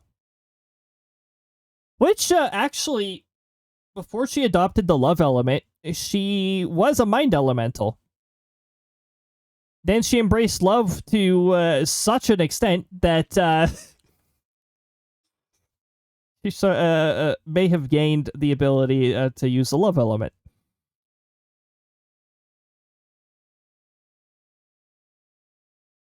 I mean, I guess for somebody who loves the heck out of hugs, yeah. You want to go, Roller? Actually went past my resistances. Really? Really, Roller? How would you like...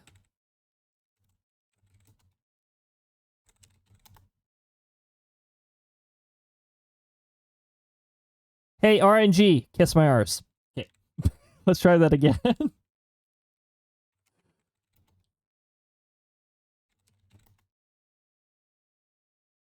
There we go. That's better. That's more like it.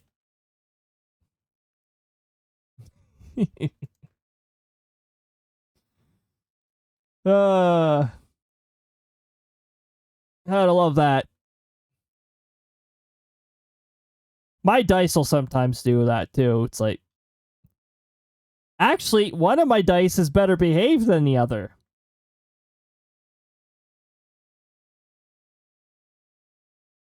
Yes, I'm one of the individuals who will punish my dice if my dice is too unfavorable too often. I don't mind if it's balanced. I don't mind if it's a fair share of that was a microphone.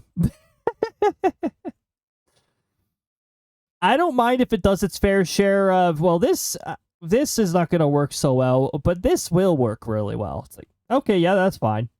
Be nice and balanced. There's another dice, my secondary dice. That one has committed more offenses to me than not.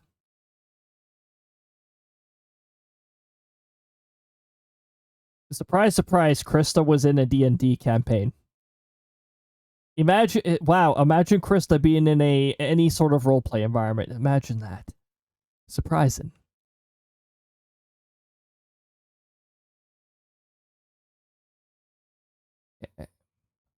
Why? Why?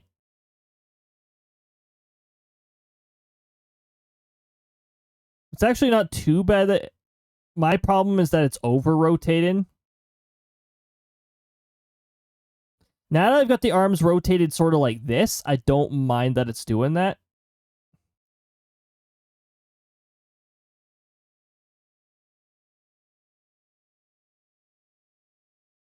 Oh, okay. Yeah, I could settle for that. But it might look way too sudden on the animation when I do like frame by frame comparison. What the heck is going on here? Can I get some bend in the arm, please and thank you?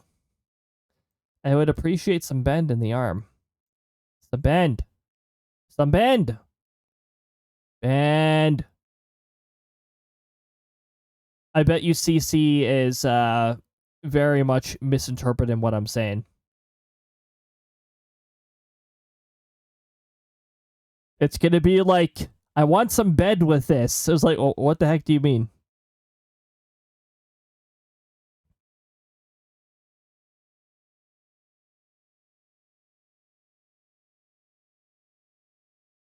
Okay, now at some point when her arms are stretched out like this, like I want her to slow down with the stretching, and that'll be the frame we leave for a little bit while she stretches. And that's when we want her eyes to open up, and for the stretch to begin to end. So I don't know, something like here. If this arm would stop snapping, that would be wonderful. Starting to make the frame look really annoying. Ooh, actually, I like what this arm did. Can we get a little bit of rotation in that direction here? She's just gonna stretch with T-pose. Very nice. Can we emphasize it in the shoulder? Whoa, what the heck? No, no, no, no, no. Please do not do that.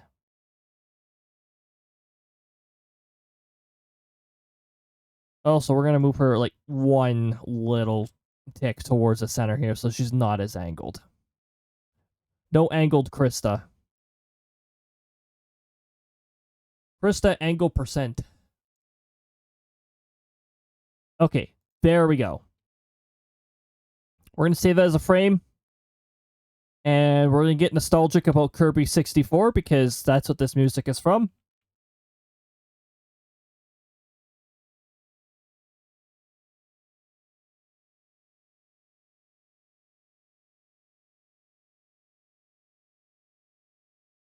You know, Roller, I'm getting pretty close to the point where I'm gonna start disabling attack and flee. You know what I could do? I could decrease the time to stick around by 5 seconds, and that should be enough to avoid that. Yes. So if I go over into... I think load NPC is currently... Yes. Wait, what? Yeah, it currently assumes 10 minutes. So if I go 595 instead, 595 seconds, press save. There we go. We're not getting double attacks anymore. You won't be allowed to double attack anymore, Roller. Glitchy Roller. Roller is the one NPC that was missing 2 array elements when it loaded in, when RNG first rolled it, and we learned something new about the battle system. That's the element null has no effect on anybody, which is actually pretty cool because I'd much rather that behavior than what it could have done.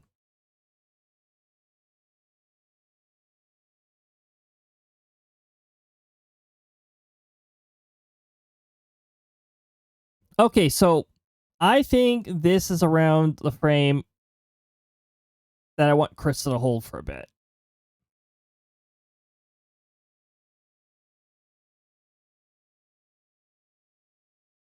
Maybe with a little bit more emphasis on the stretch. You know what would be fun? If I have a stretch animation for the sectoral leader and Crysta, and the stretch redeem triggers the stretch animation. That would be a pretty cool bonus. And that's some extra value to stretch.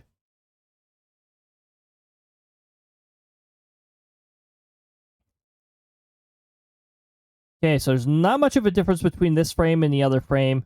We'll move Crysta's head very little.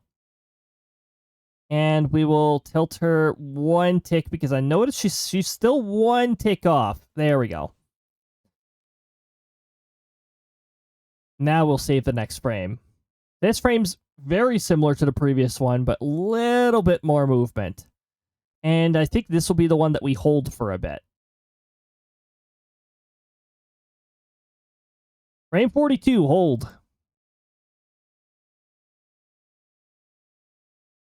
And then after this one, we have to get her back to her neutral position.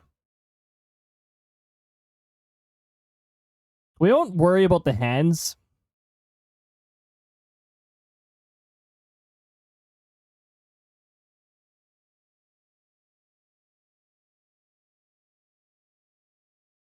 Okay.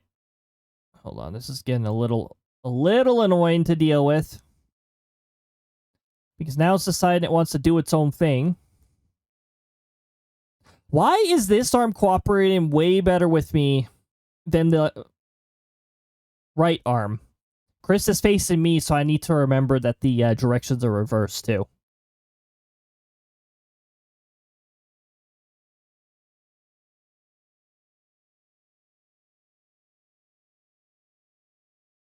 So I can start returning her hands to normal. I will do that little attention to detail as she begins to bring her hands down. But another thing I need to remember to do is she needs to start opening her eyes here.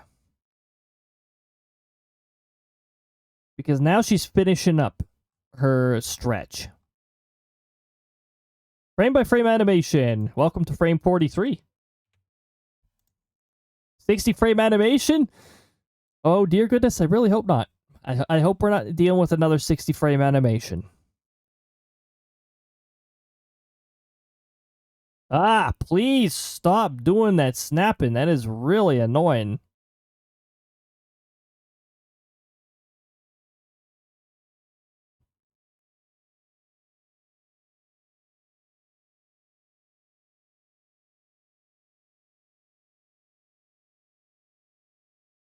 Well, now she looks like she's about to give somebody a big hug again.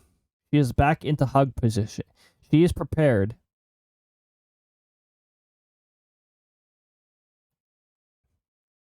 I need to remember to some of the things, the changes that I made here. I need to remember to put them into my patch notes. I do keep patch notes for things that change for the stream.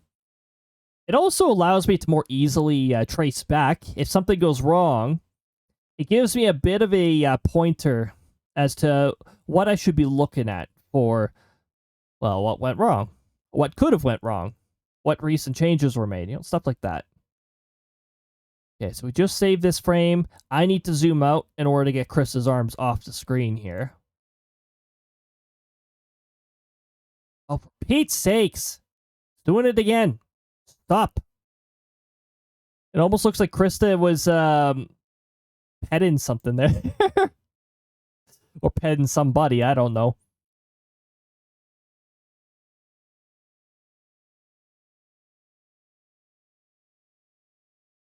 I mean, Crysta definitely has, like, the maternal vibes and all that stuff. Like if somebody gets hurt, she's the healer. She'll be helping you heal.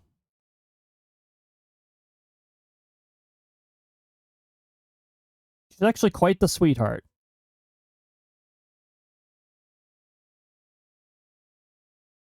I swear, this arm, it's now pointing out towards the screen. Can we not? The upper arm was pointing out towards the screen, and that was the big problem here. Okay, well now this frame's gonna look shaky because I had to adjust angle because this arm will not stop misbehaving. What is wrong with this arm? Why this arm? Arm, why can't you just be nice?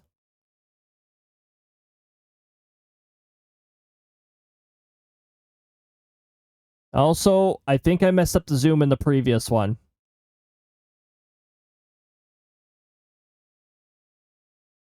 We're sticking to master frame. Honestly, if we have more Crysta than we're supposed to in the... I can just move her a little further down and it'll be just fine. It's way better than too little Crysta, because then that's a problem. Because when I save these pictures, it's whatever's in frame gets saved. Something's off frame that's not supposed to be, then that frame is probably not going to be very good.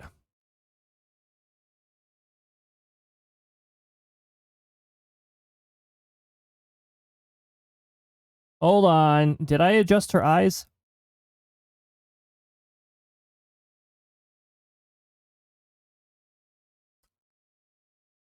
I didn't adjust them for the past several frames. That is really annoying.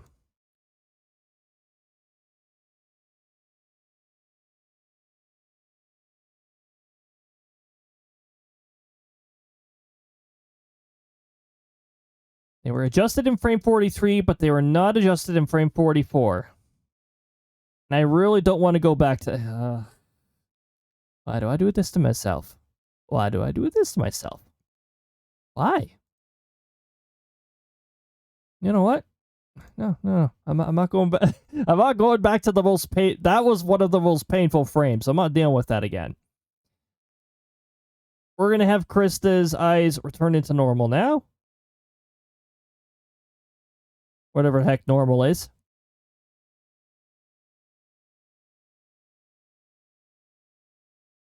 What I should do, we should put we should put a little trademark symbol over the normal thing. Whatever this normal is. It's some brand, I guess? I don't know. Some unregistered trademark.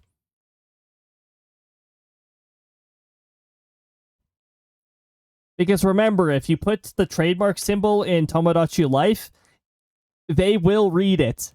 They'll read it as unregistered trademark. It is amazing.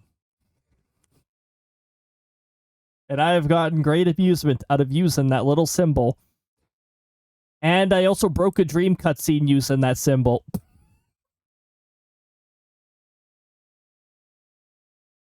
I had a dream with that was supposed to have speech in it, and it had no speech. It had the animations, but it had no speech because of the item that was in it. I don't know. I think the item name was too long or something, and they're just like, nope. No speech for this one. No words. It was very interesting. Actually, I could show you that. I would need to load up the capture card for a moment here, but yeah, you know what? We'll show you it towards the end. Let's get Crysta finished first.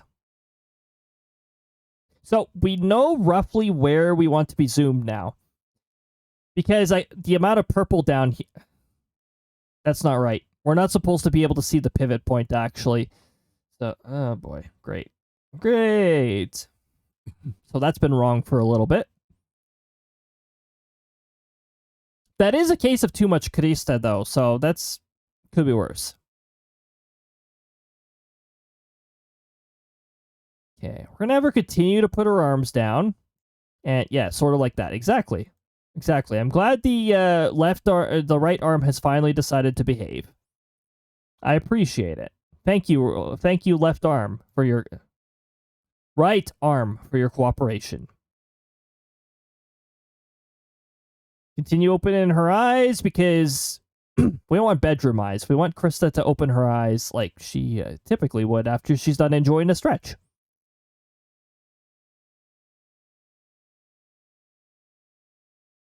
Now, Crysta is our cutesy character. She has a counterpart that is,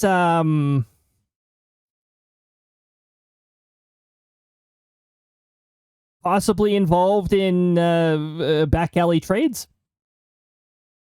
Bit of a shady one, her counterpart.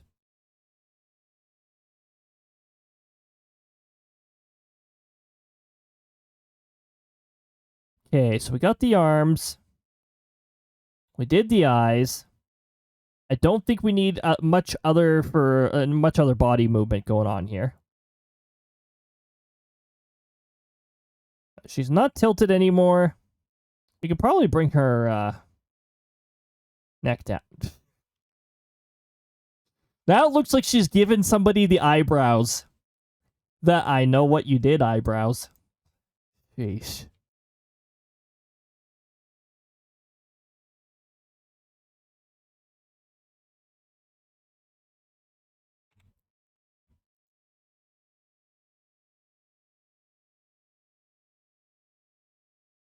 Like the look she'd give you if she found out that you asked somebody out and succeeded, but you haven't said it. It's like, I know what you did.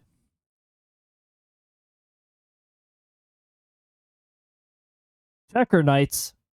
I don't like this stage. There's so many sharp turns.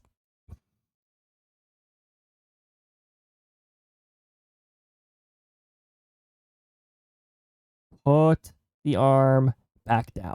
Thank you. I don't know what is with that back arm doing that all the time. The left arm doesn't ever do that. The right arm does. We'll just leave her hands like that. That's fine. We can't see that part of Crysta.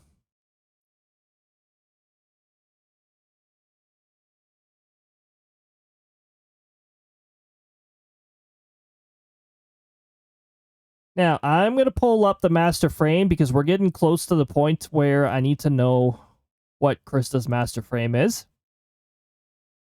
Because we need a match up on that. So first of all, we need her eyes to continue opening up.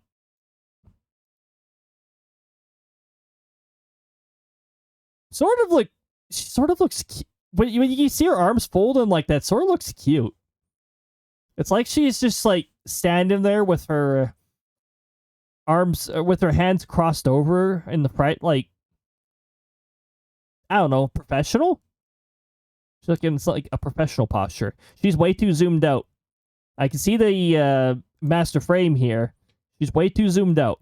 And we gotta finish with the eye opening stuff. Also, hold on. Her arms need to actually, like, straighten out. We got ads coming up in about a minute here. Just as a heads up, everybody. Hopefully, Twitch does not make them too loud. There's nothing more annoying than just, like, chilling, vibing here. You've got, like, music that refers to a possibly traumatized Kirby Air Ride stage in the background.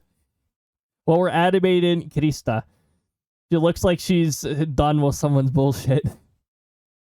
Oh, the sarcastic smile.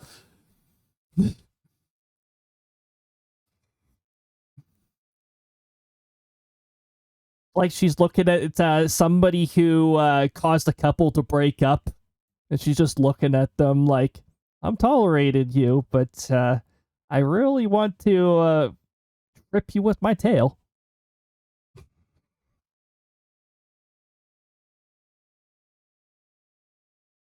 Okay, now her arms are not folded like that because we can sort of see that.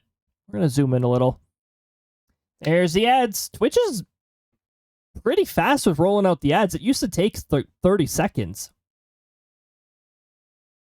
Now Twitch is pretty good with following up with that 1 minute mark. Maybe they've started to preemptively prepare the ads so that that extra time doesn't really confuse people.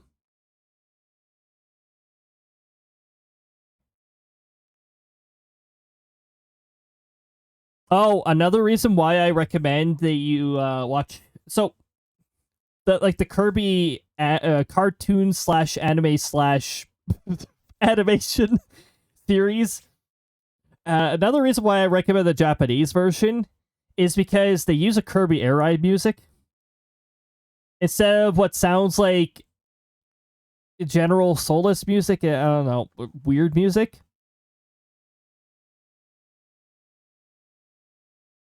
It's Kirby Air Ride music for a lot of it. Like, you can tell roughly what time, when Hoshi no Kabi came out. That's the Japanese version, by the way.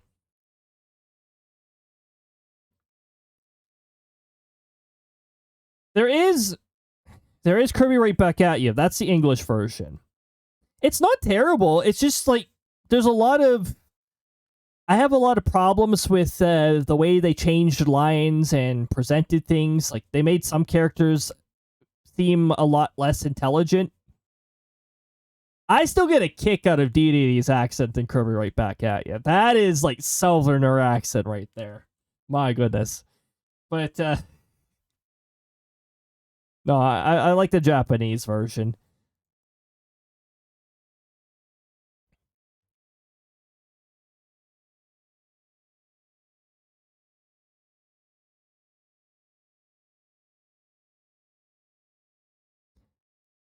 Do I have any angle to Crysta here when we're doing this?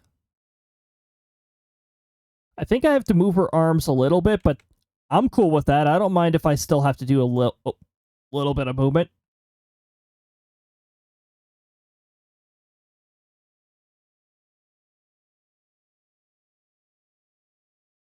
Now, for all we know, her arms could be like clipping into her dress or something, like out of frame. But what's out of frame doesn't even get saved anyways, so we're not worried about that. Frame 50! And we need one more frame to get Crysta's eyes fully to the open position. Welcome back from ads, everybody. Hopefully they were not too cumbersome.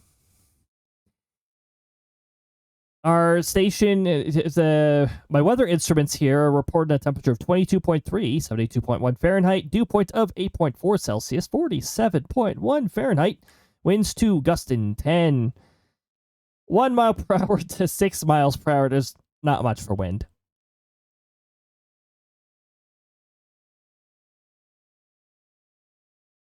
Is this Crysta's posing for a profile picture? She's looking a little too direct. She is close enough to the master frame that I can get away with this. Maybe. Little bit of angle.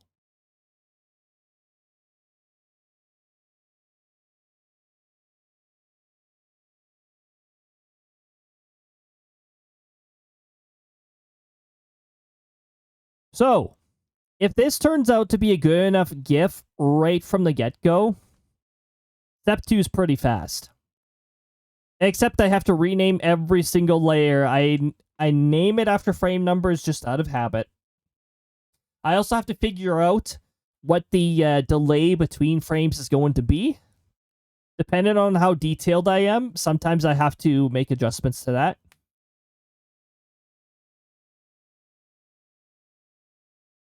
I'm going to give 20 milliseconds a try. We'll see how that turns out. Hey, look, we're at the 6-hour mark. That doesn't mean I'm going to end immediately, though. It means I'm not going to be going on for too much longer, but...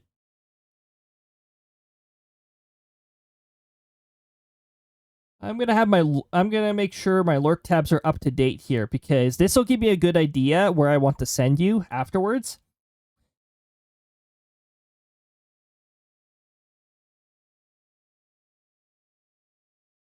Both my lurk tabs are 18 plus, but honestly, why the streamers, while 18 plus, they don't swear very much at all. It's actually a pretty nice stream to be in. If any stream is marked as 18 plus, though, it's always a good idea to actually be, well, 18 plus.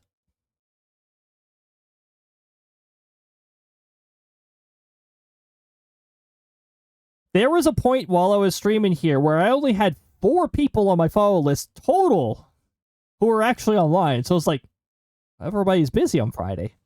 I mean, look, it's a Friday evening. That's why. I think this is the last Crysta frame. Look at this last Crysta frame. I need to check if I actually saved it. It's not a huge loss if I didn't, but it'd be... I definitely saved it. 51 frames. Why? Odd numbers. Odd numbers. Why odd numbers? Okay, I'm going to take a look. Let's all take a look at what this looks like frame by frame. Let me swap this down here. And I'm going to... Where's frame 1? There it is.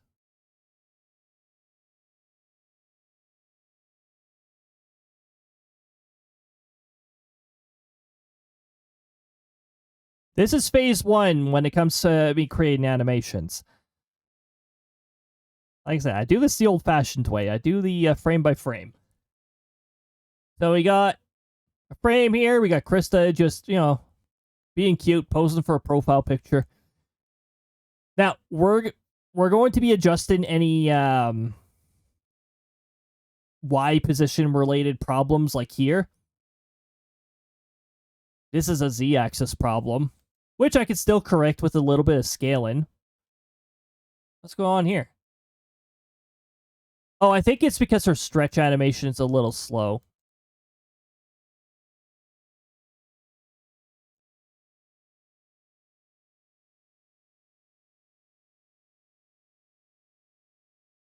How many things are reading and writing to my hard drive right now? I was wondering because things are running a little slow here. Okay, that's fine.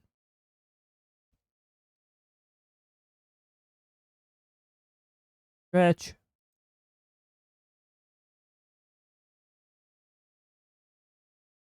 What is this frame?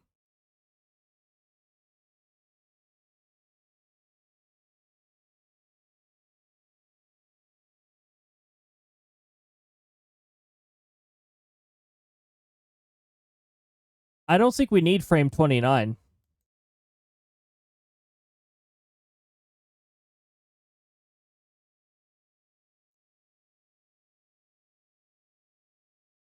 Okay, frame 29 can be deleted.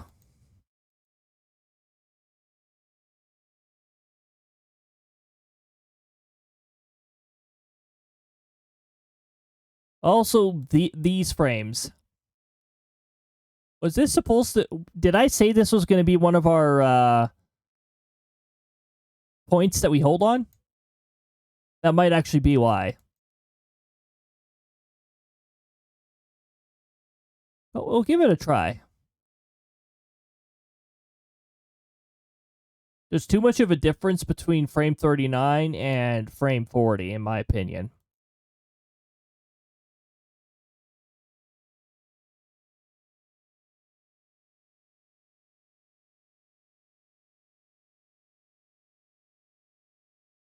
Okay.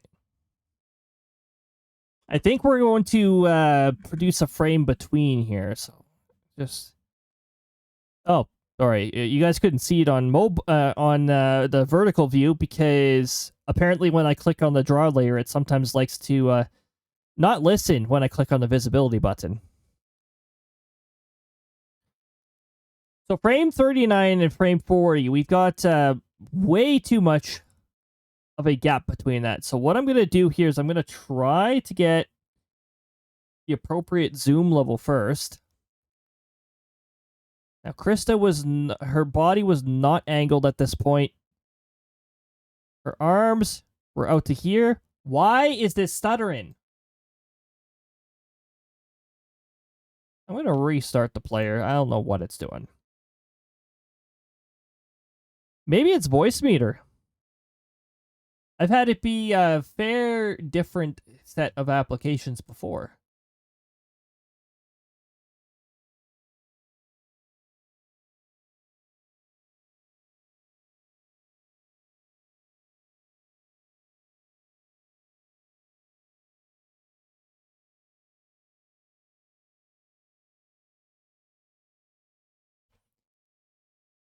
I'm going to restart voice meter.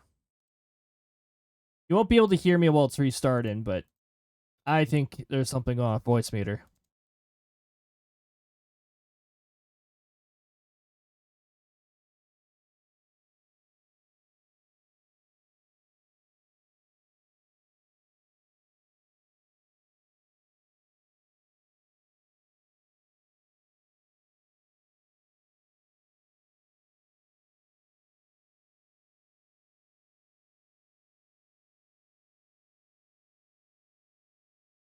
Also, there's... hold on. Let me... okay, there we go.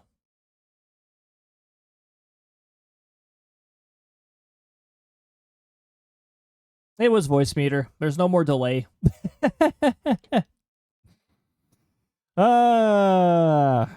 Thanks, voice meter.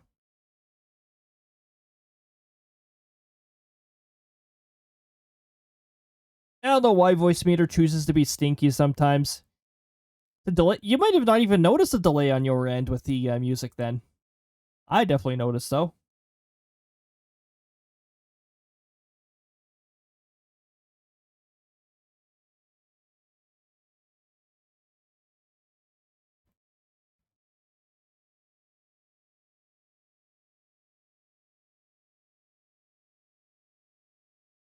Okay, so she was sort of like this.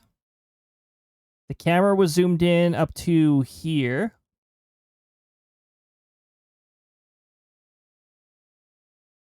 Her head was tilted higher. Her eyes were closed.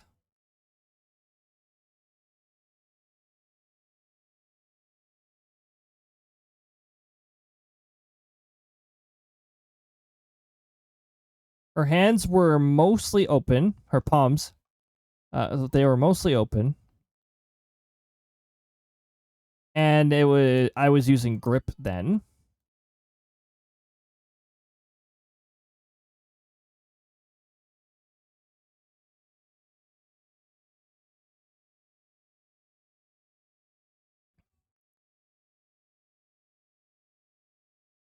Okay, this is close enough. His hand was rotated like this. This hand was rotated like... hello? There we go. Like this. Now, from here, I want to insert a frame that's between, because I don't want things to be so sudden. Thankfully, the right arm is not choosing to fight with me this time.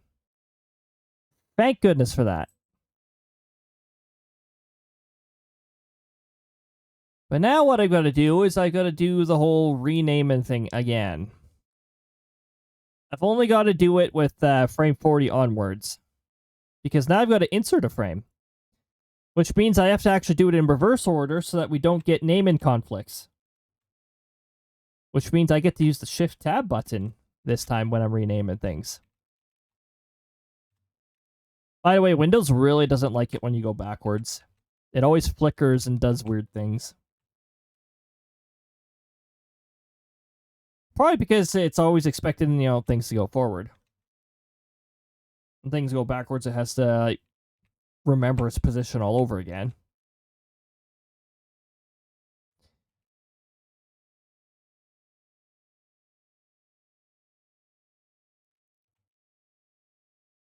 $43. Ah, Scotland lost. No. Dang it.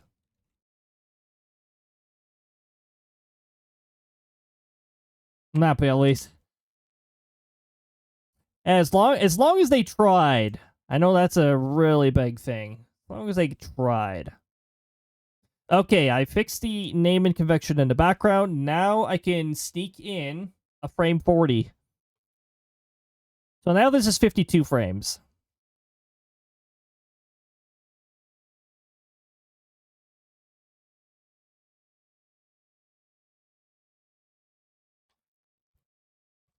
Once I scroll down here on this list of how many items now? I can't even 761 items.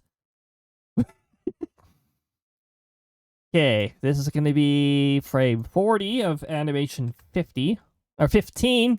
We don't have 50. We don't have 50. It's not 50. 15.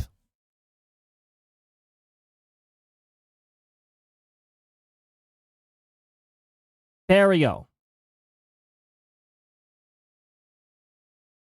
Oh my goodness, why is my mouse lagging again? What is going on?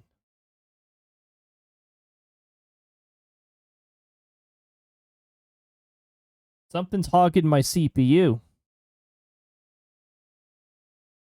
Something's gonna get terminated if I find out what it is.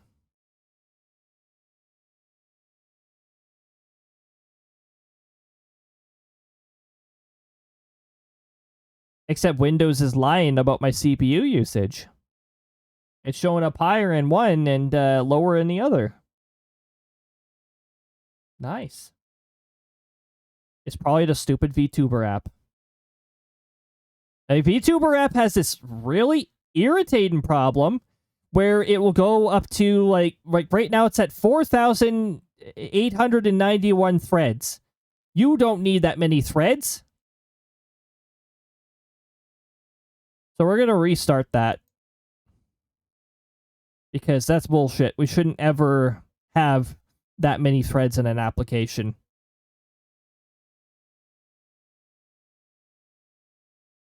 I need to get the updated version. I'm sure the updated version won't have this problem. There we go. We're back. We don't have over 4,000 threads anymore. Give it time, though. It'll build back up to that. We had a really tough team against us that's teaching us. Oh, fair enough. That wasn't a big loss or anything, so quite a bit to learn off of. I mean, eventually you get faced off with some really tough teams, so yeah. We are trying to finalize the Crysta animation here, but we just running into the occasional problem here. One of them being we found a very jittery frame 39 to 40, so we had to sneak in an extra frame.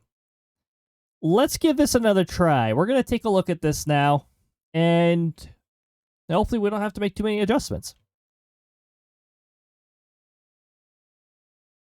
So you know what? I'm just going to minimize this, because then I don't have to deactivate the layer. Now, aside from some Y-axis stuff and Z-axis stuff, Z-axis stuff,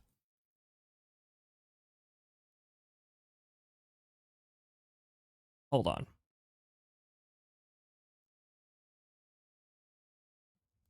I guess her eyes technically close slower because of the way I did this, which isn't the worst outcome. That's actually a really good stretch.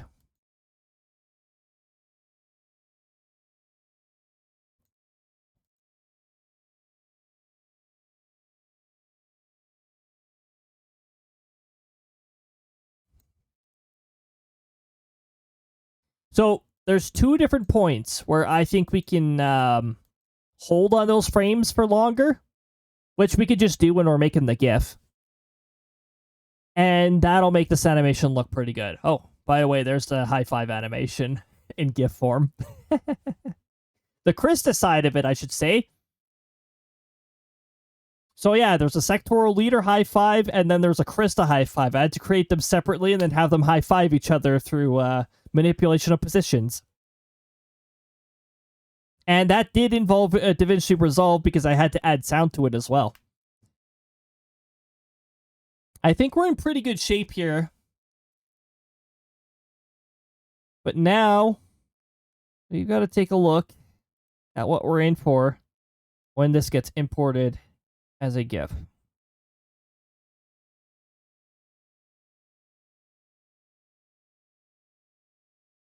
So what we're going to do here is we're going to grab frame 1. Apparently something random is also going to fly over me or something like that. I saw that in my peripheral. And then we're going to drag every other 52 frame in. You can see Crysta sort of animating with what looks like no refresh rate or anything like that. No screen refresh as every picture loads in. Every one of these is a layer. So we're just gonna let the software do its thing. Frame 35 out of 52.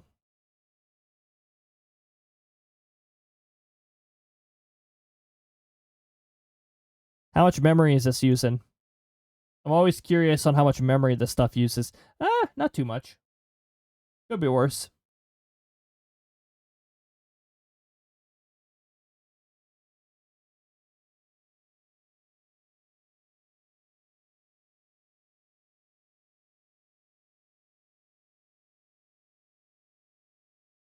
Okay, so GIMP is using a little under 1 gigabyte of memory. That's actually not as bad as I expected it.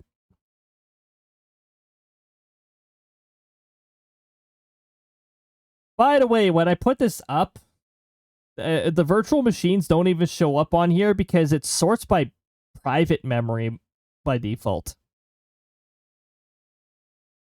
Okay, then.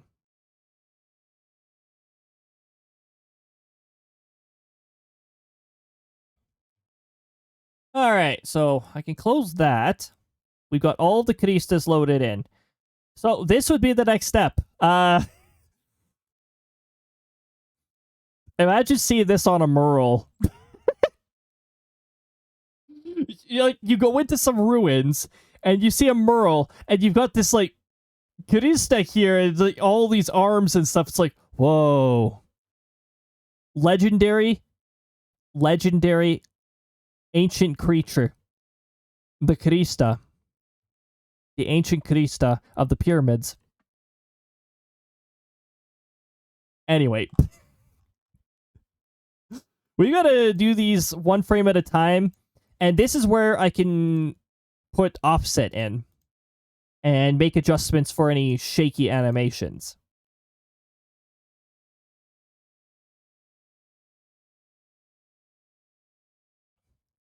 Now, what I like to do is I like to leave the previous 2 frames after I'm done working on a frame. So, like, this is where we start. Okay, cool, awesome, Crysta. It's a Crysta. Fantastic. As you can see, we're going well past 6 hours because I'm a little eager to do this. I might be a little eager.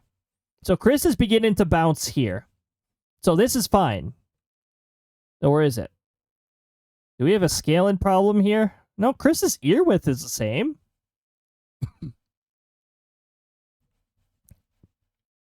Her tail actually moved a little. That's interesting. Ah, here we go. Okay, so this one has a little bit of a problem. So, because it looks like Crysta appeared to have shrunk a little. funny enough, she's okay on one side, but not on the other. I'm going to see if we can sneak in a little more. Let's add about... Let's make it 1350 and see if that's what we're looking for. Now, we got to do a little bit of movement because of this, too. So, where is she compared to the other Crysta?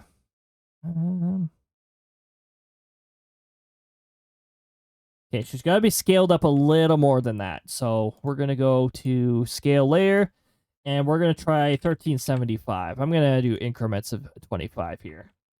And figure out what size Crysta is the size we are looking for. What size Crysta do you like? Don't answer that.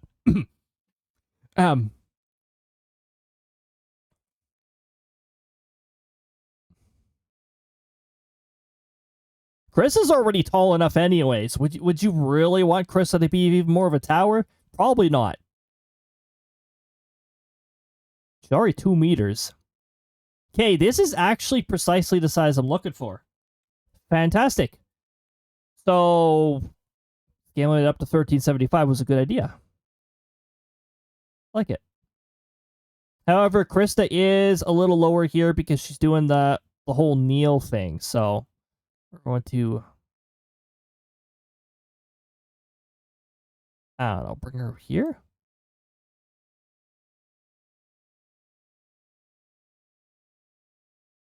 Hold on, there's a bit of an x-axis problem too, so we're just going to do axes. The CC must be very confused with the way I say some of my words. Whoa! Whoa! Wowie zowie! Oh my goodness, Udon, thank you so much for 21 months? 21 entire months. That is a lot of months. Jeez. Every size Crysta is best size Crysta. Oh my goodness. Little mini Crysta in the palm of her hand. Actually, that would be pretty cool. If I ever get an opportunity to have like a little like Crysta figure, that, oh my goodness. That'd be legendary. Welcome on in, Udon. Good to see you. Thank you so much for 21 months. Jeez. 20 months, 21 months shrubby. Love that idea. Oh, I'd love to have a little Crysta figure. So cute. Put a bit of cuteness on my desk. I have a picture of Crysta on my desk. It's a picture that my sister drew for me of Crysta, and it's a really good picture. Holy crap. Had to get it framed. By the way, everybody, I do highly recommend following Udon. I actually mentioned earlier when I was doing the frame-by-frame animations and stuff. It's like, if anybody knows a good amount of like Unreal Engine, it's Udon. He's actually the one who made Nukes. We've streamed Nukes a few times. 13 times? Like, we're at part 13 or something like that. And it's been a really fun time every time. But if you want to see games like that in development, well, Udon does a weekly stream, usually on Sundays. Sundays, for me, it's nighttime. It's like 10-ish for me. It's typically the time. There's also a lot of really fun interaction stuff over there that you can do. There's a mini game centered around chat, essentially. Like, your robots over there. And you can have your robots do different things. It's really cool. It's like, there's some really cool interactions here, but my goodness, there's really good interactions over there. So yeah, make sure you give a follow to Udon. That way Twitch will hopefully actually tell you when Udon's live. You never know with Twitch notifications nowadays, but hopefully Twitch will actually let you know. Bit hit and miss with the Twitch notifications. Oh, no problem at all. I was actually finally putting the thumbnails onto Twitch of the past streams. Finally catching up. viewing through some of the past Twitch VODs. Pretty sure I still have. Well, of course I have Nukes Part 13. I think we did that partway through May. Partway through May, I think. Hey, it's Wind Waker. Oh, this will stir up people's nostalgia for sure. Jeez. Ah, yes. And then we got... It looks like Crysta gets closer there. Wait a minute. It's still too small. What? Hold on.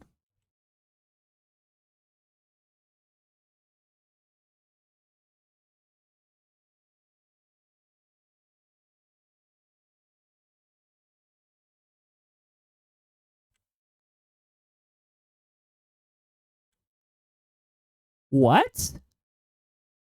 Okay, apparently Crysta is still too small after that scale up. It looked all right, but then I noticed Crysta zooming back in a little there, and it didn't look so all right. So that's very subtle. So I'm thinking I'm gonna go 1385. I'll increment it by 10 and see if that does the trick. Now it looks like she's going farther away.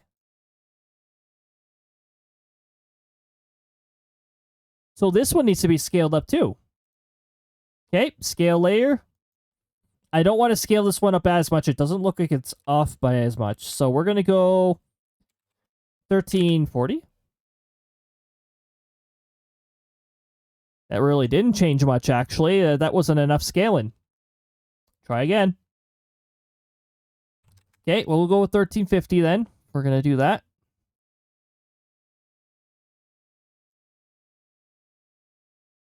Ow. Still looks like Crysta's further away. Crysta, get closer. But not too close. 1370. 57, yes. That won't make much of a difference. It's only a 7.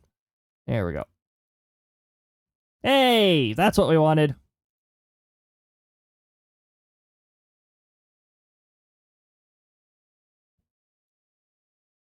I don't have to modify that much, actually, because Crysta did only move down a little bit on that particular...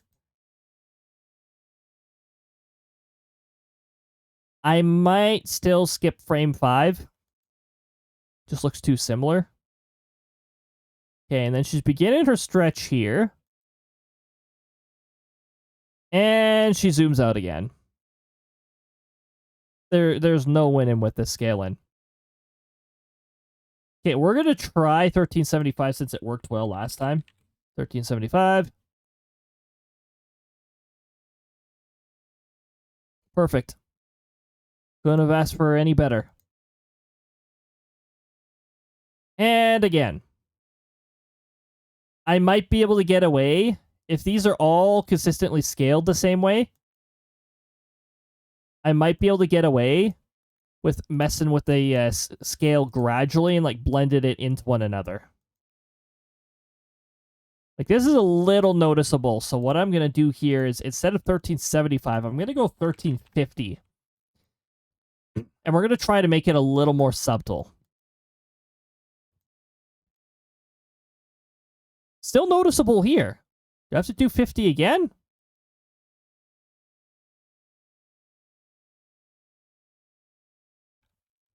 $13.50.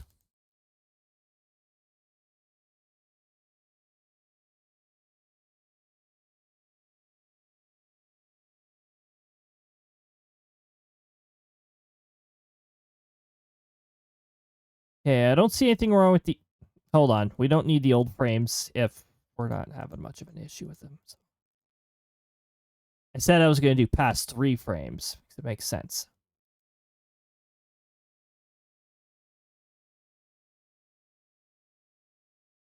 Yeah.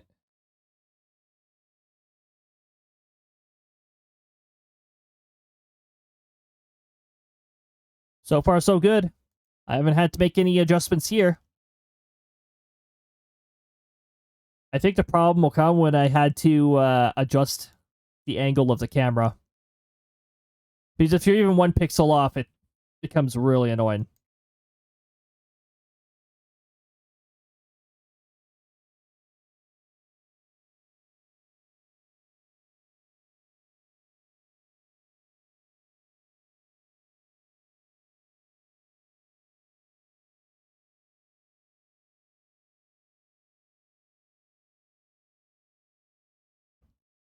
Okay, and then she goes down like that. Oh, scaling.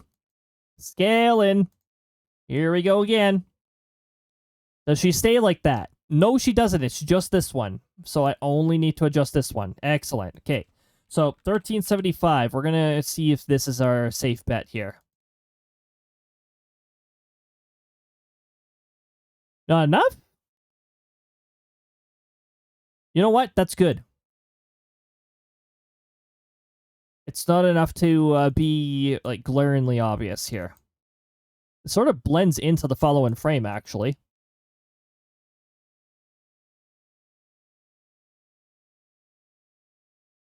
So yeah, this is essentially phase 2. I want to make sure that the frames blend in properly and that they line up with one another properly.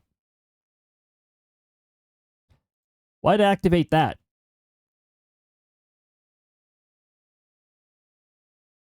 Oh, she grows here. She's growing. Didn't I get rid of this frame?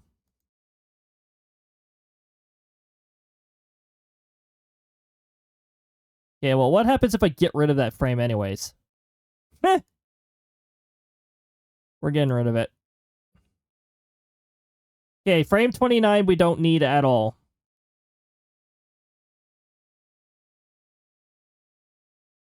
Oh, she's growing again. Wait. Did she grow in 2 frames?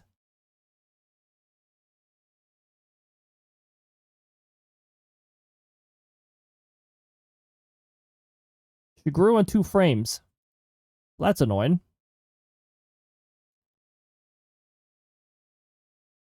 I might be able to blend this one in, though. So for this one, I'm going to go 1350. Wait, she grew. Why am I doing the opposite of what I wanted to do? She grew. Let's make her bigger to make it more obvious. No, we've actually got to shrink Crysta a little. And we might need to adjust her position because of that. So for this one, I'm going to go 1300. And we're going to move her...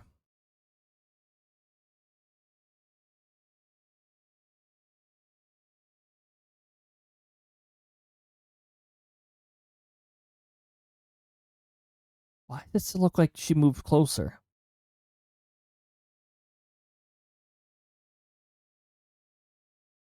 Okay, and then here, this is the next one that's a problem. Is that an isolated case? No, of course it isn't, which complicates things. Lovely. Okay, cool. This one's going to be more difficult to blend in, too, because it requires a bit more of a... It's like 1275.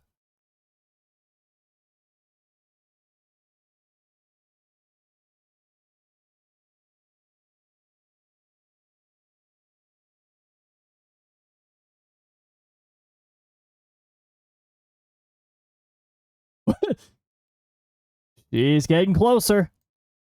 Also, this is a duplicate frame. Wait, I said that one of these was going to be a hold frame, didn't I?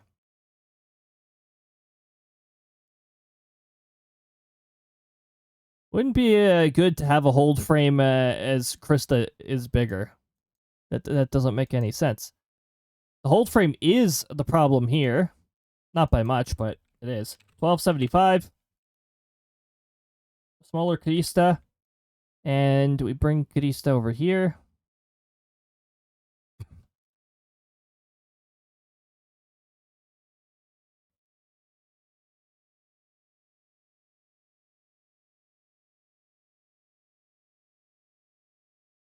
Offset Crysta?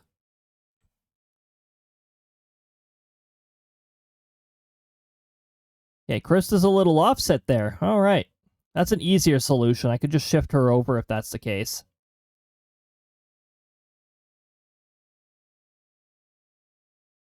So I think this is a hold frame. It is slightly different than the previous frame.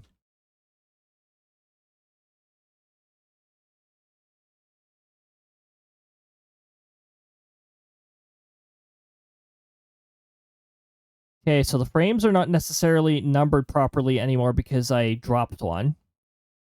Intentionally dropped one.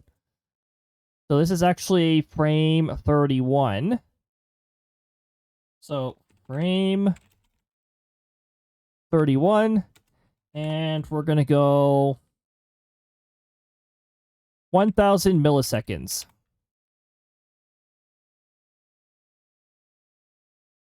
Now, there is another thing you have to put in brackets if you want a frame to behave differently as well. And that would be whether it's a replace or a combine. I mostly use replace. Now, I have to rename all of these after they're appropriate. Actually, I don't even know if I have to. I might be overcomplicating things unnecessarily, but I usually do so just to make absolute certain that that the software knows which frame is which when it comes to GIFs. I'll have to rename all of these other ones too at some point, but I mean, you can't even see the layers side, but I'm doing this on the layers side.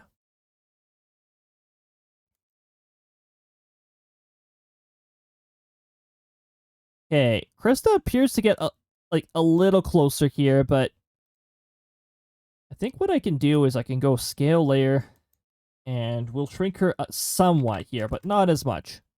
It's not really bad. And then we got to move her down because when you do the shrink in thing,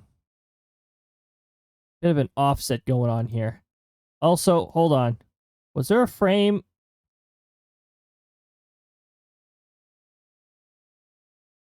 Can we not pretend that I'm on the scroll bar? Thank you.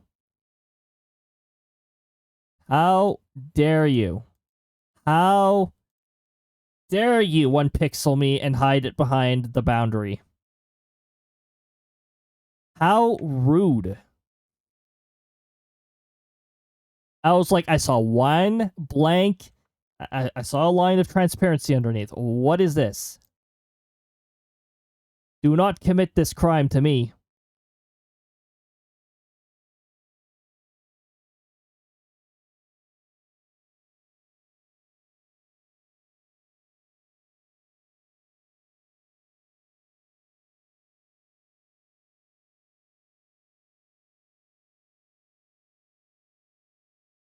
Hey, you notice how Chris is gradually moving? She gradually moved a little while she was stretching. Oh, wait. No. That's because she just tilted her body. That's all.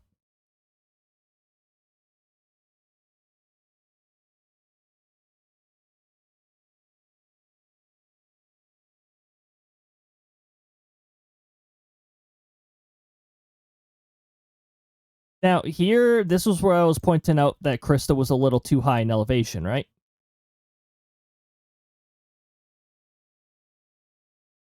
Right here, frame 41. This is when that happens. So what I can do here is I can just start offsetting. Now, if the offset is consistent, what I could do with this software is I can grab every single frame. I could just multi-select and move all of the frames that are offset. So frames 141 or 41, 141. Yeah, sure. And we can do this.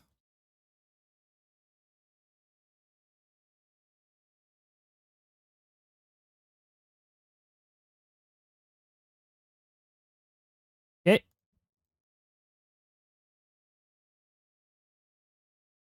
Okay, the offset isn't too bad now, is it?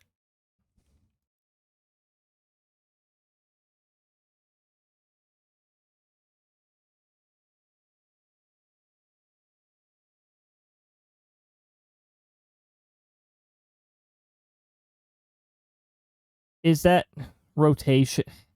Is that a rotation threat? Oh, why? It's subtle enough, thank goodness. It won't make or break the animation, but ugh.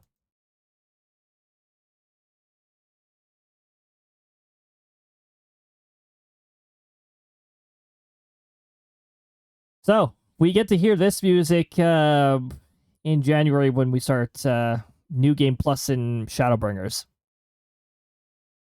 Now it's gonna be interesting. We're gonna be playing through Shadowbringers while at the same time, off stream, I'm gonna be playing the new expansion. So that'll be fun.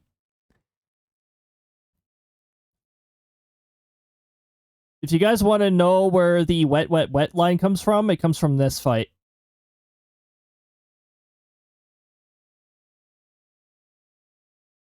Oh, this is where I didn't... Yeah, this is where Crysta didn't move as much. Right. What the heck's going on here?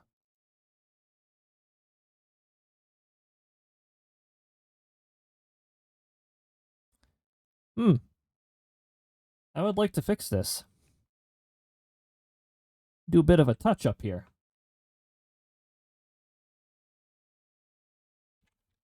I'm going to set the brush size to 2, and we're going to set brush hardness to 70. And we're going to capture this color, and we're going to use that.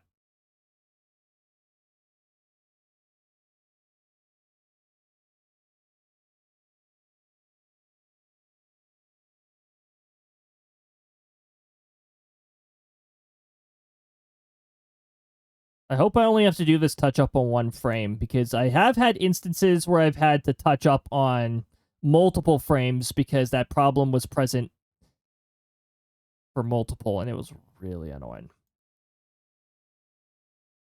I'm going to use the other side for reference. The other side tells me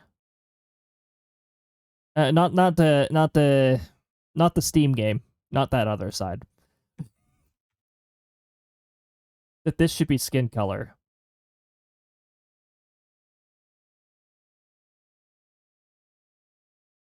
Look at that. We're doing a bit of touch-up work, too, because of funky VTuber Studio stuff.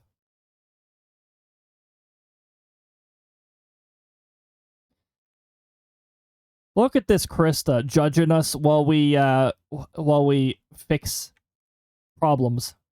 Oops.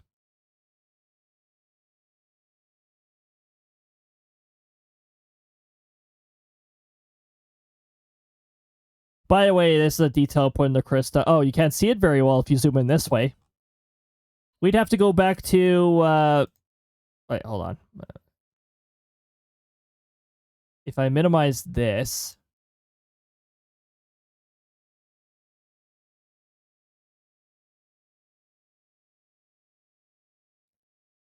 If we leave out of this... Crysta? Okay. I was about to say, where are you, Crysta?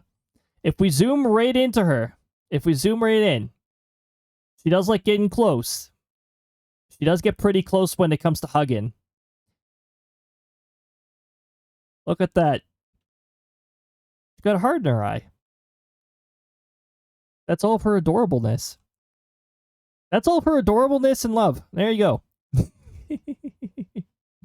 Okay. Back here, where Crysta's judging us rather than allowing us to see her love-filled eyes.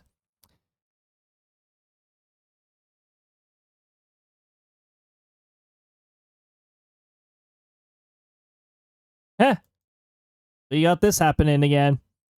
Oh boy, my favorite. Scaling. Oh, the last 3 frames do it too. Why? It's a scale larger, so it's a little less annoying. So I'm going to go 1350. Oop, that's not good enough. Oh, wait. Oh, it's a scale down. Ah. Grouchy Snake. The Grouchy Snake only has 5 HP. Got a little NPC sticking out here. Or sticking around. 1300.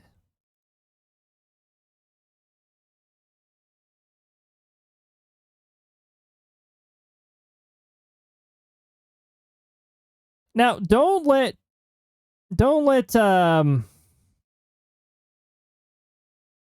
Don't let this boss convince you that bigger is better. Bigger's not always better. A bigger Crysta? Yeah, probably. It would make her hugs more dangerous, though, so we should probably keep that in mind.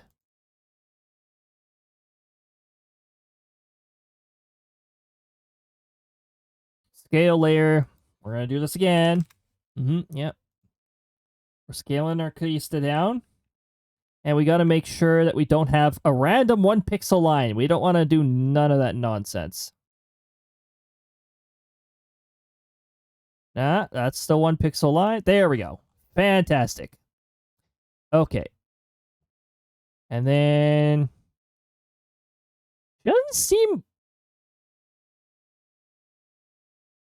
Nah, it's... I still say 1300. Here. Do that. And then we gotta adjust this Crysta. For a moment, I thought part of the transparent background turned into Crysta's tail color. Nope, that's actually Crysta's tail.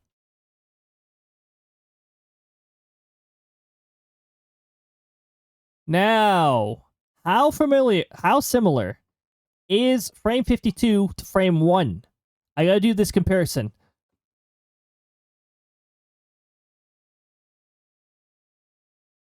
You don't see it right now, but I got such a flat look on my face. What is this bullshit?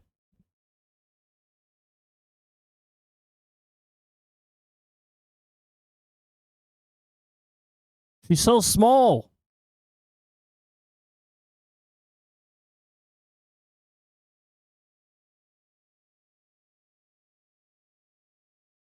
Is there any frame where it looks like she's moving closer? Because if I can find a frame where she's moving closer, we can be like, she moved back to the camera.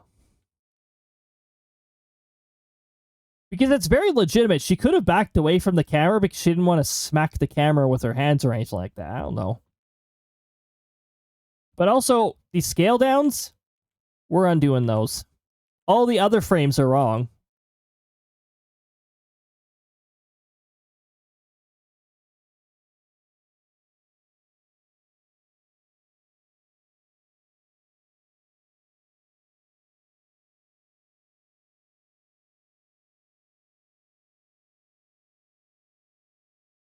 Did I miss a touch-up frame? Like, we did a touch-up here. Frame 49 needs a touch-up. Frame 50 only sort of needs a touch-up, thankfully.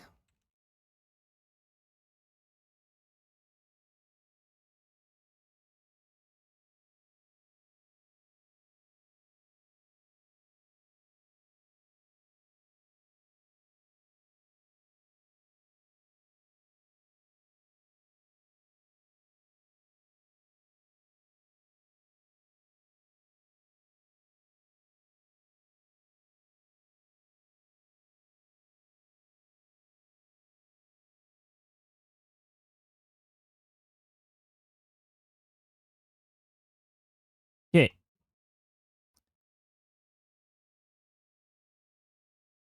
Oh, let's go at it again.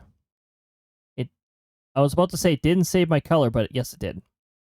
What am I talking about?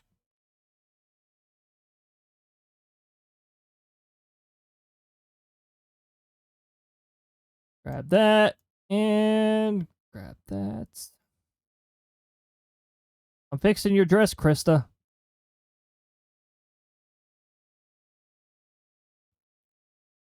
She would be thankful if you fixed her dress, actually. Surprise, surprise, she'd probably give you a hug. As gratitude. But also, she loves hugs.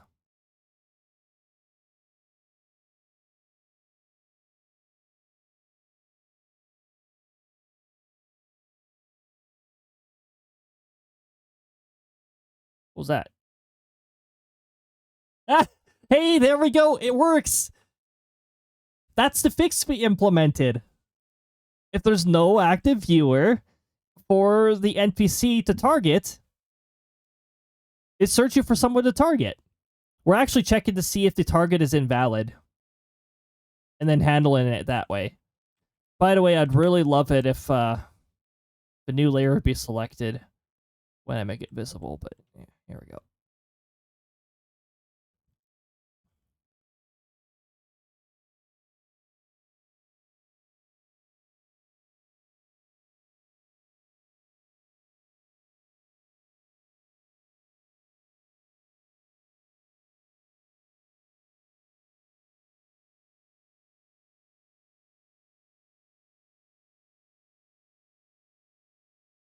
We don't have to, like, worry too much, but, like, a little touch-up will make things look much nicer.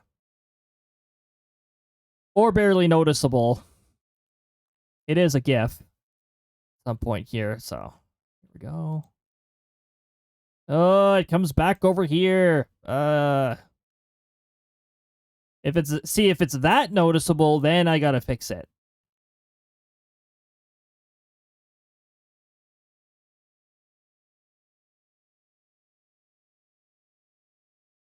Don't worry, Crysta does not have any sort of, like, bullet hole or anything like that in her. Don't worry about it. She's fine.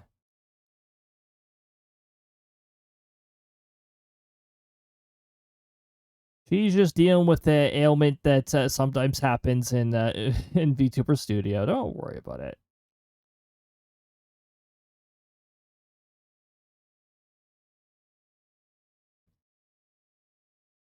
You guys ever watched a glitch compilation of Paper Mario 64? There's a room in this particular stage that this music is from that can break pretty badly.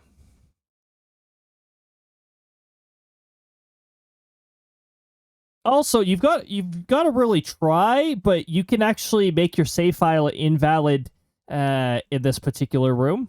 Or sorry, unwinnable. An unbeatable save file.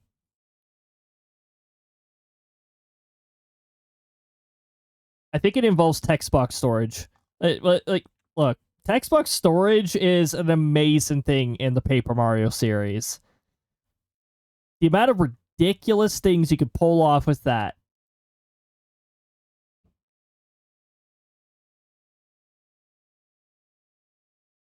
Being able to walk around while the save box is open is quite something. Oh yeah, and in the Thousand-Year Door, the Switch version, the non-updated version, the non-patched one, like the original version, there was actually text storage. I was actually able to replicate it myself, and it was fun. There were some really ridiculous things you could pull off with it. Now, I still have that version. I intentionally switched auto update for a Thousand-Year Door off because that bug is so much fun. I wanted to play around with it. It's not an online game, so it's like, oh, I'm keeping this version. I like this version. I like this version with text storage. It brings me back to the GameCube and N64 days when if games had bugs in them, those bugs are there to stay. You can't patch over them. It's also the reason why a lot of games were better quality, like right from the get-go. Like back in the day. It's because you can't really patch over things. We got another ad already. We're at 7 hours? Crysta, how are we already at 7 hours? How did you do this? See, now Grouchy Snake can't randomly attack. Just be ready with that, I guess. We got 3 minutes of ads rolling here just to keep away pre-rolls. I'm not going for 8 hours, but I will probably go a bit into the 7th hour because I want to see this animation succeed.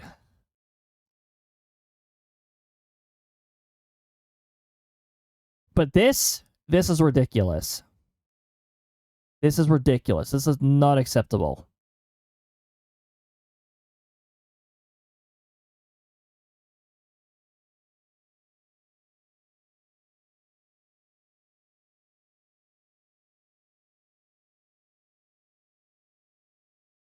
Is this where the issue happened? And did the issue happen after frame 1? Is this supposed to be a joke?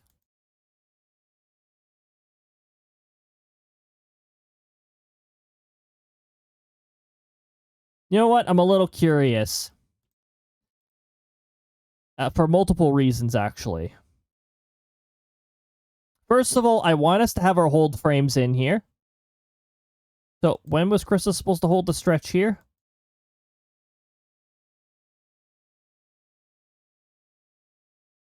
I think it was here. So, frame 41. 1000 milliseconds. Which is 1 second. And then we're going to go... frame 51. You can't see what I'm doing. It's sort of out of bounds of what you can see here. And this one is 5000 milliseconds. Because it's end of loop. Because I don't want it to loop there. So, just that. Okay.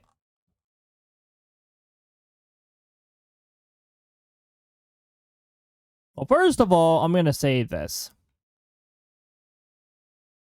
And it's going to be... Crysta stretch. I have a file that says Crysta dance. When did I do Crysta dance?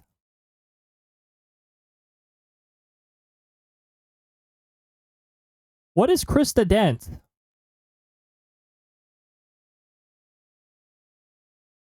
Okay, now I'm going to, out of curiosity, I'm going to export this as a GIF. Once export image finally loads. And yeah, it'll be Crysta stretch. Except it's going to be version 0.5 because I don't think it's ready yet. And if it looks really good, then what the heck? I'm not expecting it to look amazing because we had that weird shrinking issue. Yes, I know. Things beyond the border get cropped out. Cool.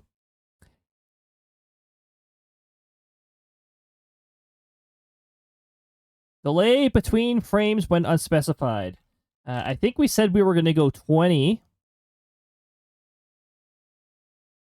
And then I'm going to export it.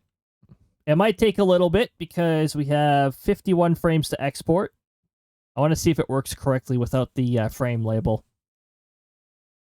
Oh, did I select the default mode? Ooh. I hope it was in replace mode.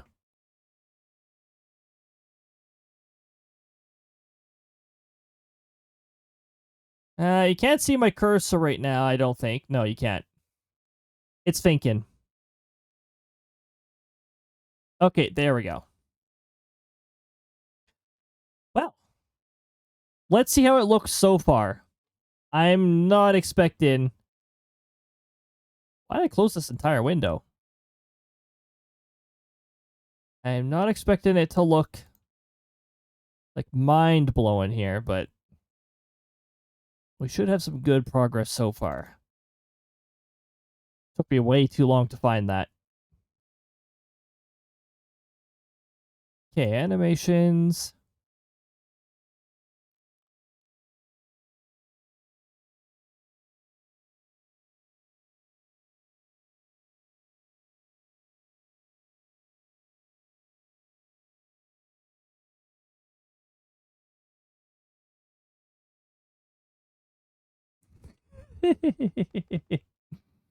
Hold on.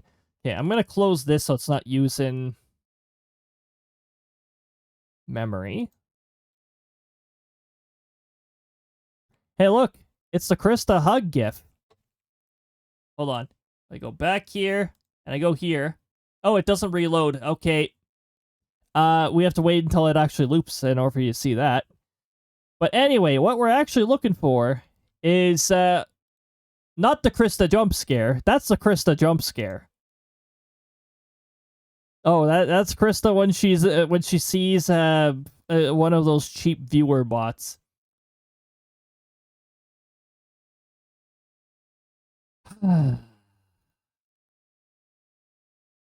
This is what I get for not selecting it used combine, the mode that I didn't want it to do.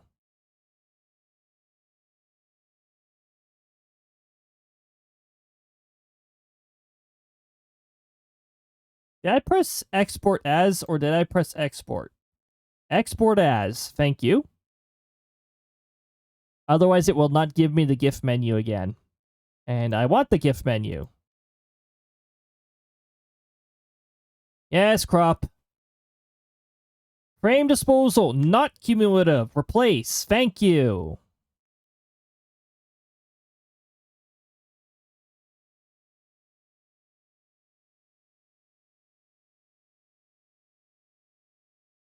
Okay, I've got to wait for it to think again. I really should have thought things through.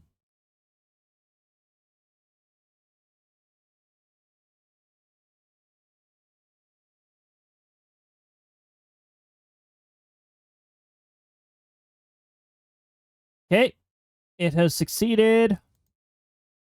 Yay, let's try this again. Now I know how to actually export things. That is not what I wanted to load in. Why are we loading in Crysta Hug again? We don't want Crysta Hug. We want to see how the Crysta stretches. Wow, it's so laggy because everything on this computer is lagging for some reason again. You know why? It's probably because this VMagick Mirror program sucks and has thousands of threads again. That's probably why.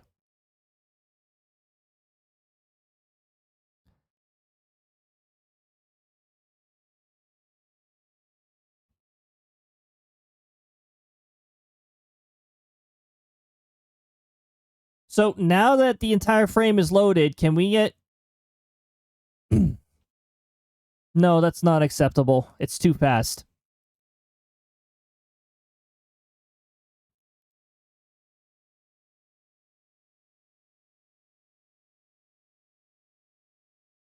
I'm going to set it to 50 between frames and see if that improves it.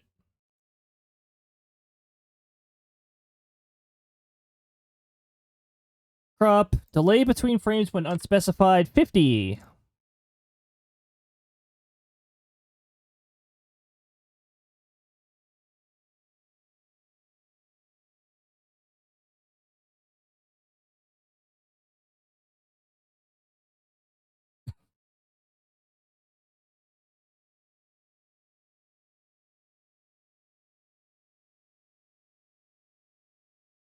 It's way too fast. I should probably set it to 100, actually. Like, it's not just a little too fast, it's way too fast. It makes the delays look terrible. I could probably decrease the delay, though.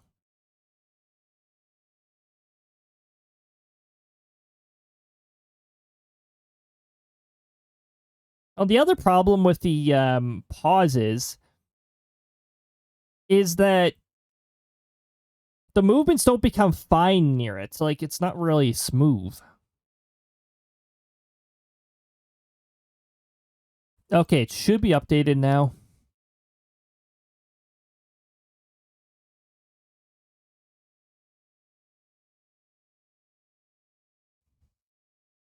I don't think that's the right frame to pause on.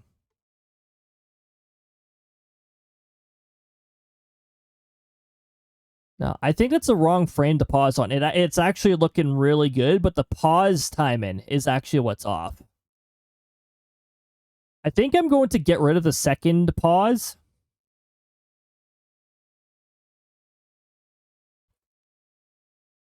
So let's bring this back up. The second pause, I think that can go.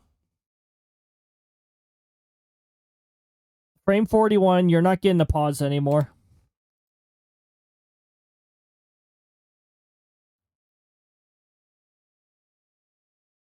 That bounce actually looks really good. What the heck?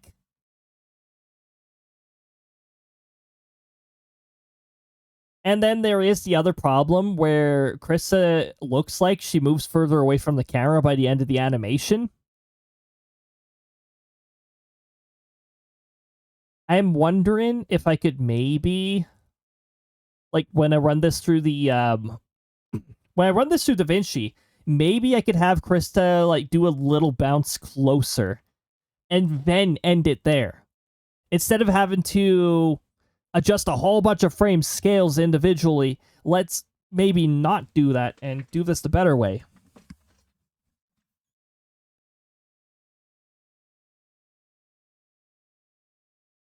I'm liking this so far. It's got promise. It's got promise. So I'm going to do another export as. This one will not have the pause on frame 41.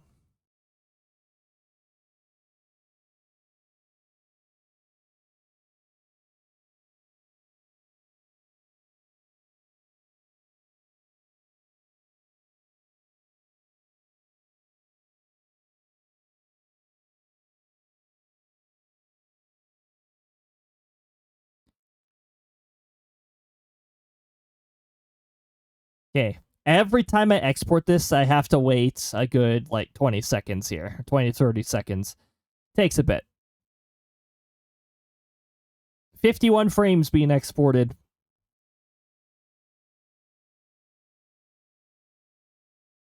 Alright. Let's take a look this time.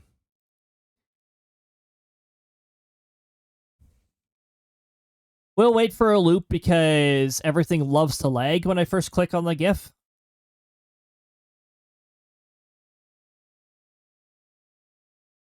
I love it so much more now that I removed that second pause. It almost looks like Crysta's posing, though. It doesn't really look like a stretch, does it? It looks sort of like a pose.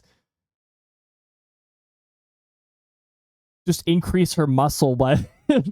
increase her muscle value in VTube Studio and be like, oh, yes, buff Crysta.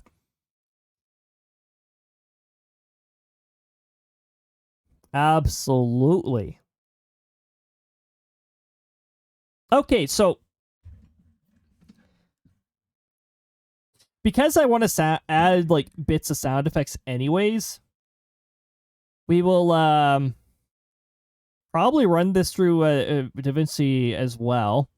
That's the video editor I use.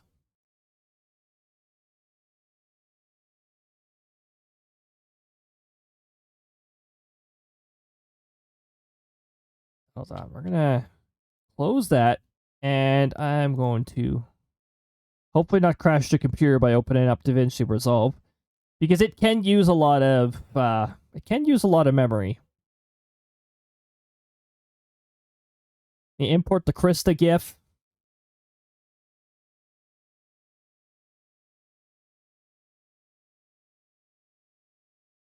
I guess it's not so much version 0.5.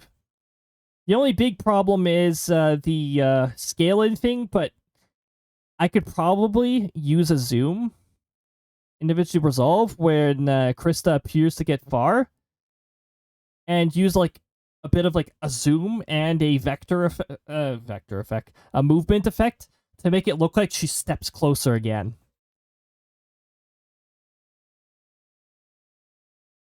I'm gonna need a new project when it comes to this.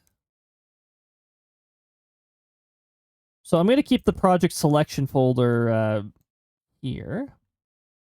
Wait, cancel. Hold on. Do I have a... No, I don't have a general animation file that I can use for everything. Okay.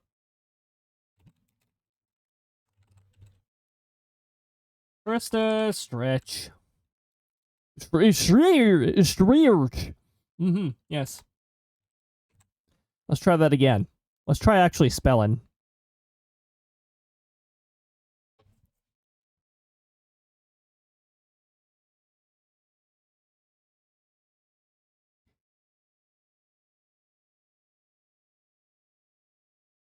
That's not going to make the frame rate really weird, is it? Hold on. Timeline.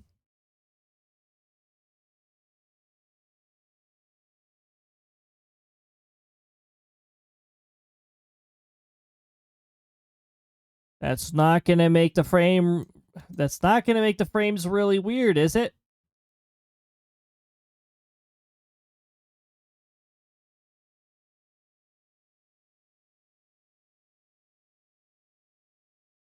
Ew. 24 frames. Ew. Ew. Gross. 24 frames per second is gross. No, thanks. No, thank you. Oh, wait, hold on.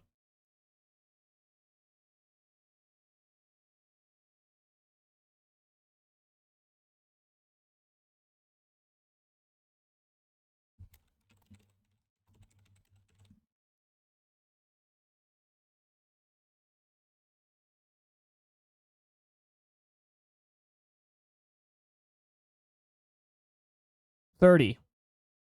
We don't need to go to 60. We're not that detailed on all of it, so we'll just stick to 30.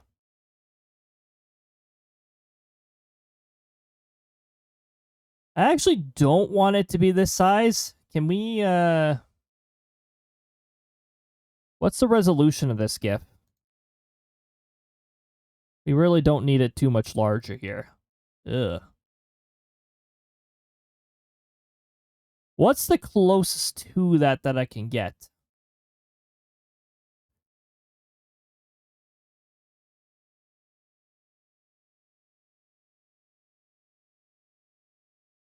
That's going to be a really messed up aspect ratio, so maybe not to that.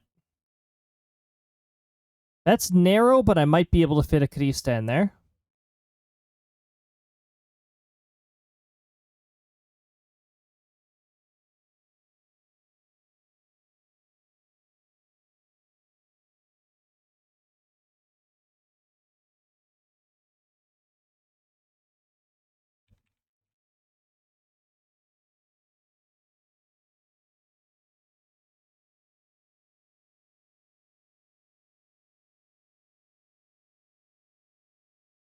It includes the 5-second pause at the end here. We'll just we'll trim that out here.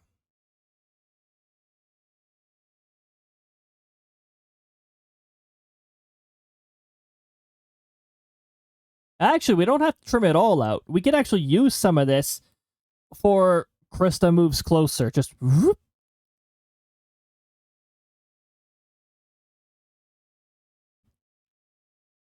I'm going to copy this, and I'm going to paste another... No, I want to paste another layer up here, actually. What are you doing?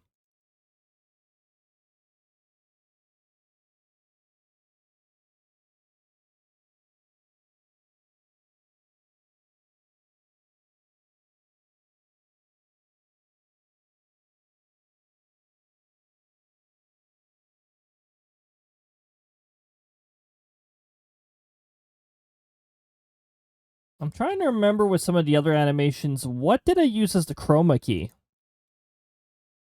We got to think about chroma key when we're doing this, too. And I'm trying to remember what chroma key I have the animations layer set to by default. Or the media layer.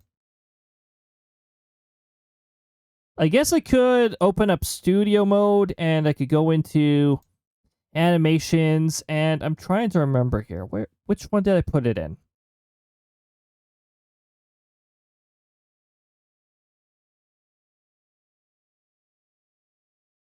Oh, there's only one layer that I can put it into for media, and that is animation layer 5.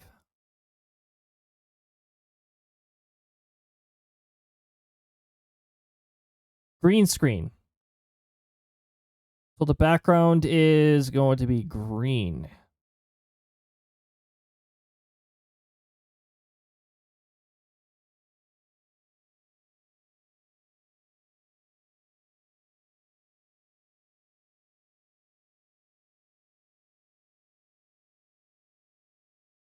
And you go.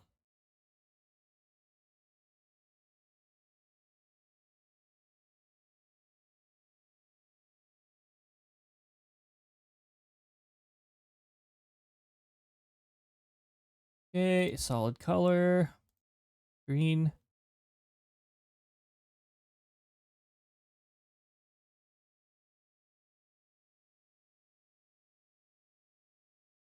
What's going on here? Okay. There we go.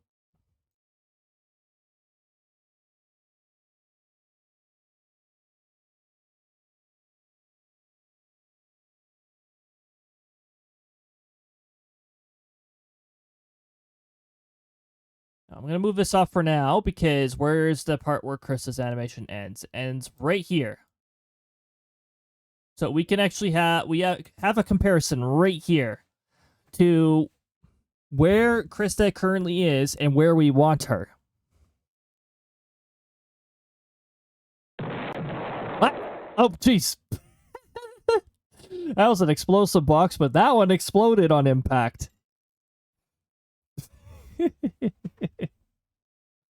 Oh, beautiful.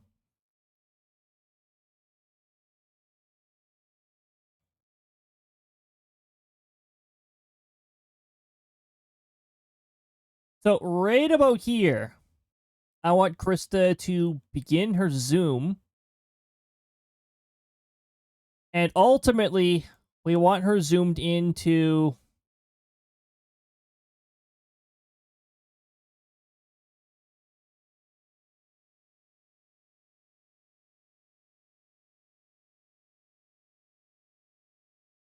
I guess we need to know a period of time that we want her to zoom in for. So where did I put the keyframe?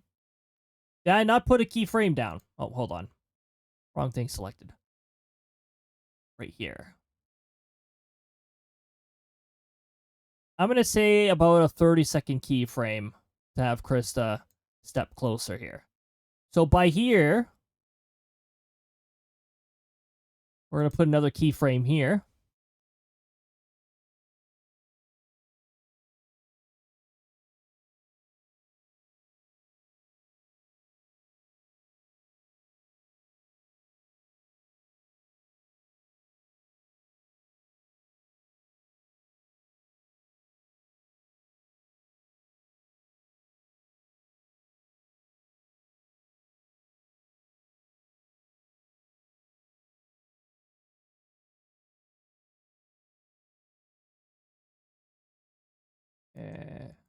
She's not close enough yet, so we're just going to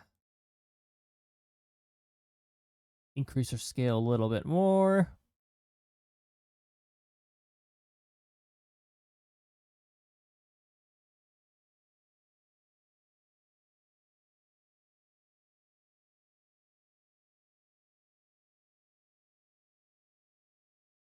Little bit of a different posture, but that's fine.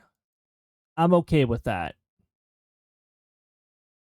It's not like Crysta's going to be in a static, perfect master frame posture the whole time anyways when this gets activated. So that's fine. But yeah, we got the necessary zoom here. Inhale, exhale, inhale, exhale. Anyways.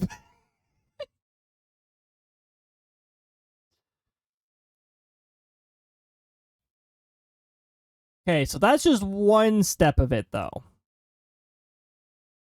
So I need to remember to press backspace and not... And actually, no, we do need a split here because we don't need it to continue beyond here. So we'll just remove that.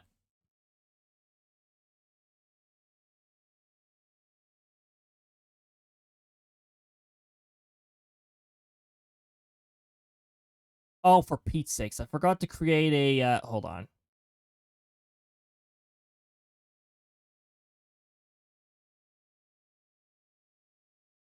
I forgot to create a keyframe on position.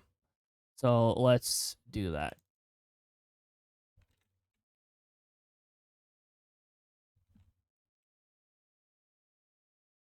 Bad Burb Jr. Bad Burb Jr. is an easy to defeat one. Just slides closer. No, we're not going to do that. So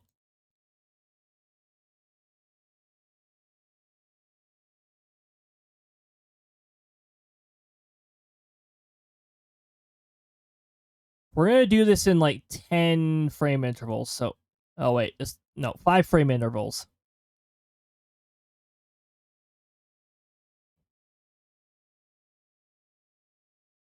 Excuse me? Oh my, why does this have to be such a chore sometimes? Undo again. Create a second keyframe. And then back over here, then we can set this to 0. Oops. 00 will just translate to 0 anyways.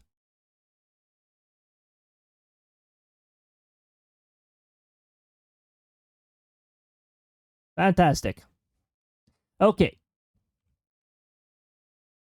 I want her to do the step closer, so here she's going to begin her, like, descent.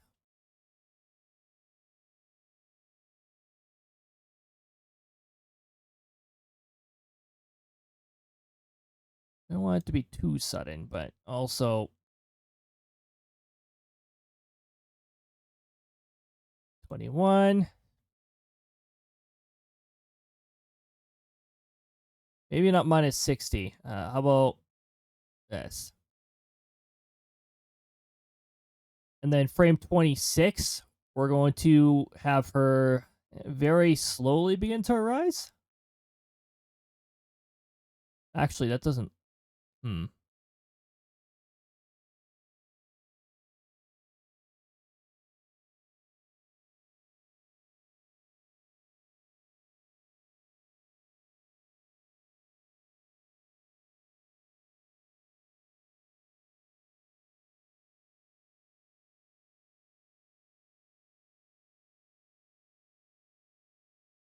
You know what? She's going to begin to ascend here.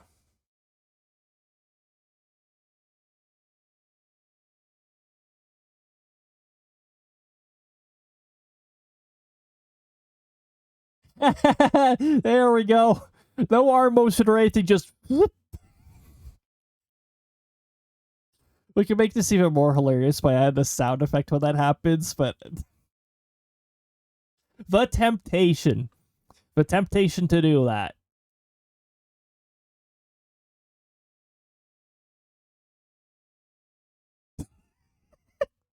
That actually looks a little... I don't know why, but I get an amusement out of that. Hey, we got Bad Burb Jr. here. We should, It's not a good burb. If it was a good burb, I'd say don't attack.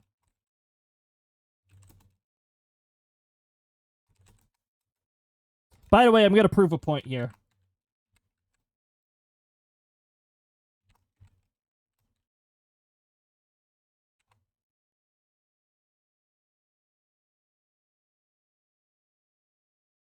It's not case sensitive anymore. I made it so that it was no longer case sensitive. It doesn't care what casing you use. It does care if you put a space in it. Don't put a space bar in it because it'll think it's a separate argument. But it doesn't care what casing you use anymore. So there you go. The magic of the to lower function. Variable.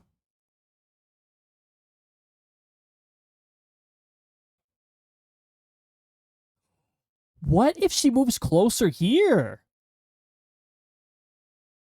Oh. I'm telling you. I think it's a fantastic idea. What? Whoa! Jeez.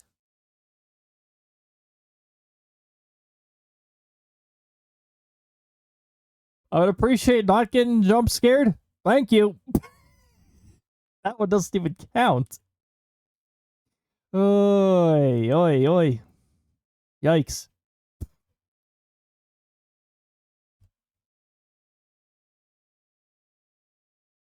That's a jump scare I was not expecting. At all.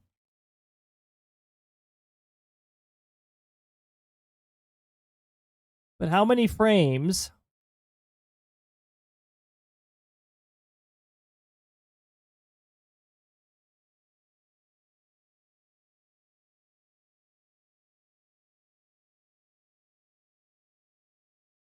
What if we start the vectors here?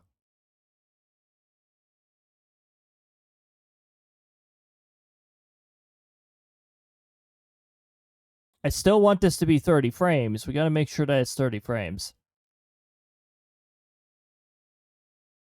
which means it would end here instead.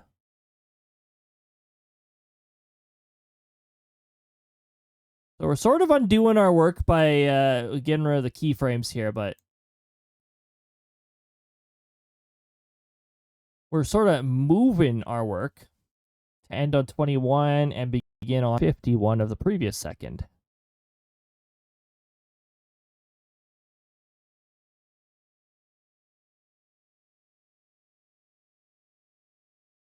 You missed, Bad Burb Jr. What are you doing? Also, why is that still all lowercase? I fixed that issue, did I not? I could have sworn I fixed that issue. Did I not press save? Did I press cancel instead? Like, what's going on here? Oh, that's miss. Did I miss? I might have missed miss. NPC user, conditional effect. Target has at least 1 HP. Conditional effect. Miss. Hey, look, I missed it.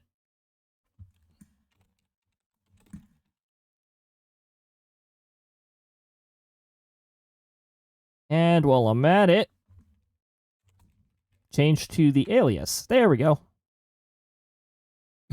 Yay. That is so much better. And back out of that. Actually, hold on. I'm checking the other miss one too in case that one also has problems. Miss due to resistance.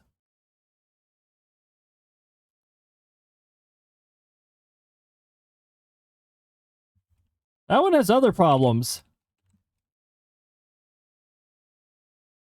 But yes, that would still display a little weird, so I'm going to fix that. There we go. That is now fixed.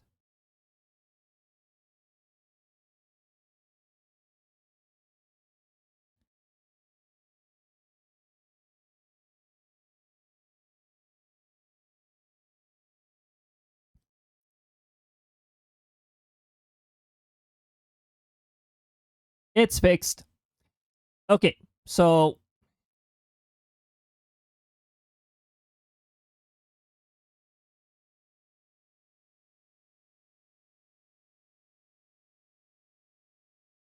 there's still a keyframe I didn't get rid of, apparently.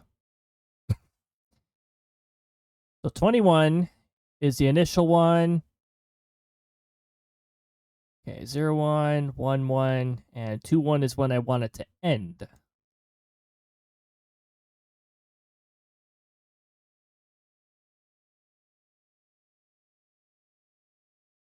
And hold on, there is a keyframe here. I want to get rid of that.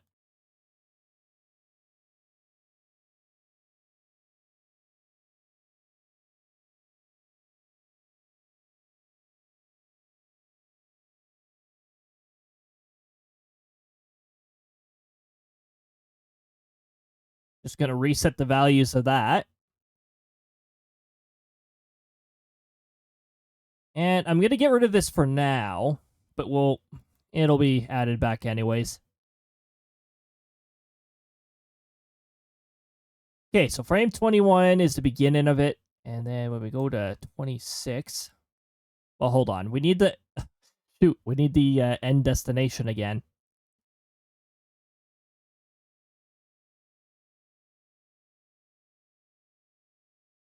I need to add this a second time again. Oh, Bad Bird Jr. is gone. Bye-bye, Bad Bird Jr.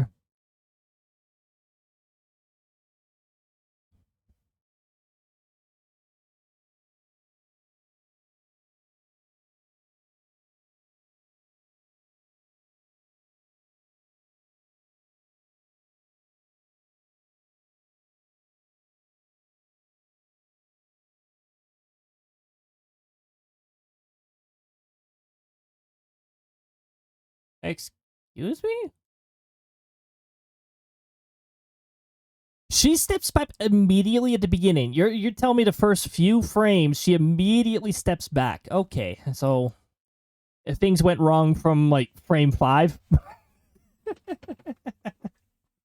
Well, that's typical. Of course, things are going to go wrong as early as they possibly can. Oh, also, why do I still have studio mode on? I don't need it anymore. There we go.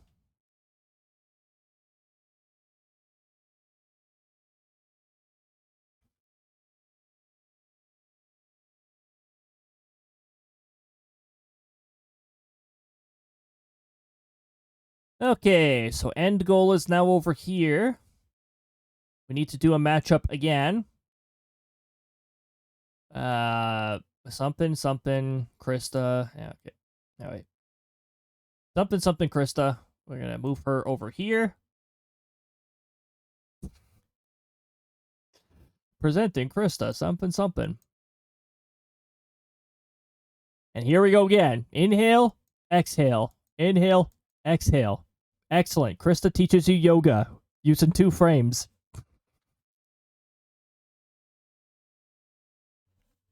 Well, if we can successfully do the inhale, exhale thing, then we know we have this Crysta in the correct spot. I'm going to leave the other one here in case we need to adjust the whole thing again. But I'm hoping that we don't have to.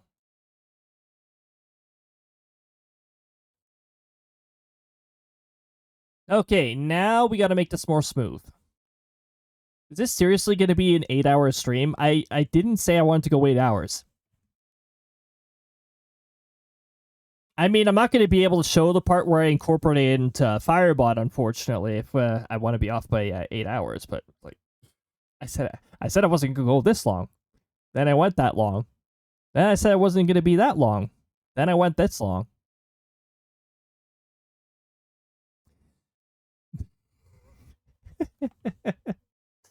One of those days.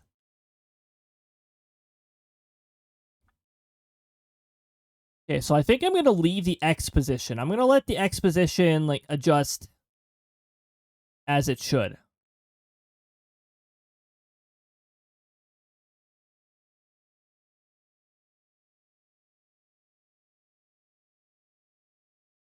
Then down to here, we're going to have her descend a little more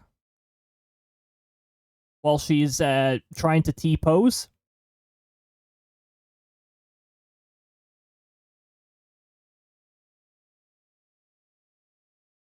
What?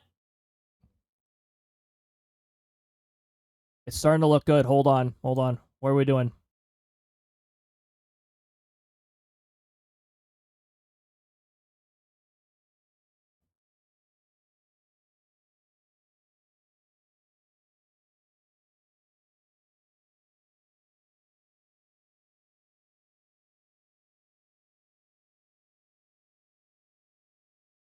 Like, she begins to descend here. And then descend faster. We can actually do a descend slow down here.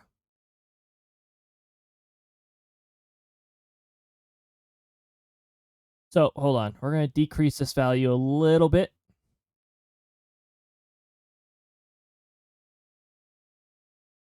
And then we're going to do a slight increase here. So we got to decrease the position again.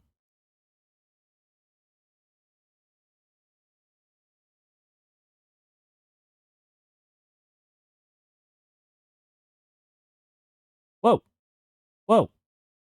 Hold on. I got to aim for... Oh, okay. Well, in that case, we'll do this.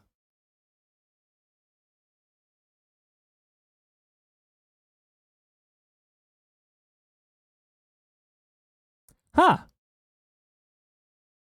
Fascinating. And the preview is lagging again. I really love that. It's probably because, let's face it, one of my displays, video editor. My other display, we've got OBS with the main view and the vertical view. And then we've got Stream Manager over here. I'm sure that's demanding a bit from the GPU as well. So the GPU is like, holy crap, I have to decode all this at the same time. What is going on here?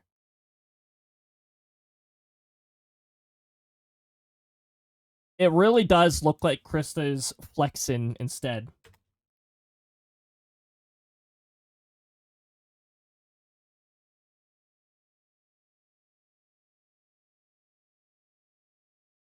So I managed to turn a mistake into actually looks good. Okay, well, I'm cool with this. I'm pretty cool with this.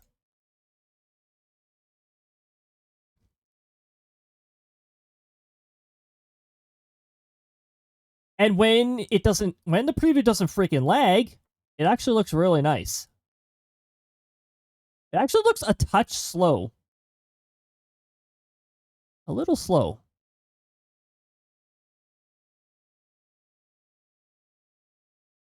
Nah, you know what? That's good.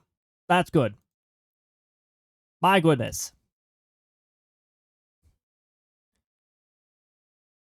Now, we've already got the green screen set behind it, so that's good when I have the... I'm going to make sure that the green screen filter gets turned on when activated in Firebot here. That's pretty cool. That's pretty cool. I'll set it to this. Oh, wait. Do I export? Oh, sound. Sound. What am I doing? What am I doing? Now, I don't think this is going to be, like, too involved here, but I think, like Crysta making a stretch noise, like, a little stretch, a cute little stretching noise here. Wow. It's not going to be a very long one in terms of length.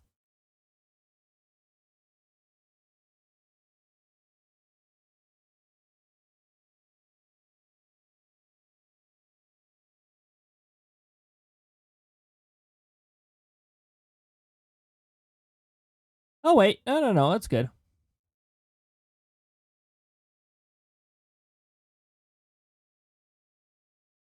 I was thinking of making a silly noise here when Crysta moves closer, but, nah, we won't we don't worry about that, all right?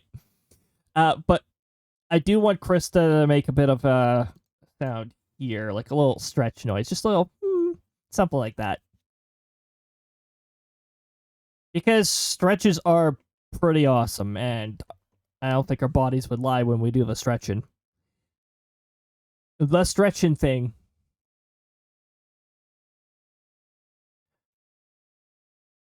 Let me see here. Which microphone is this selecting? Hi, it is I on the microphone. That is not the correct microphone. That is directly from my microphone. That would not do it. So, here we go. I think this microphone is sending to B1, so I gotta select. I love it! Alright, it's time to guess which one.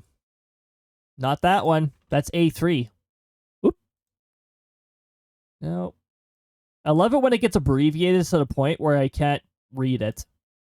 Hey, look at that. It's B1. And B1 is delayed. Test. It's delayed. That's really cool. I love it when the microphone... Oh, it's delayed on OBS too. Voice meter. The heck are you doing? This is the second time you've done this bull crap. Come on. Get your shit together. I'm going to restart voice meter again.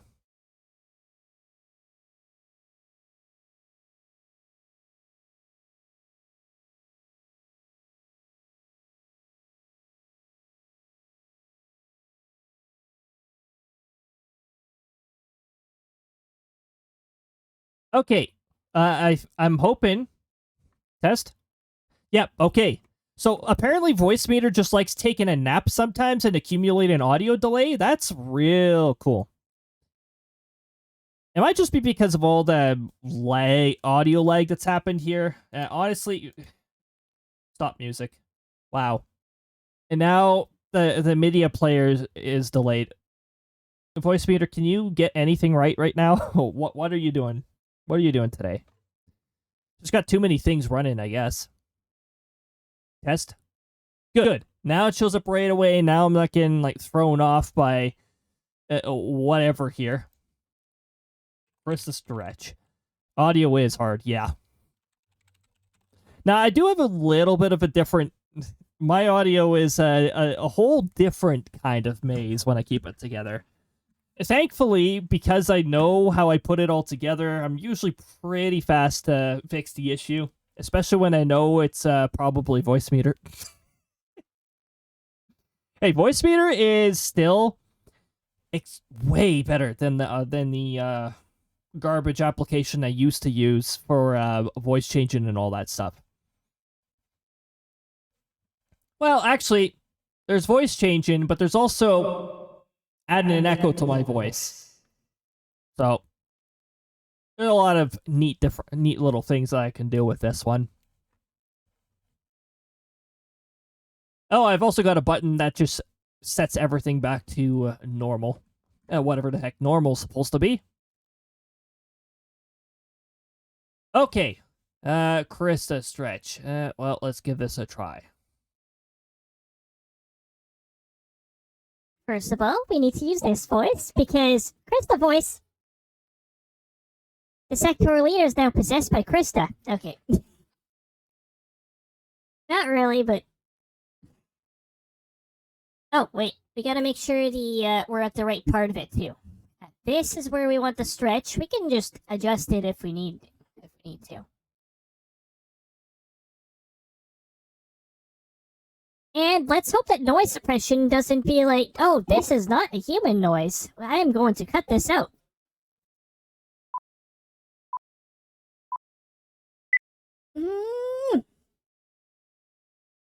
Or should I say, meow? We could do that. Hold on, what does it sound like? That's good. Sounds great backwards. I love how it sounds backwards. It's really good.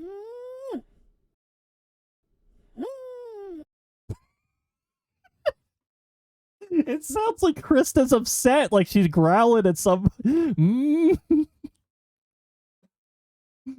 Oh, that's good. That's good.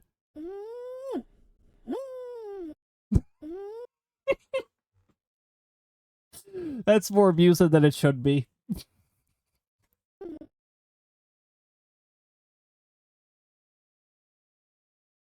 Okay, we're gonna start it here. What? How does it fit? How does it fit so well? Right when she pauses in the stretch, it stops right there. How? It's like the perfect length that I need too. What is this? It's like when I randomly, perfectly parallel park the vehicle. It's like, how the heck did I do this? That's the problem with a lot of it. It's like, you're not even going to remember how you did it.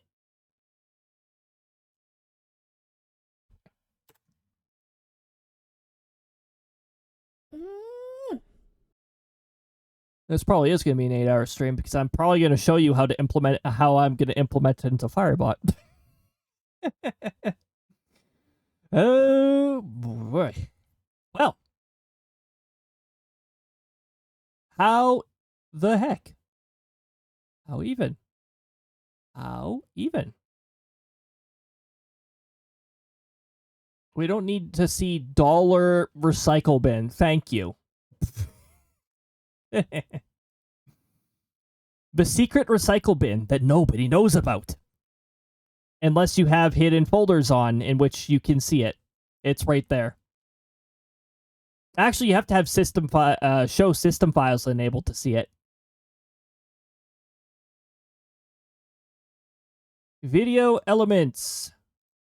Crysta stretch. Hey, look, we got Crysta walk. And high five Crysta.mp4. We're just outright calling it Crysta stretch. We've called it that the whole time. Diamenda hammer.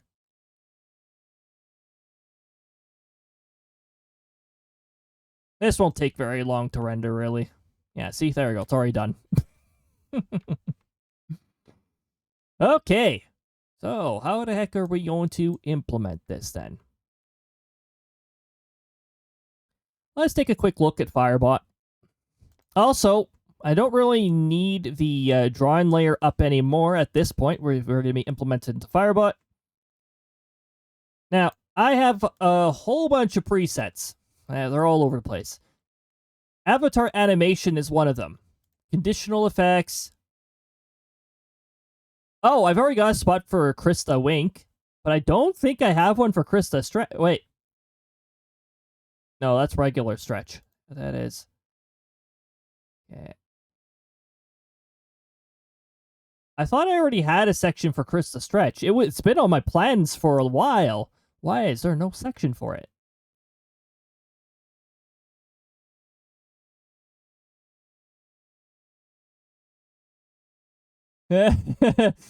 Well, okay.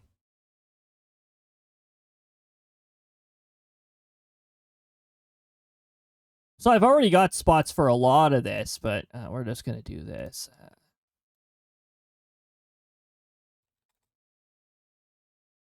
We're going to do Stretch, Crysta. I'm going to learn how to spell first.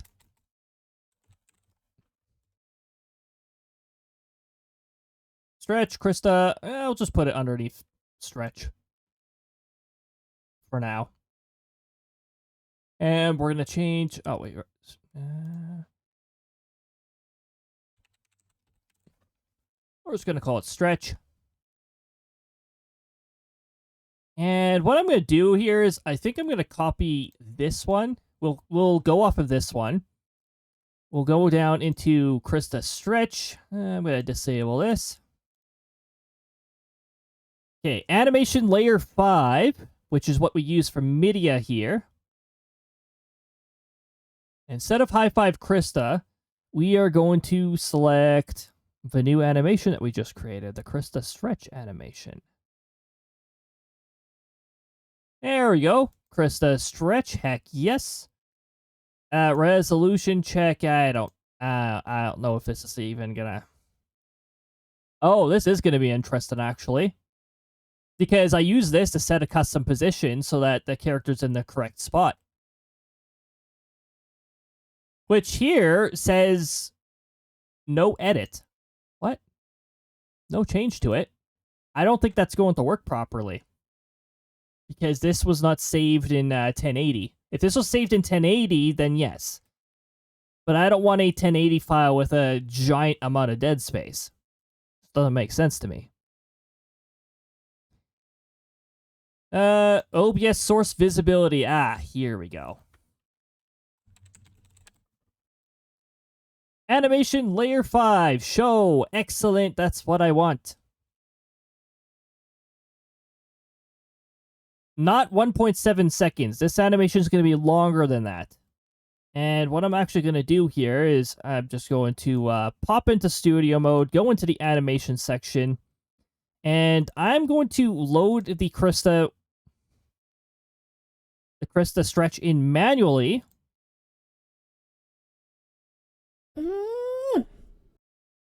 Nice. I'm going to need to adjust the resolution of that because that's what it looks like right now. I'm going to pause it here. Actually, how long is this? Hello? How long is this? 3 seconds? 4 seconds. It says 3 seconds, but it's actually 4 seconds. Probably a rounding thing. But anyway, I want to pause it right in the middle here. I want to know what position am I going to have to put this in. I can actually... This is pretty good. I can use studio mode to move the animation layer while you guys can see this. Like, I should have been doing this from the get-go. Now, this will be a bit of a problem for those of you on the vertical scene. So what I'm going to do here... Oh, the animations layer is already there. Okay, well, that's a bit of a problem then. Okay. So you won't be able to see this on vertical, unfortunately. There is a Crysta behind me. You will notice that there is a Crysta behind me. She's a little small, actually, so let's scale this up a little. So what we want to do is we want to get Crysta... Honestly, frame 1 Crysta would be most ideal here, because then I know what I'm dealing with. Hey, look, I have Crysta's ears. Okay. That means Crysta's too, yeah, there we go. That's better. Right about there. And then we want to place her here. Actually, here. Let's do a little tomfoolery here. I'm going to load Crysta up. Let's get our Crysta. We're going to do import. We're going to import Crysta full. We're going to change sizes.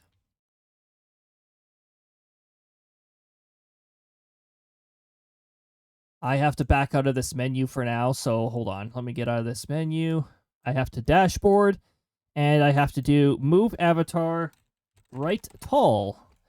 And then I have to do change to Crysta.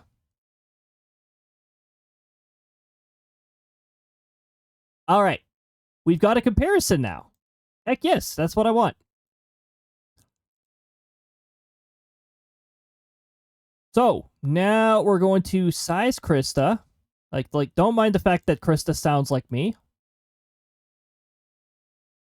Crysta is borrowing my voice for now.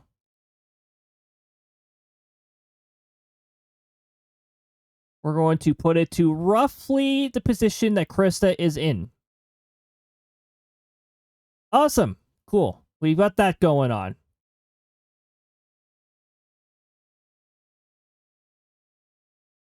Okay, so now that we have that, I'm going to reload the sectoral leader here because I don't want to have to remember to go all the way back and do all this stuff all over again. All that stuff. Do that.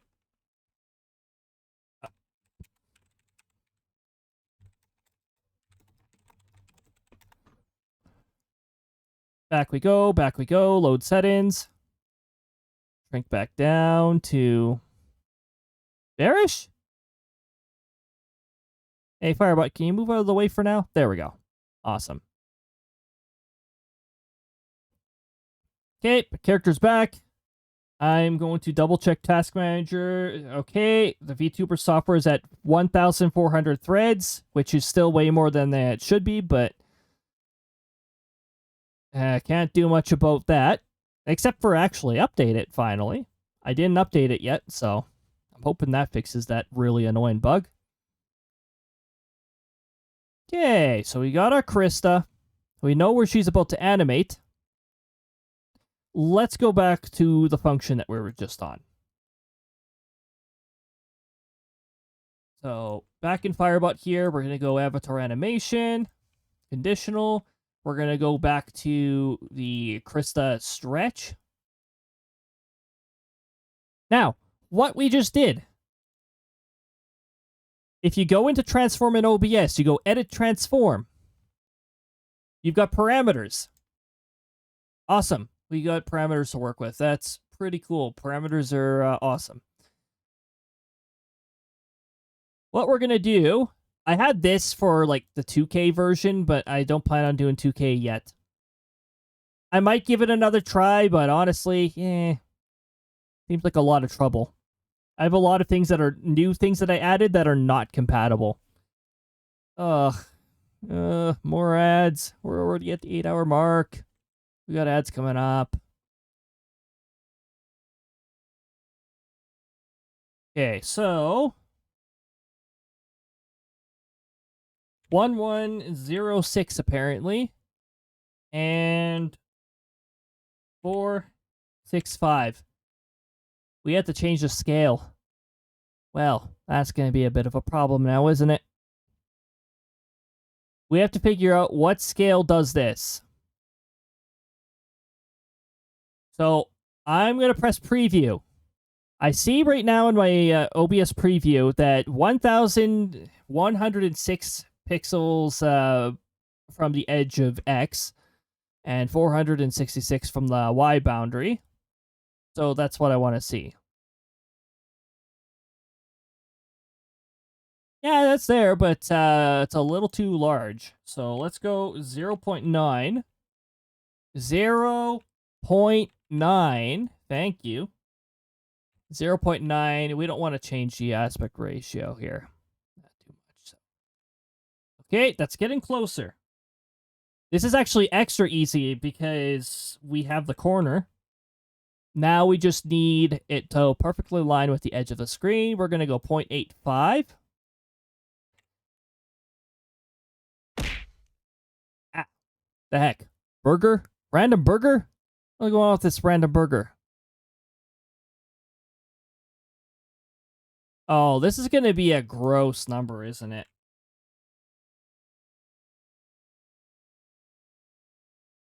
.49. This is too wide. I think I need to decrease the X scale.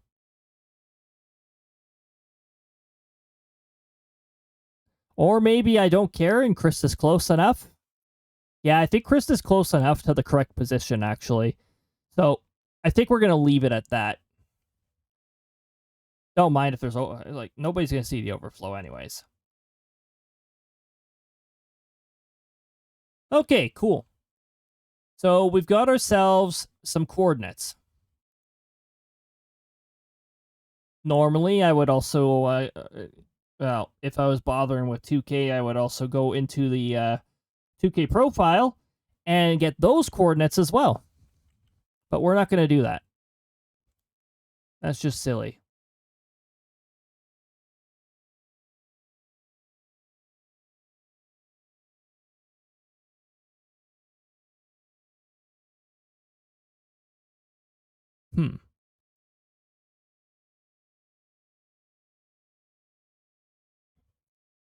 Oh, anyway, let's set that correctly once more. Keep in mind the source is normally hidden. And now it is randomly 3 pixels off. I love it. Let's get rid of those 3 pixels. Please and thank you. Let me guess. 495. Here we go. 8495. Nope, that doesn't change anything. Okay. 50.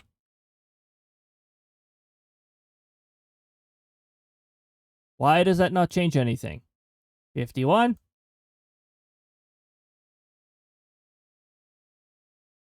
Okay. 3.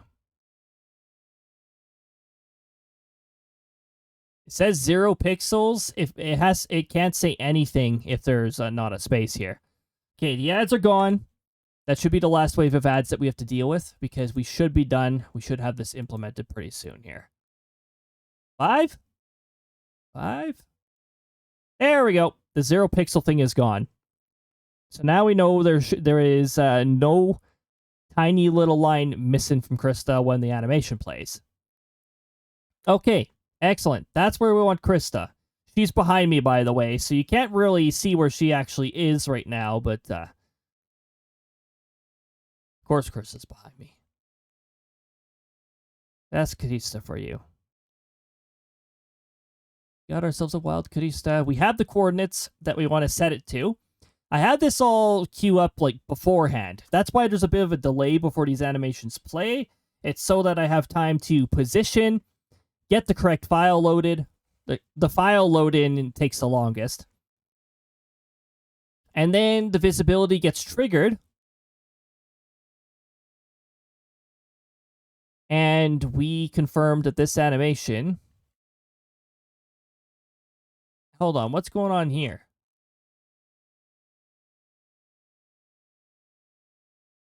Oh, okay.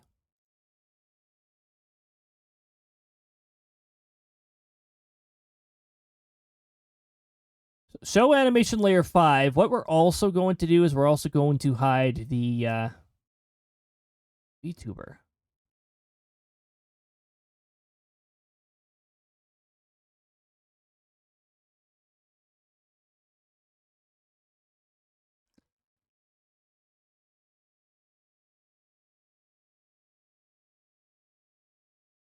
Yeah, that's fine.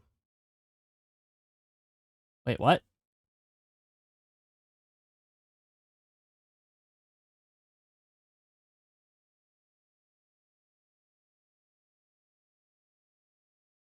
Not intro. I don't think the intro scene really supports these animations anyways. So yeah, that's fine. And show animation layer 5.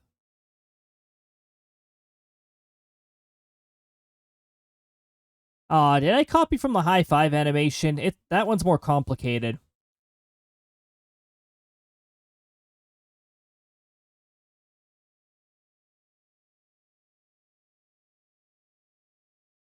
Show. Hide and show.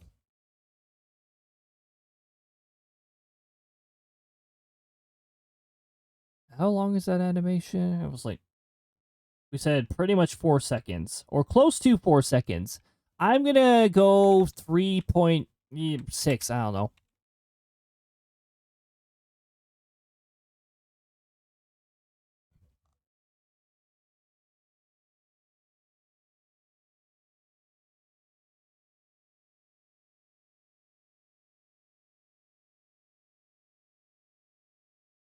And where is the hide animation? No hide? Yeah, well, I say hide. This is probably where the animation actually hides. Yep. Yeah, all right. We're gonna disable these effects for now. And we're gonna see if this does what it needs to do.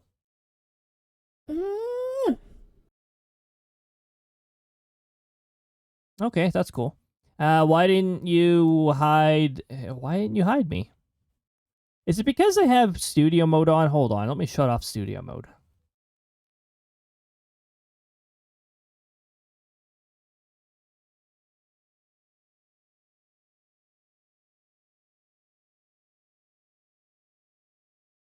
You know what? Let me save this effect and go back in. Sometimes that causes problems too. Crysta, stretch. Go.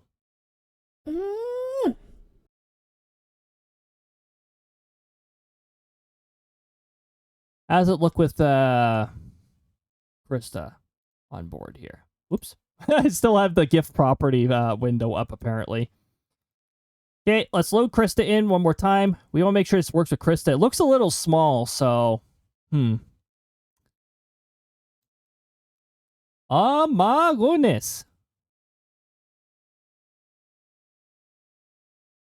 Zeno, welcome on in. Was this UI for Twitch?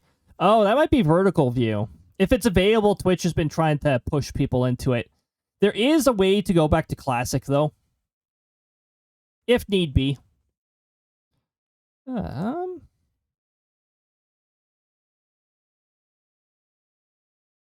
I not? Oh, I didn't load Crysta with Firebot. Okay.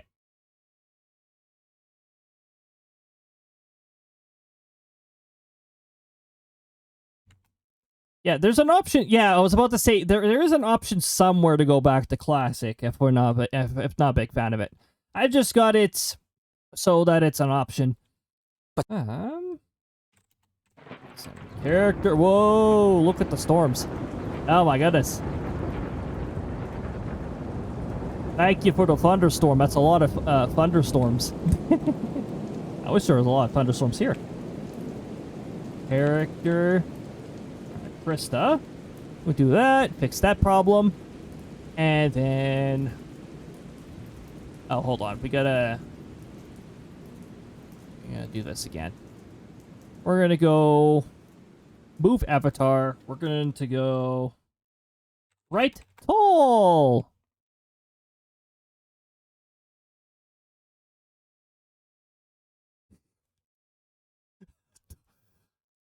How Tush you doing? Okay, sectoral captain. All right. Yep. Okay.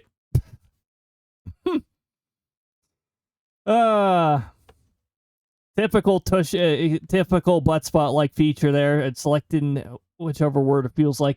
It likes to target emotes too. Sectoral Captain Jin really likes to target emotes. My goodness.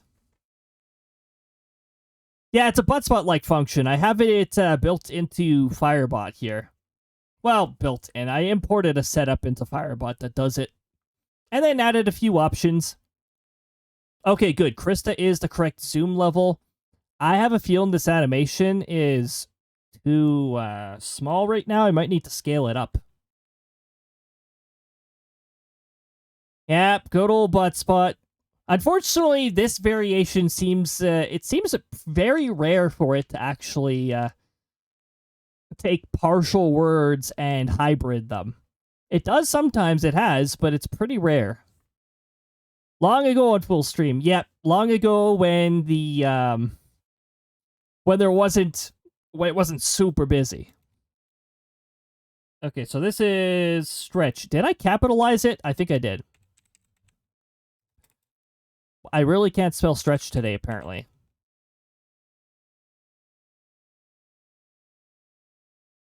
Oh, not capitalized, all lowercase?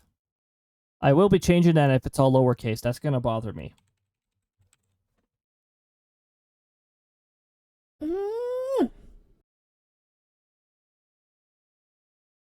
That's too small. That's too small. Okay, we're gonna have to adjust the scaling. So we're almost done here. I'm gonna keep Crysta up so for the sake of easier testing and all that stuff. So Crysta will be speaking like a sectoral leader. Don't worry about it. Avatar animation. But so far, yeah, things are pretty decent over here. Good to see you. Good to see you again. We are invested in completing this Crysta animation, getting it to work. We don't need too many more steps, really. We just need to adjust the resolution now. Did I do comparisons to the wrong Crysta? Is that what happened here? Because this is the default mode for Crysta.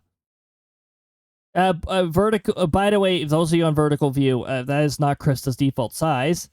I just can't get Firebot to interact with vertical sources here. Okay, studio mode, and I'm going to go to the animations layer in studio mode. And I'm going to trigger the Crysta. Where is she? Trigger the Crysta. That is way too small. We need to get new coordinates for this.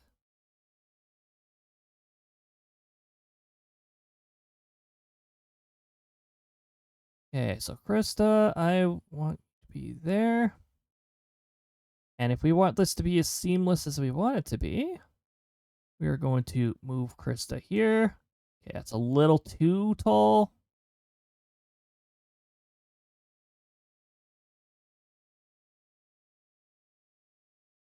Yeah, somewhere around there. Maybe a little bigger. I don't know. Big Crysta stretch.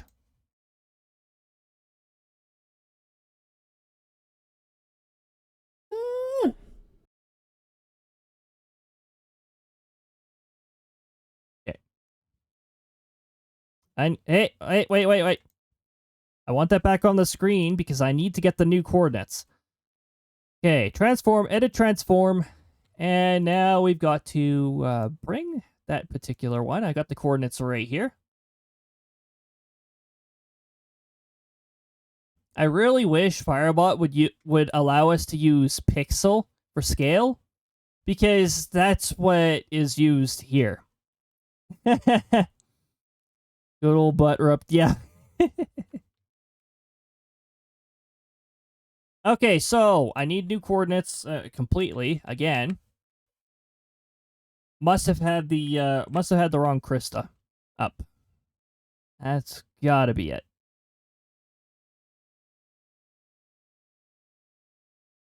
Hold on. Let me double check. Crysta full. Okay, that is Crysta full. Good.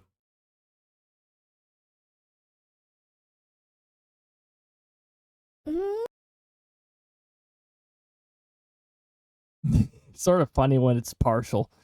Okay. 1051, 176, And then we gotta check the scale again. Again with the scale. Wow, now I have to set it larger. What is going on here? Is this just OBS's really annoying container rules again? Messing around with the size of everything? Driving me nuts. Okay, 1.25. Let's give that a try.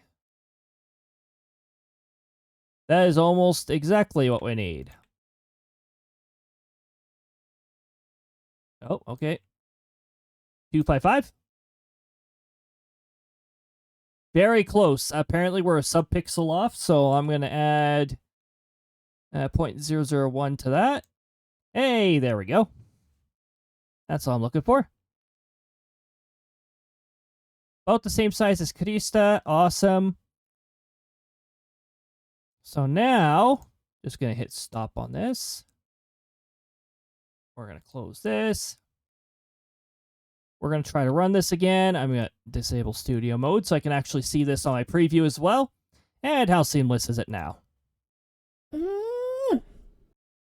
Much better. Much better. Don't mind the lighting change. Again, that's that's actually the application here, changing the lighting according to my desktop. So don't worry about that.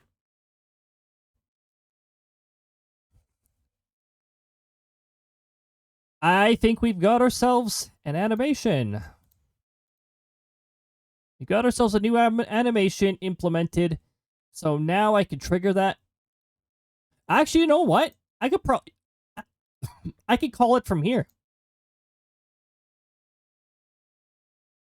If I go into stream animation, right? Oh, sorry, avatar animation, not stream animation. Avatar animation. And I go... stretch.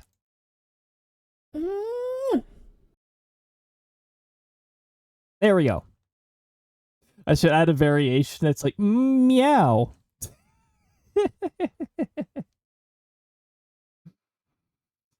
Oh my goodness. Well, okay. Let's switch back to the sectoral leader here.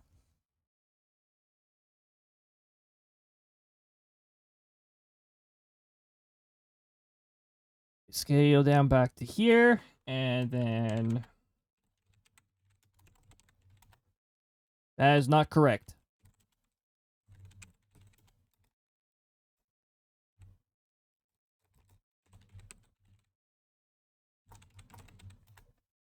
That is correct. And then I gotta do an avatar move. I keep forgetting I can do it from here. And just set myself to right. Right side up. Well, I think we have accomplished some things. Some pretty cool things. We have successfully implemented a new animation. Crysta now has a stretch animation. That is her first animation that's actually available. We can work on a wink one sometime later, or I'll do that off stream or something like that. But I've gone way longer than I intended to. So I think I'm going to send you guys to a different spot, except every single tab I was lurking in rated out. So now I've got to figure out something.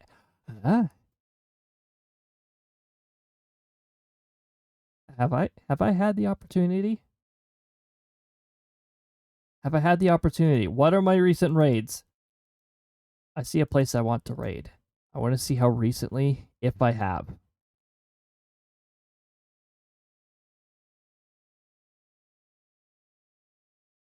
Wait for it. Yes! I could finally raid over here. I have not raided them before. First of all, let's get ourselves over here. I know who we're sending you off to. Oh, heck yes.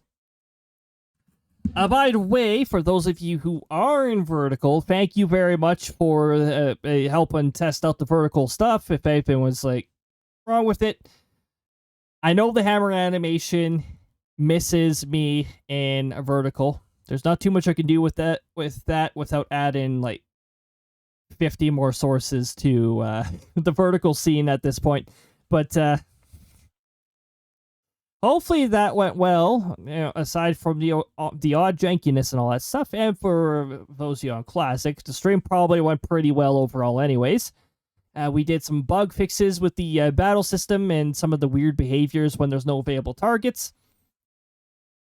And we successfully created an animation for Crysta. Crysta's going to be pretty happy about finally having one.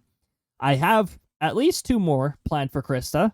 I do have one planned for the sectoral leader as well. I want to do a sectoral leader version of the stretch as well. And that's actually what one of the blank sections is about there. But that is a whole other thing, and I'll probably dedicate a separate day to doing that. I'm going to send you off to Taylor, because I haven't had the opportunity to do so before. Our times haven't coincided well enough to be able to do that. So it's about time. But I send you over there since Taylor's brought their community over here a few times. Let's return the favor. They're playing Overwatch right now, so it's going to be a fun time. It's going to be a fun time. There's going to be some action going on over there, that's for sure. Let's get this started. Raid. Taylor. Congratulations to the top 3. You get bonus gold pieces to be used in future sound commands. I'd like to thank you very much for joining, everybody. The raid messages should be popping up in just a moment or two. There we go. We've got a raid message for subs. However, in the event that you do not have a sub, just underneath, anybody can use that raid message. You feel free to use one or the other, heading on over to Taylor's stream. I'd like to thank you for joining, whether you're here in full and part, whether you're active, whether you're lurking somewhere between. It's all greatly appreciated. I love saying that really fast. The next stream is going to be tomorrow, 6 p.m. Mountain Time. We're back to our usual streaming times. I will be playing some Final Fantasy XIV. So look forward to that. We're going to be continuing our post-Stormblood experience. Yes, we'll see you later, Hemlock. We'll see all of you later. If you stick around for the raid, you do get a bit of extra silver pieces. You can feel free to stick around after the raid. I'll probably be there for a little bit. But if you got other things to do, that's very understandable too, the raid and running and all that stuff. Take good care of yourselves, be kind to yourselves, and really important one, keep being yourselves. You don't want to lose sense of yourself. The world's crazy enough as is, so let's keep a sense of ourselves. Alright, everybody. Take care. Whoop. Oh, sorry, Vertical. That immediately happens, apparently, when I press the hotkey. I'll fix that later. Bye-bye.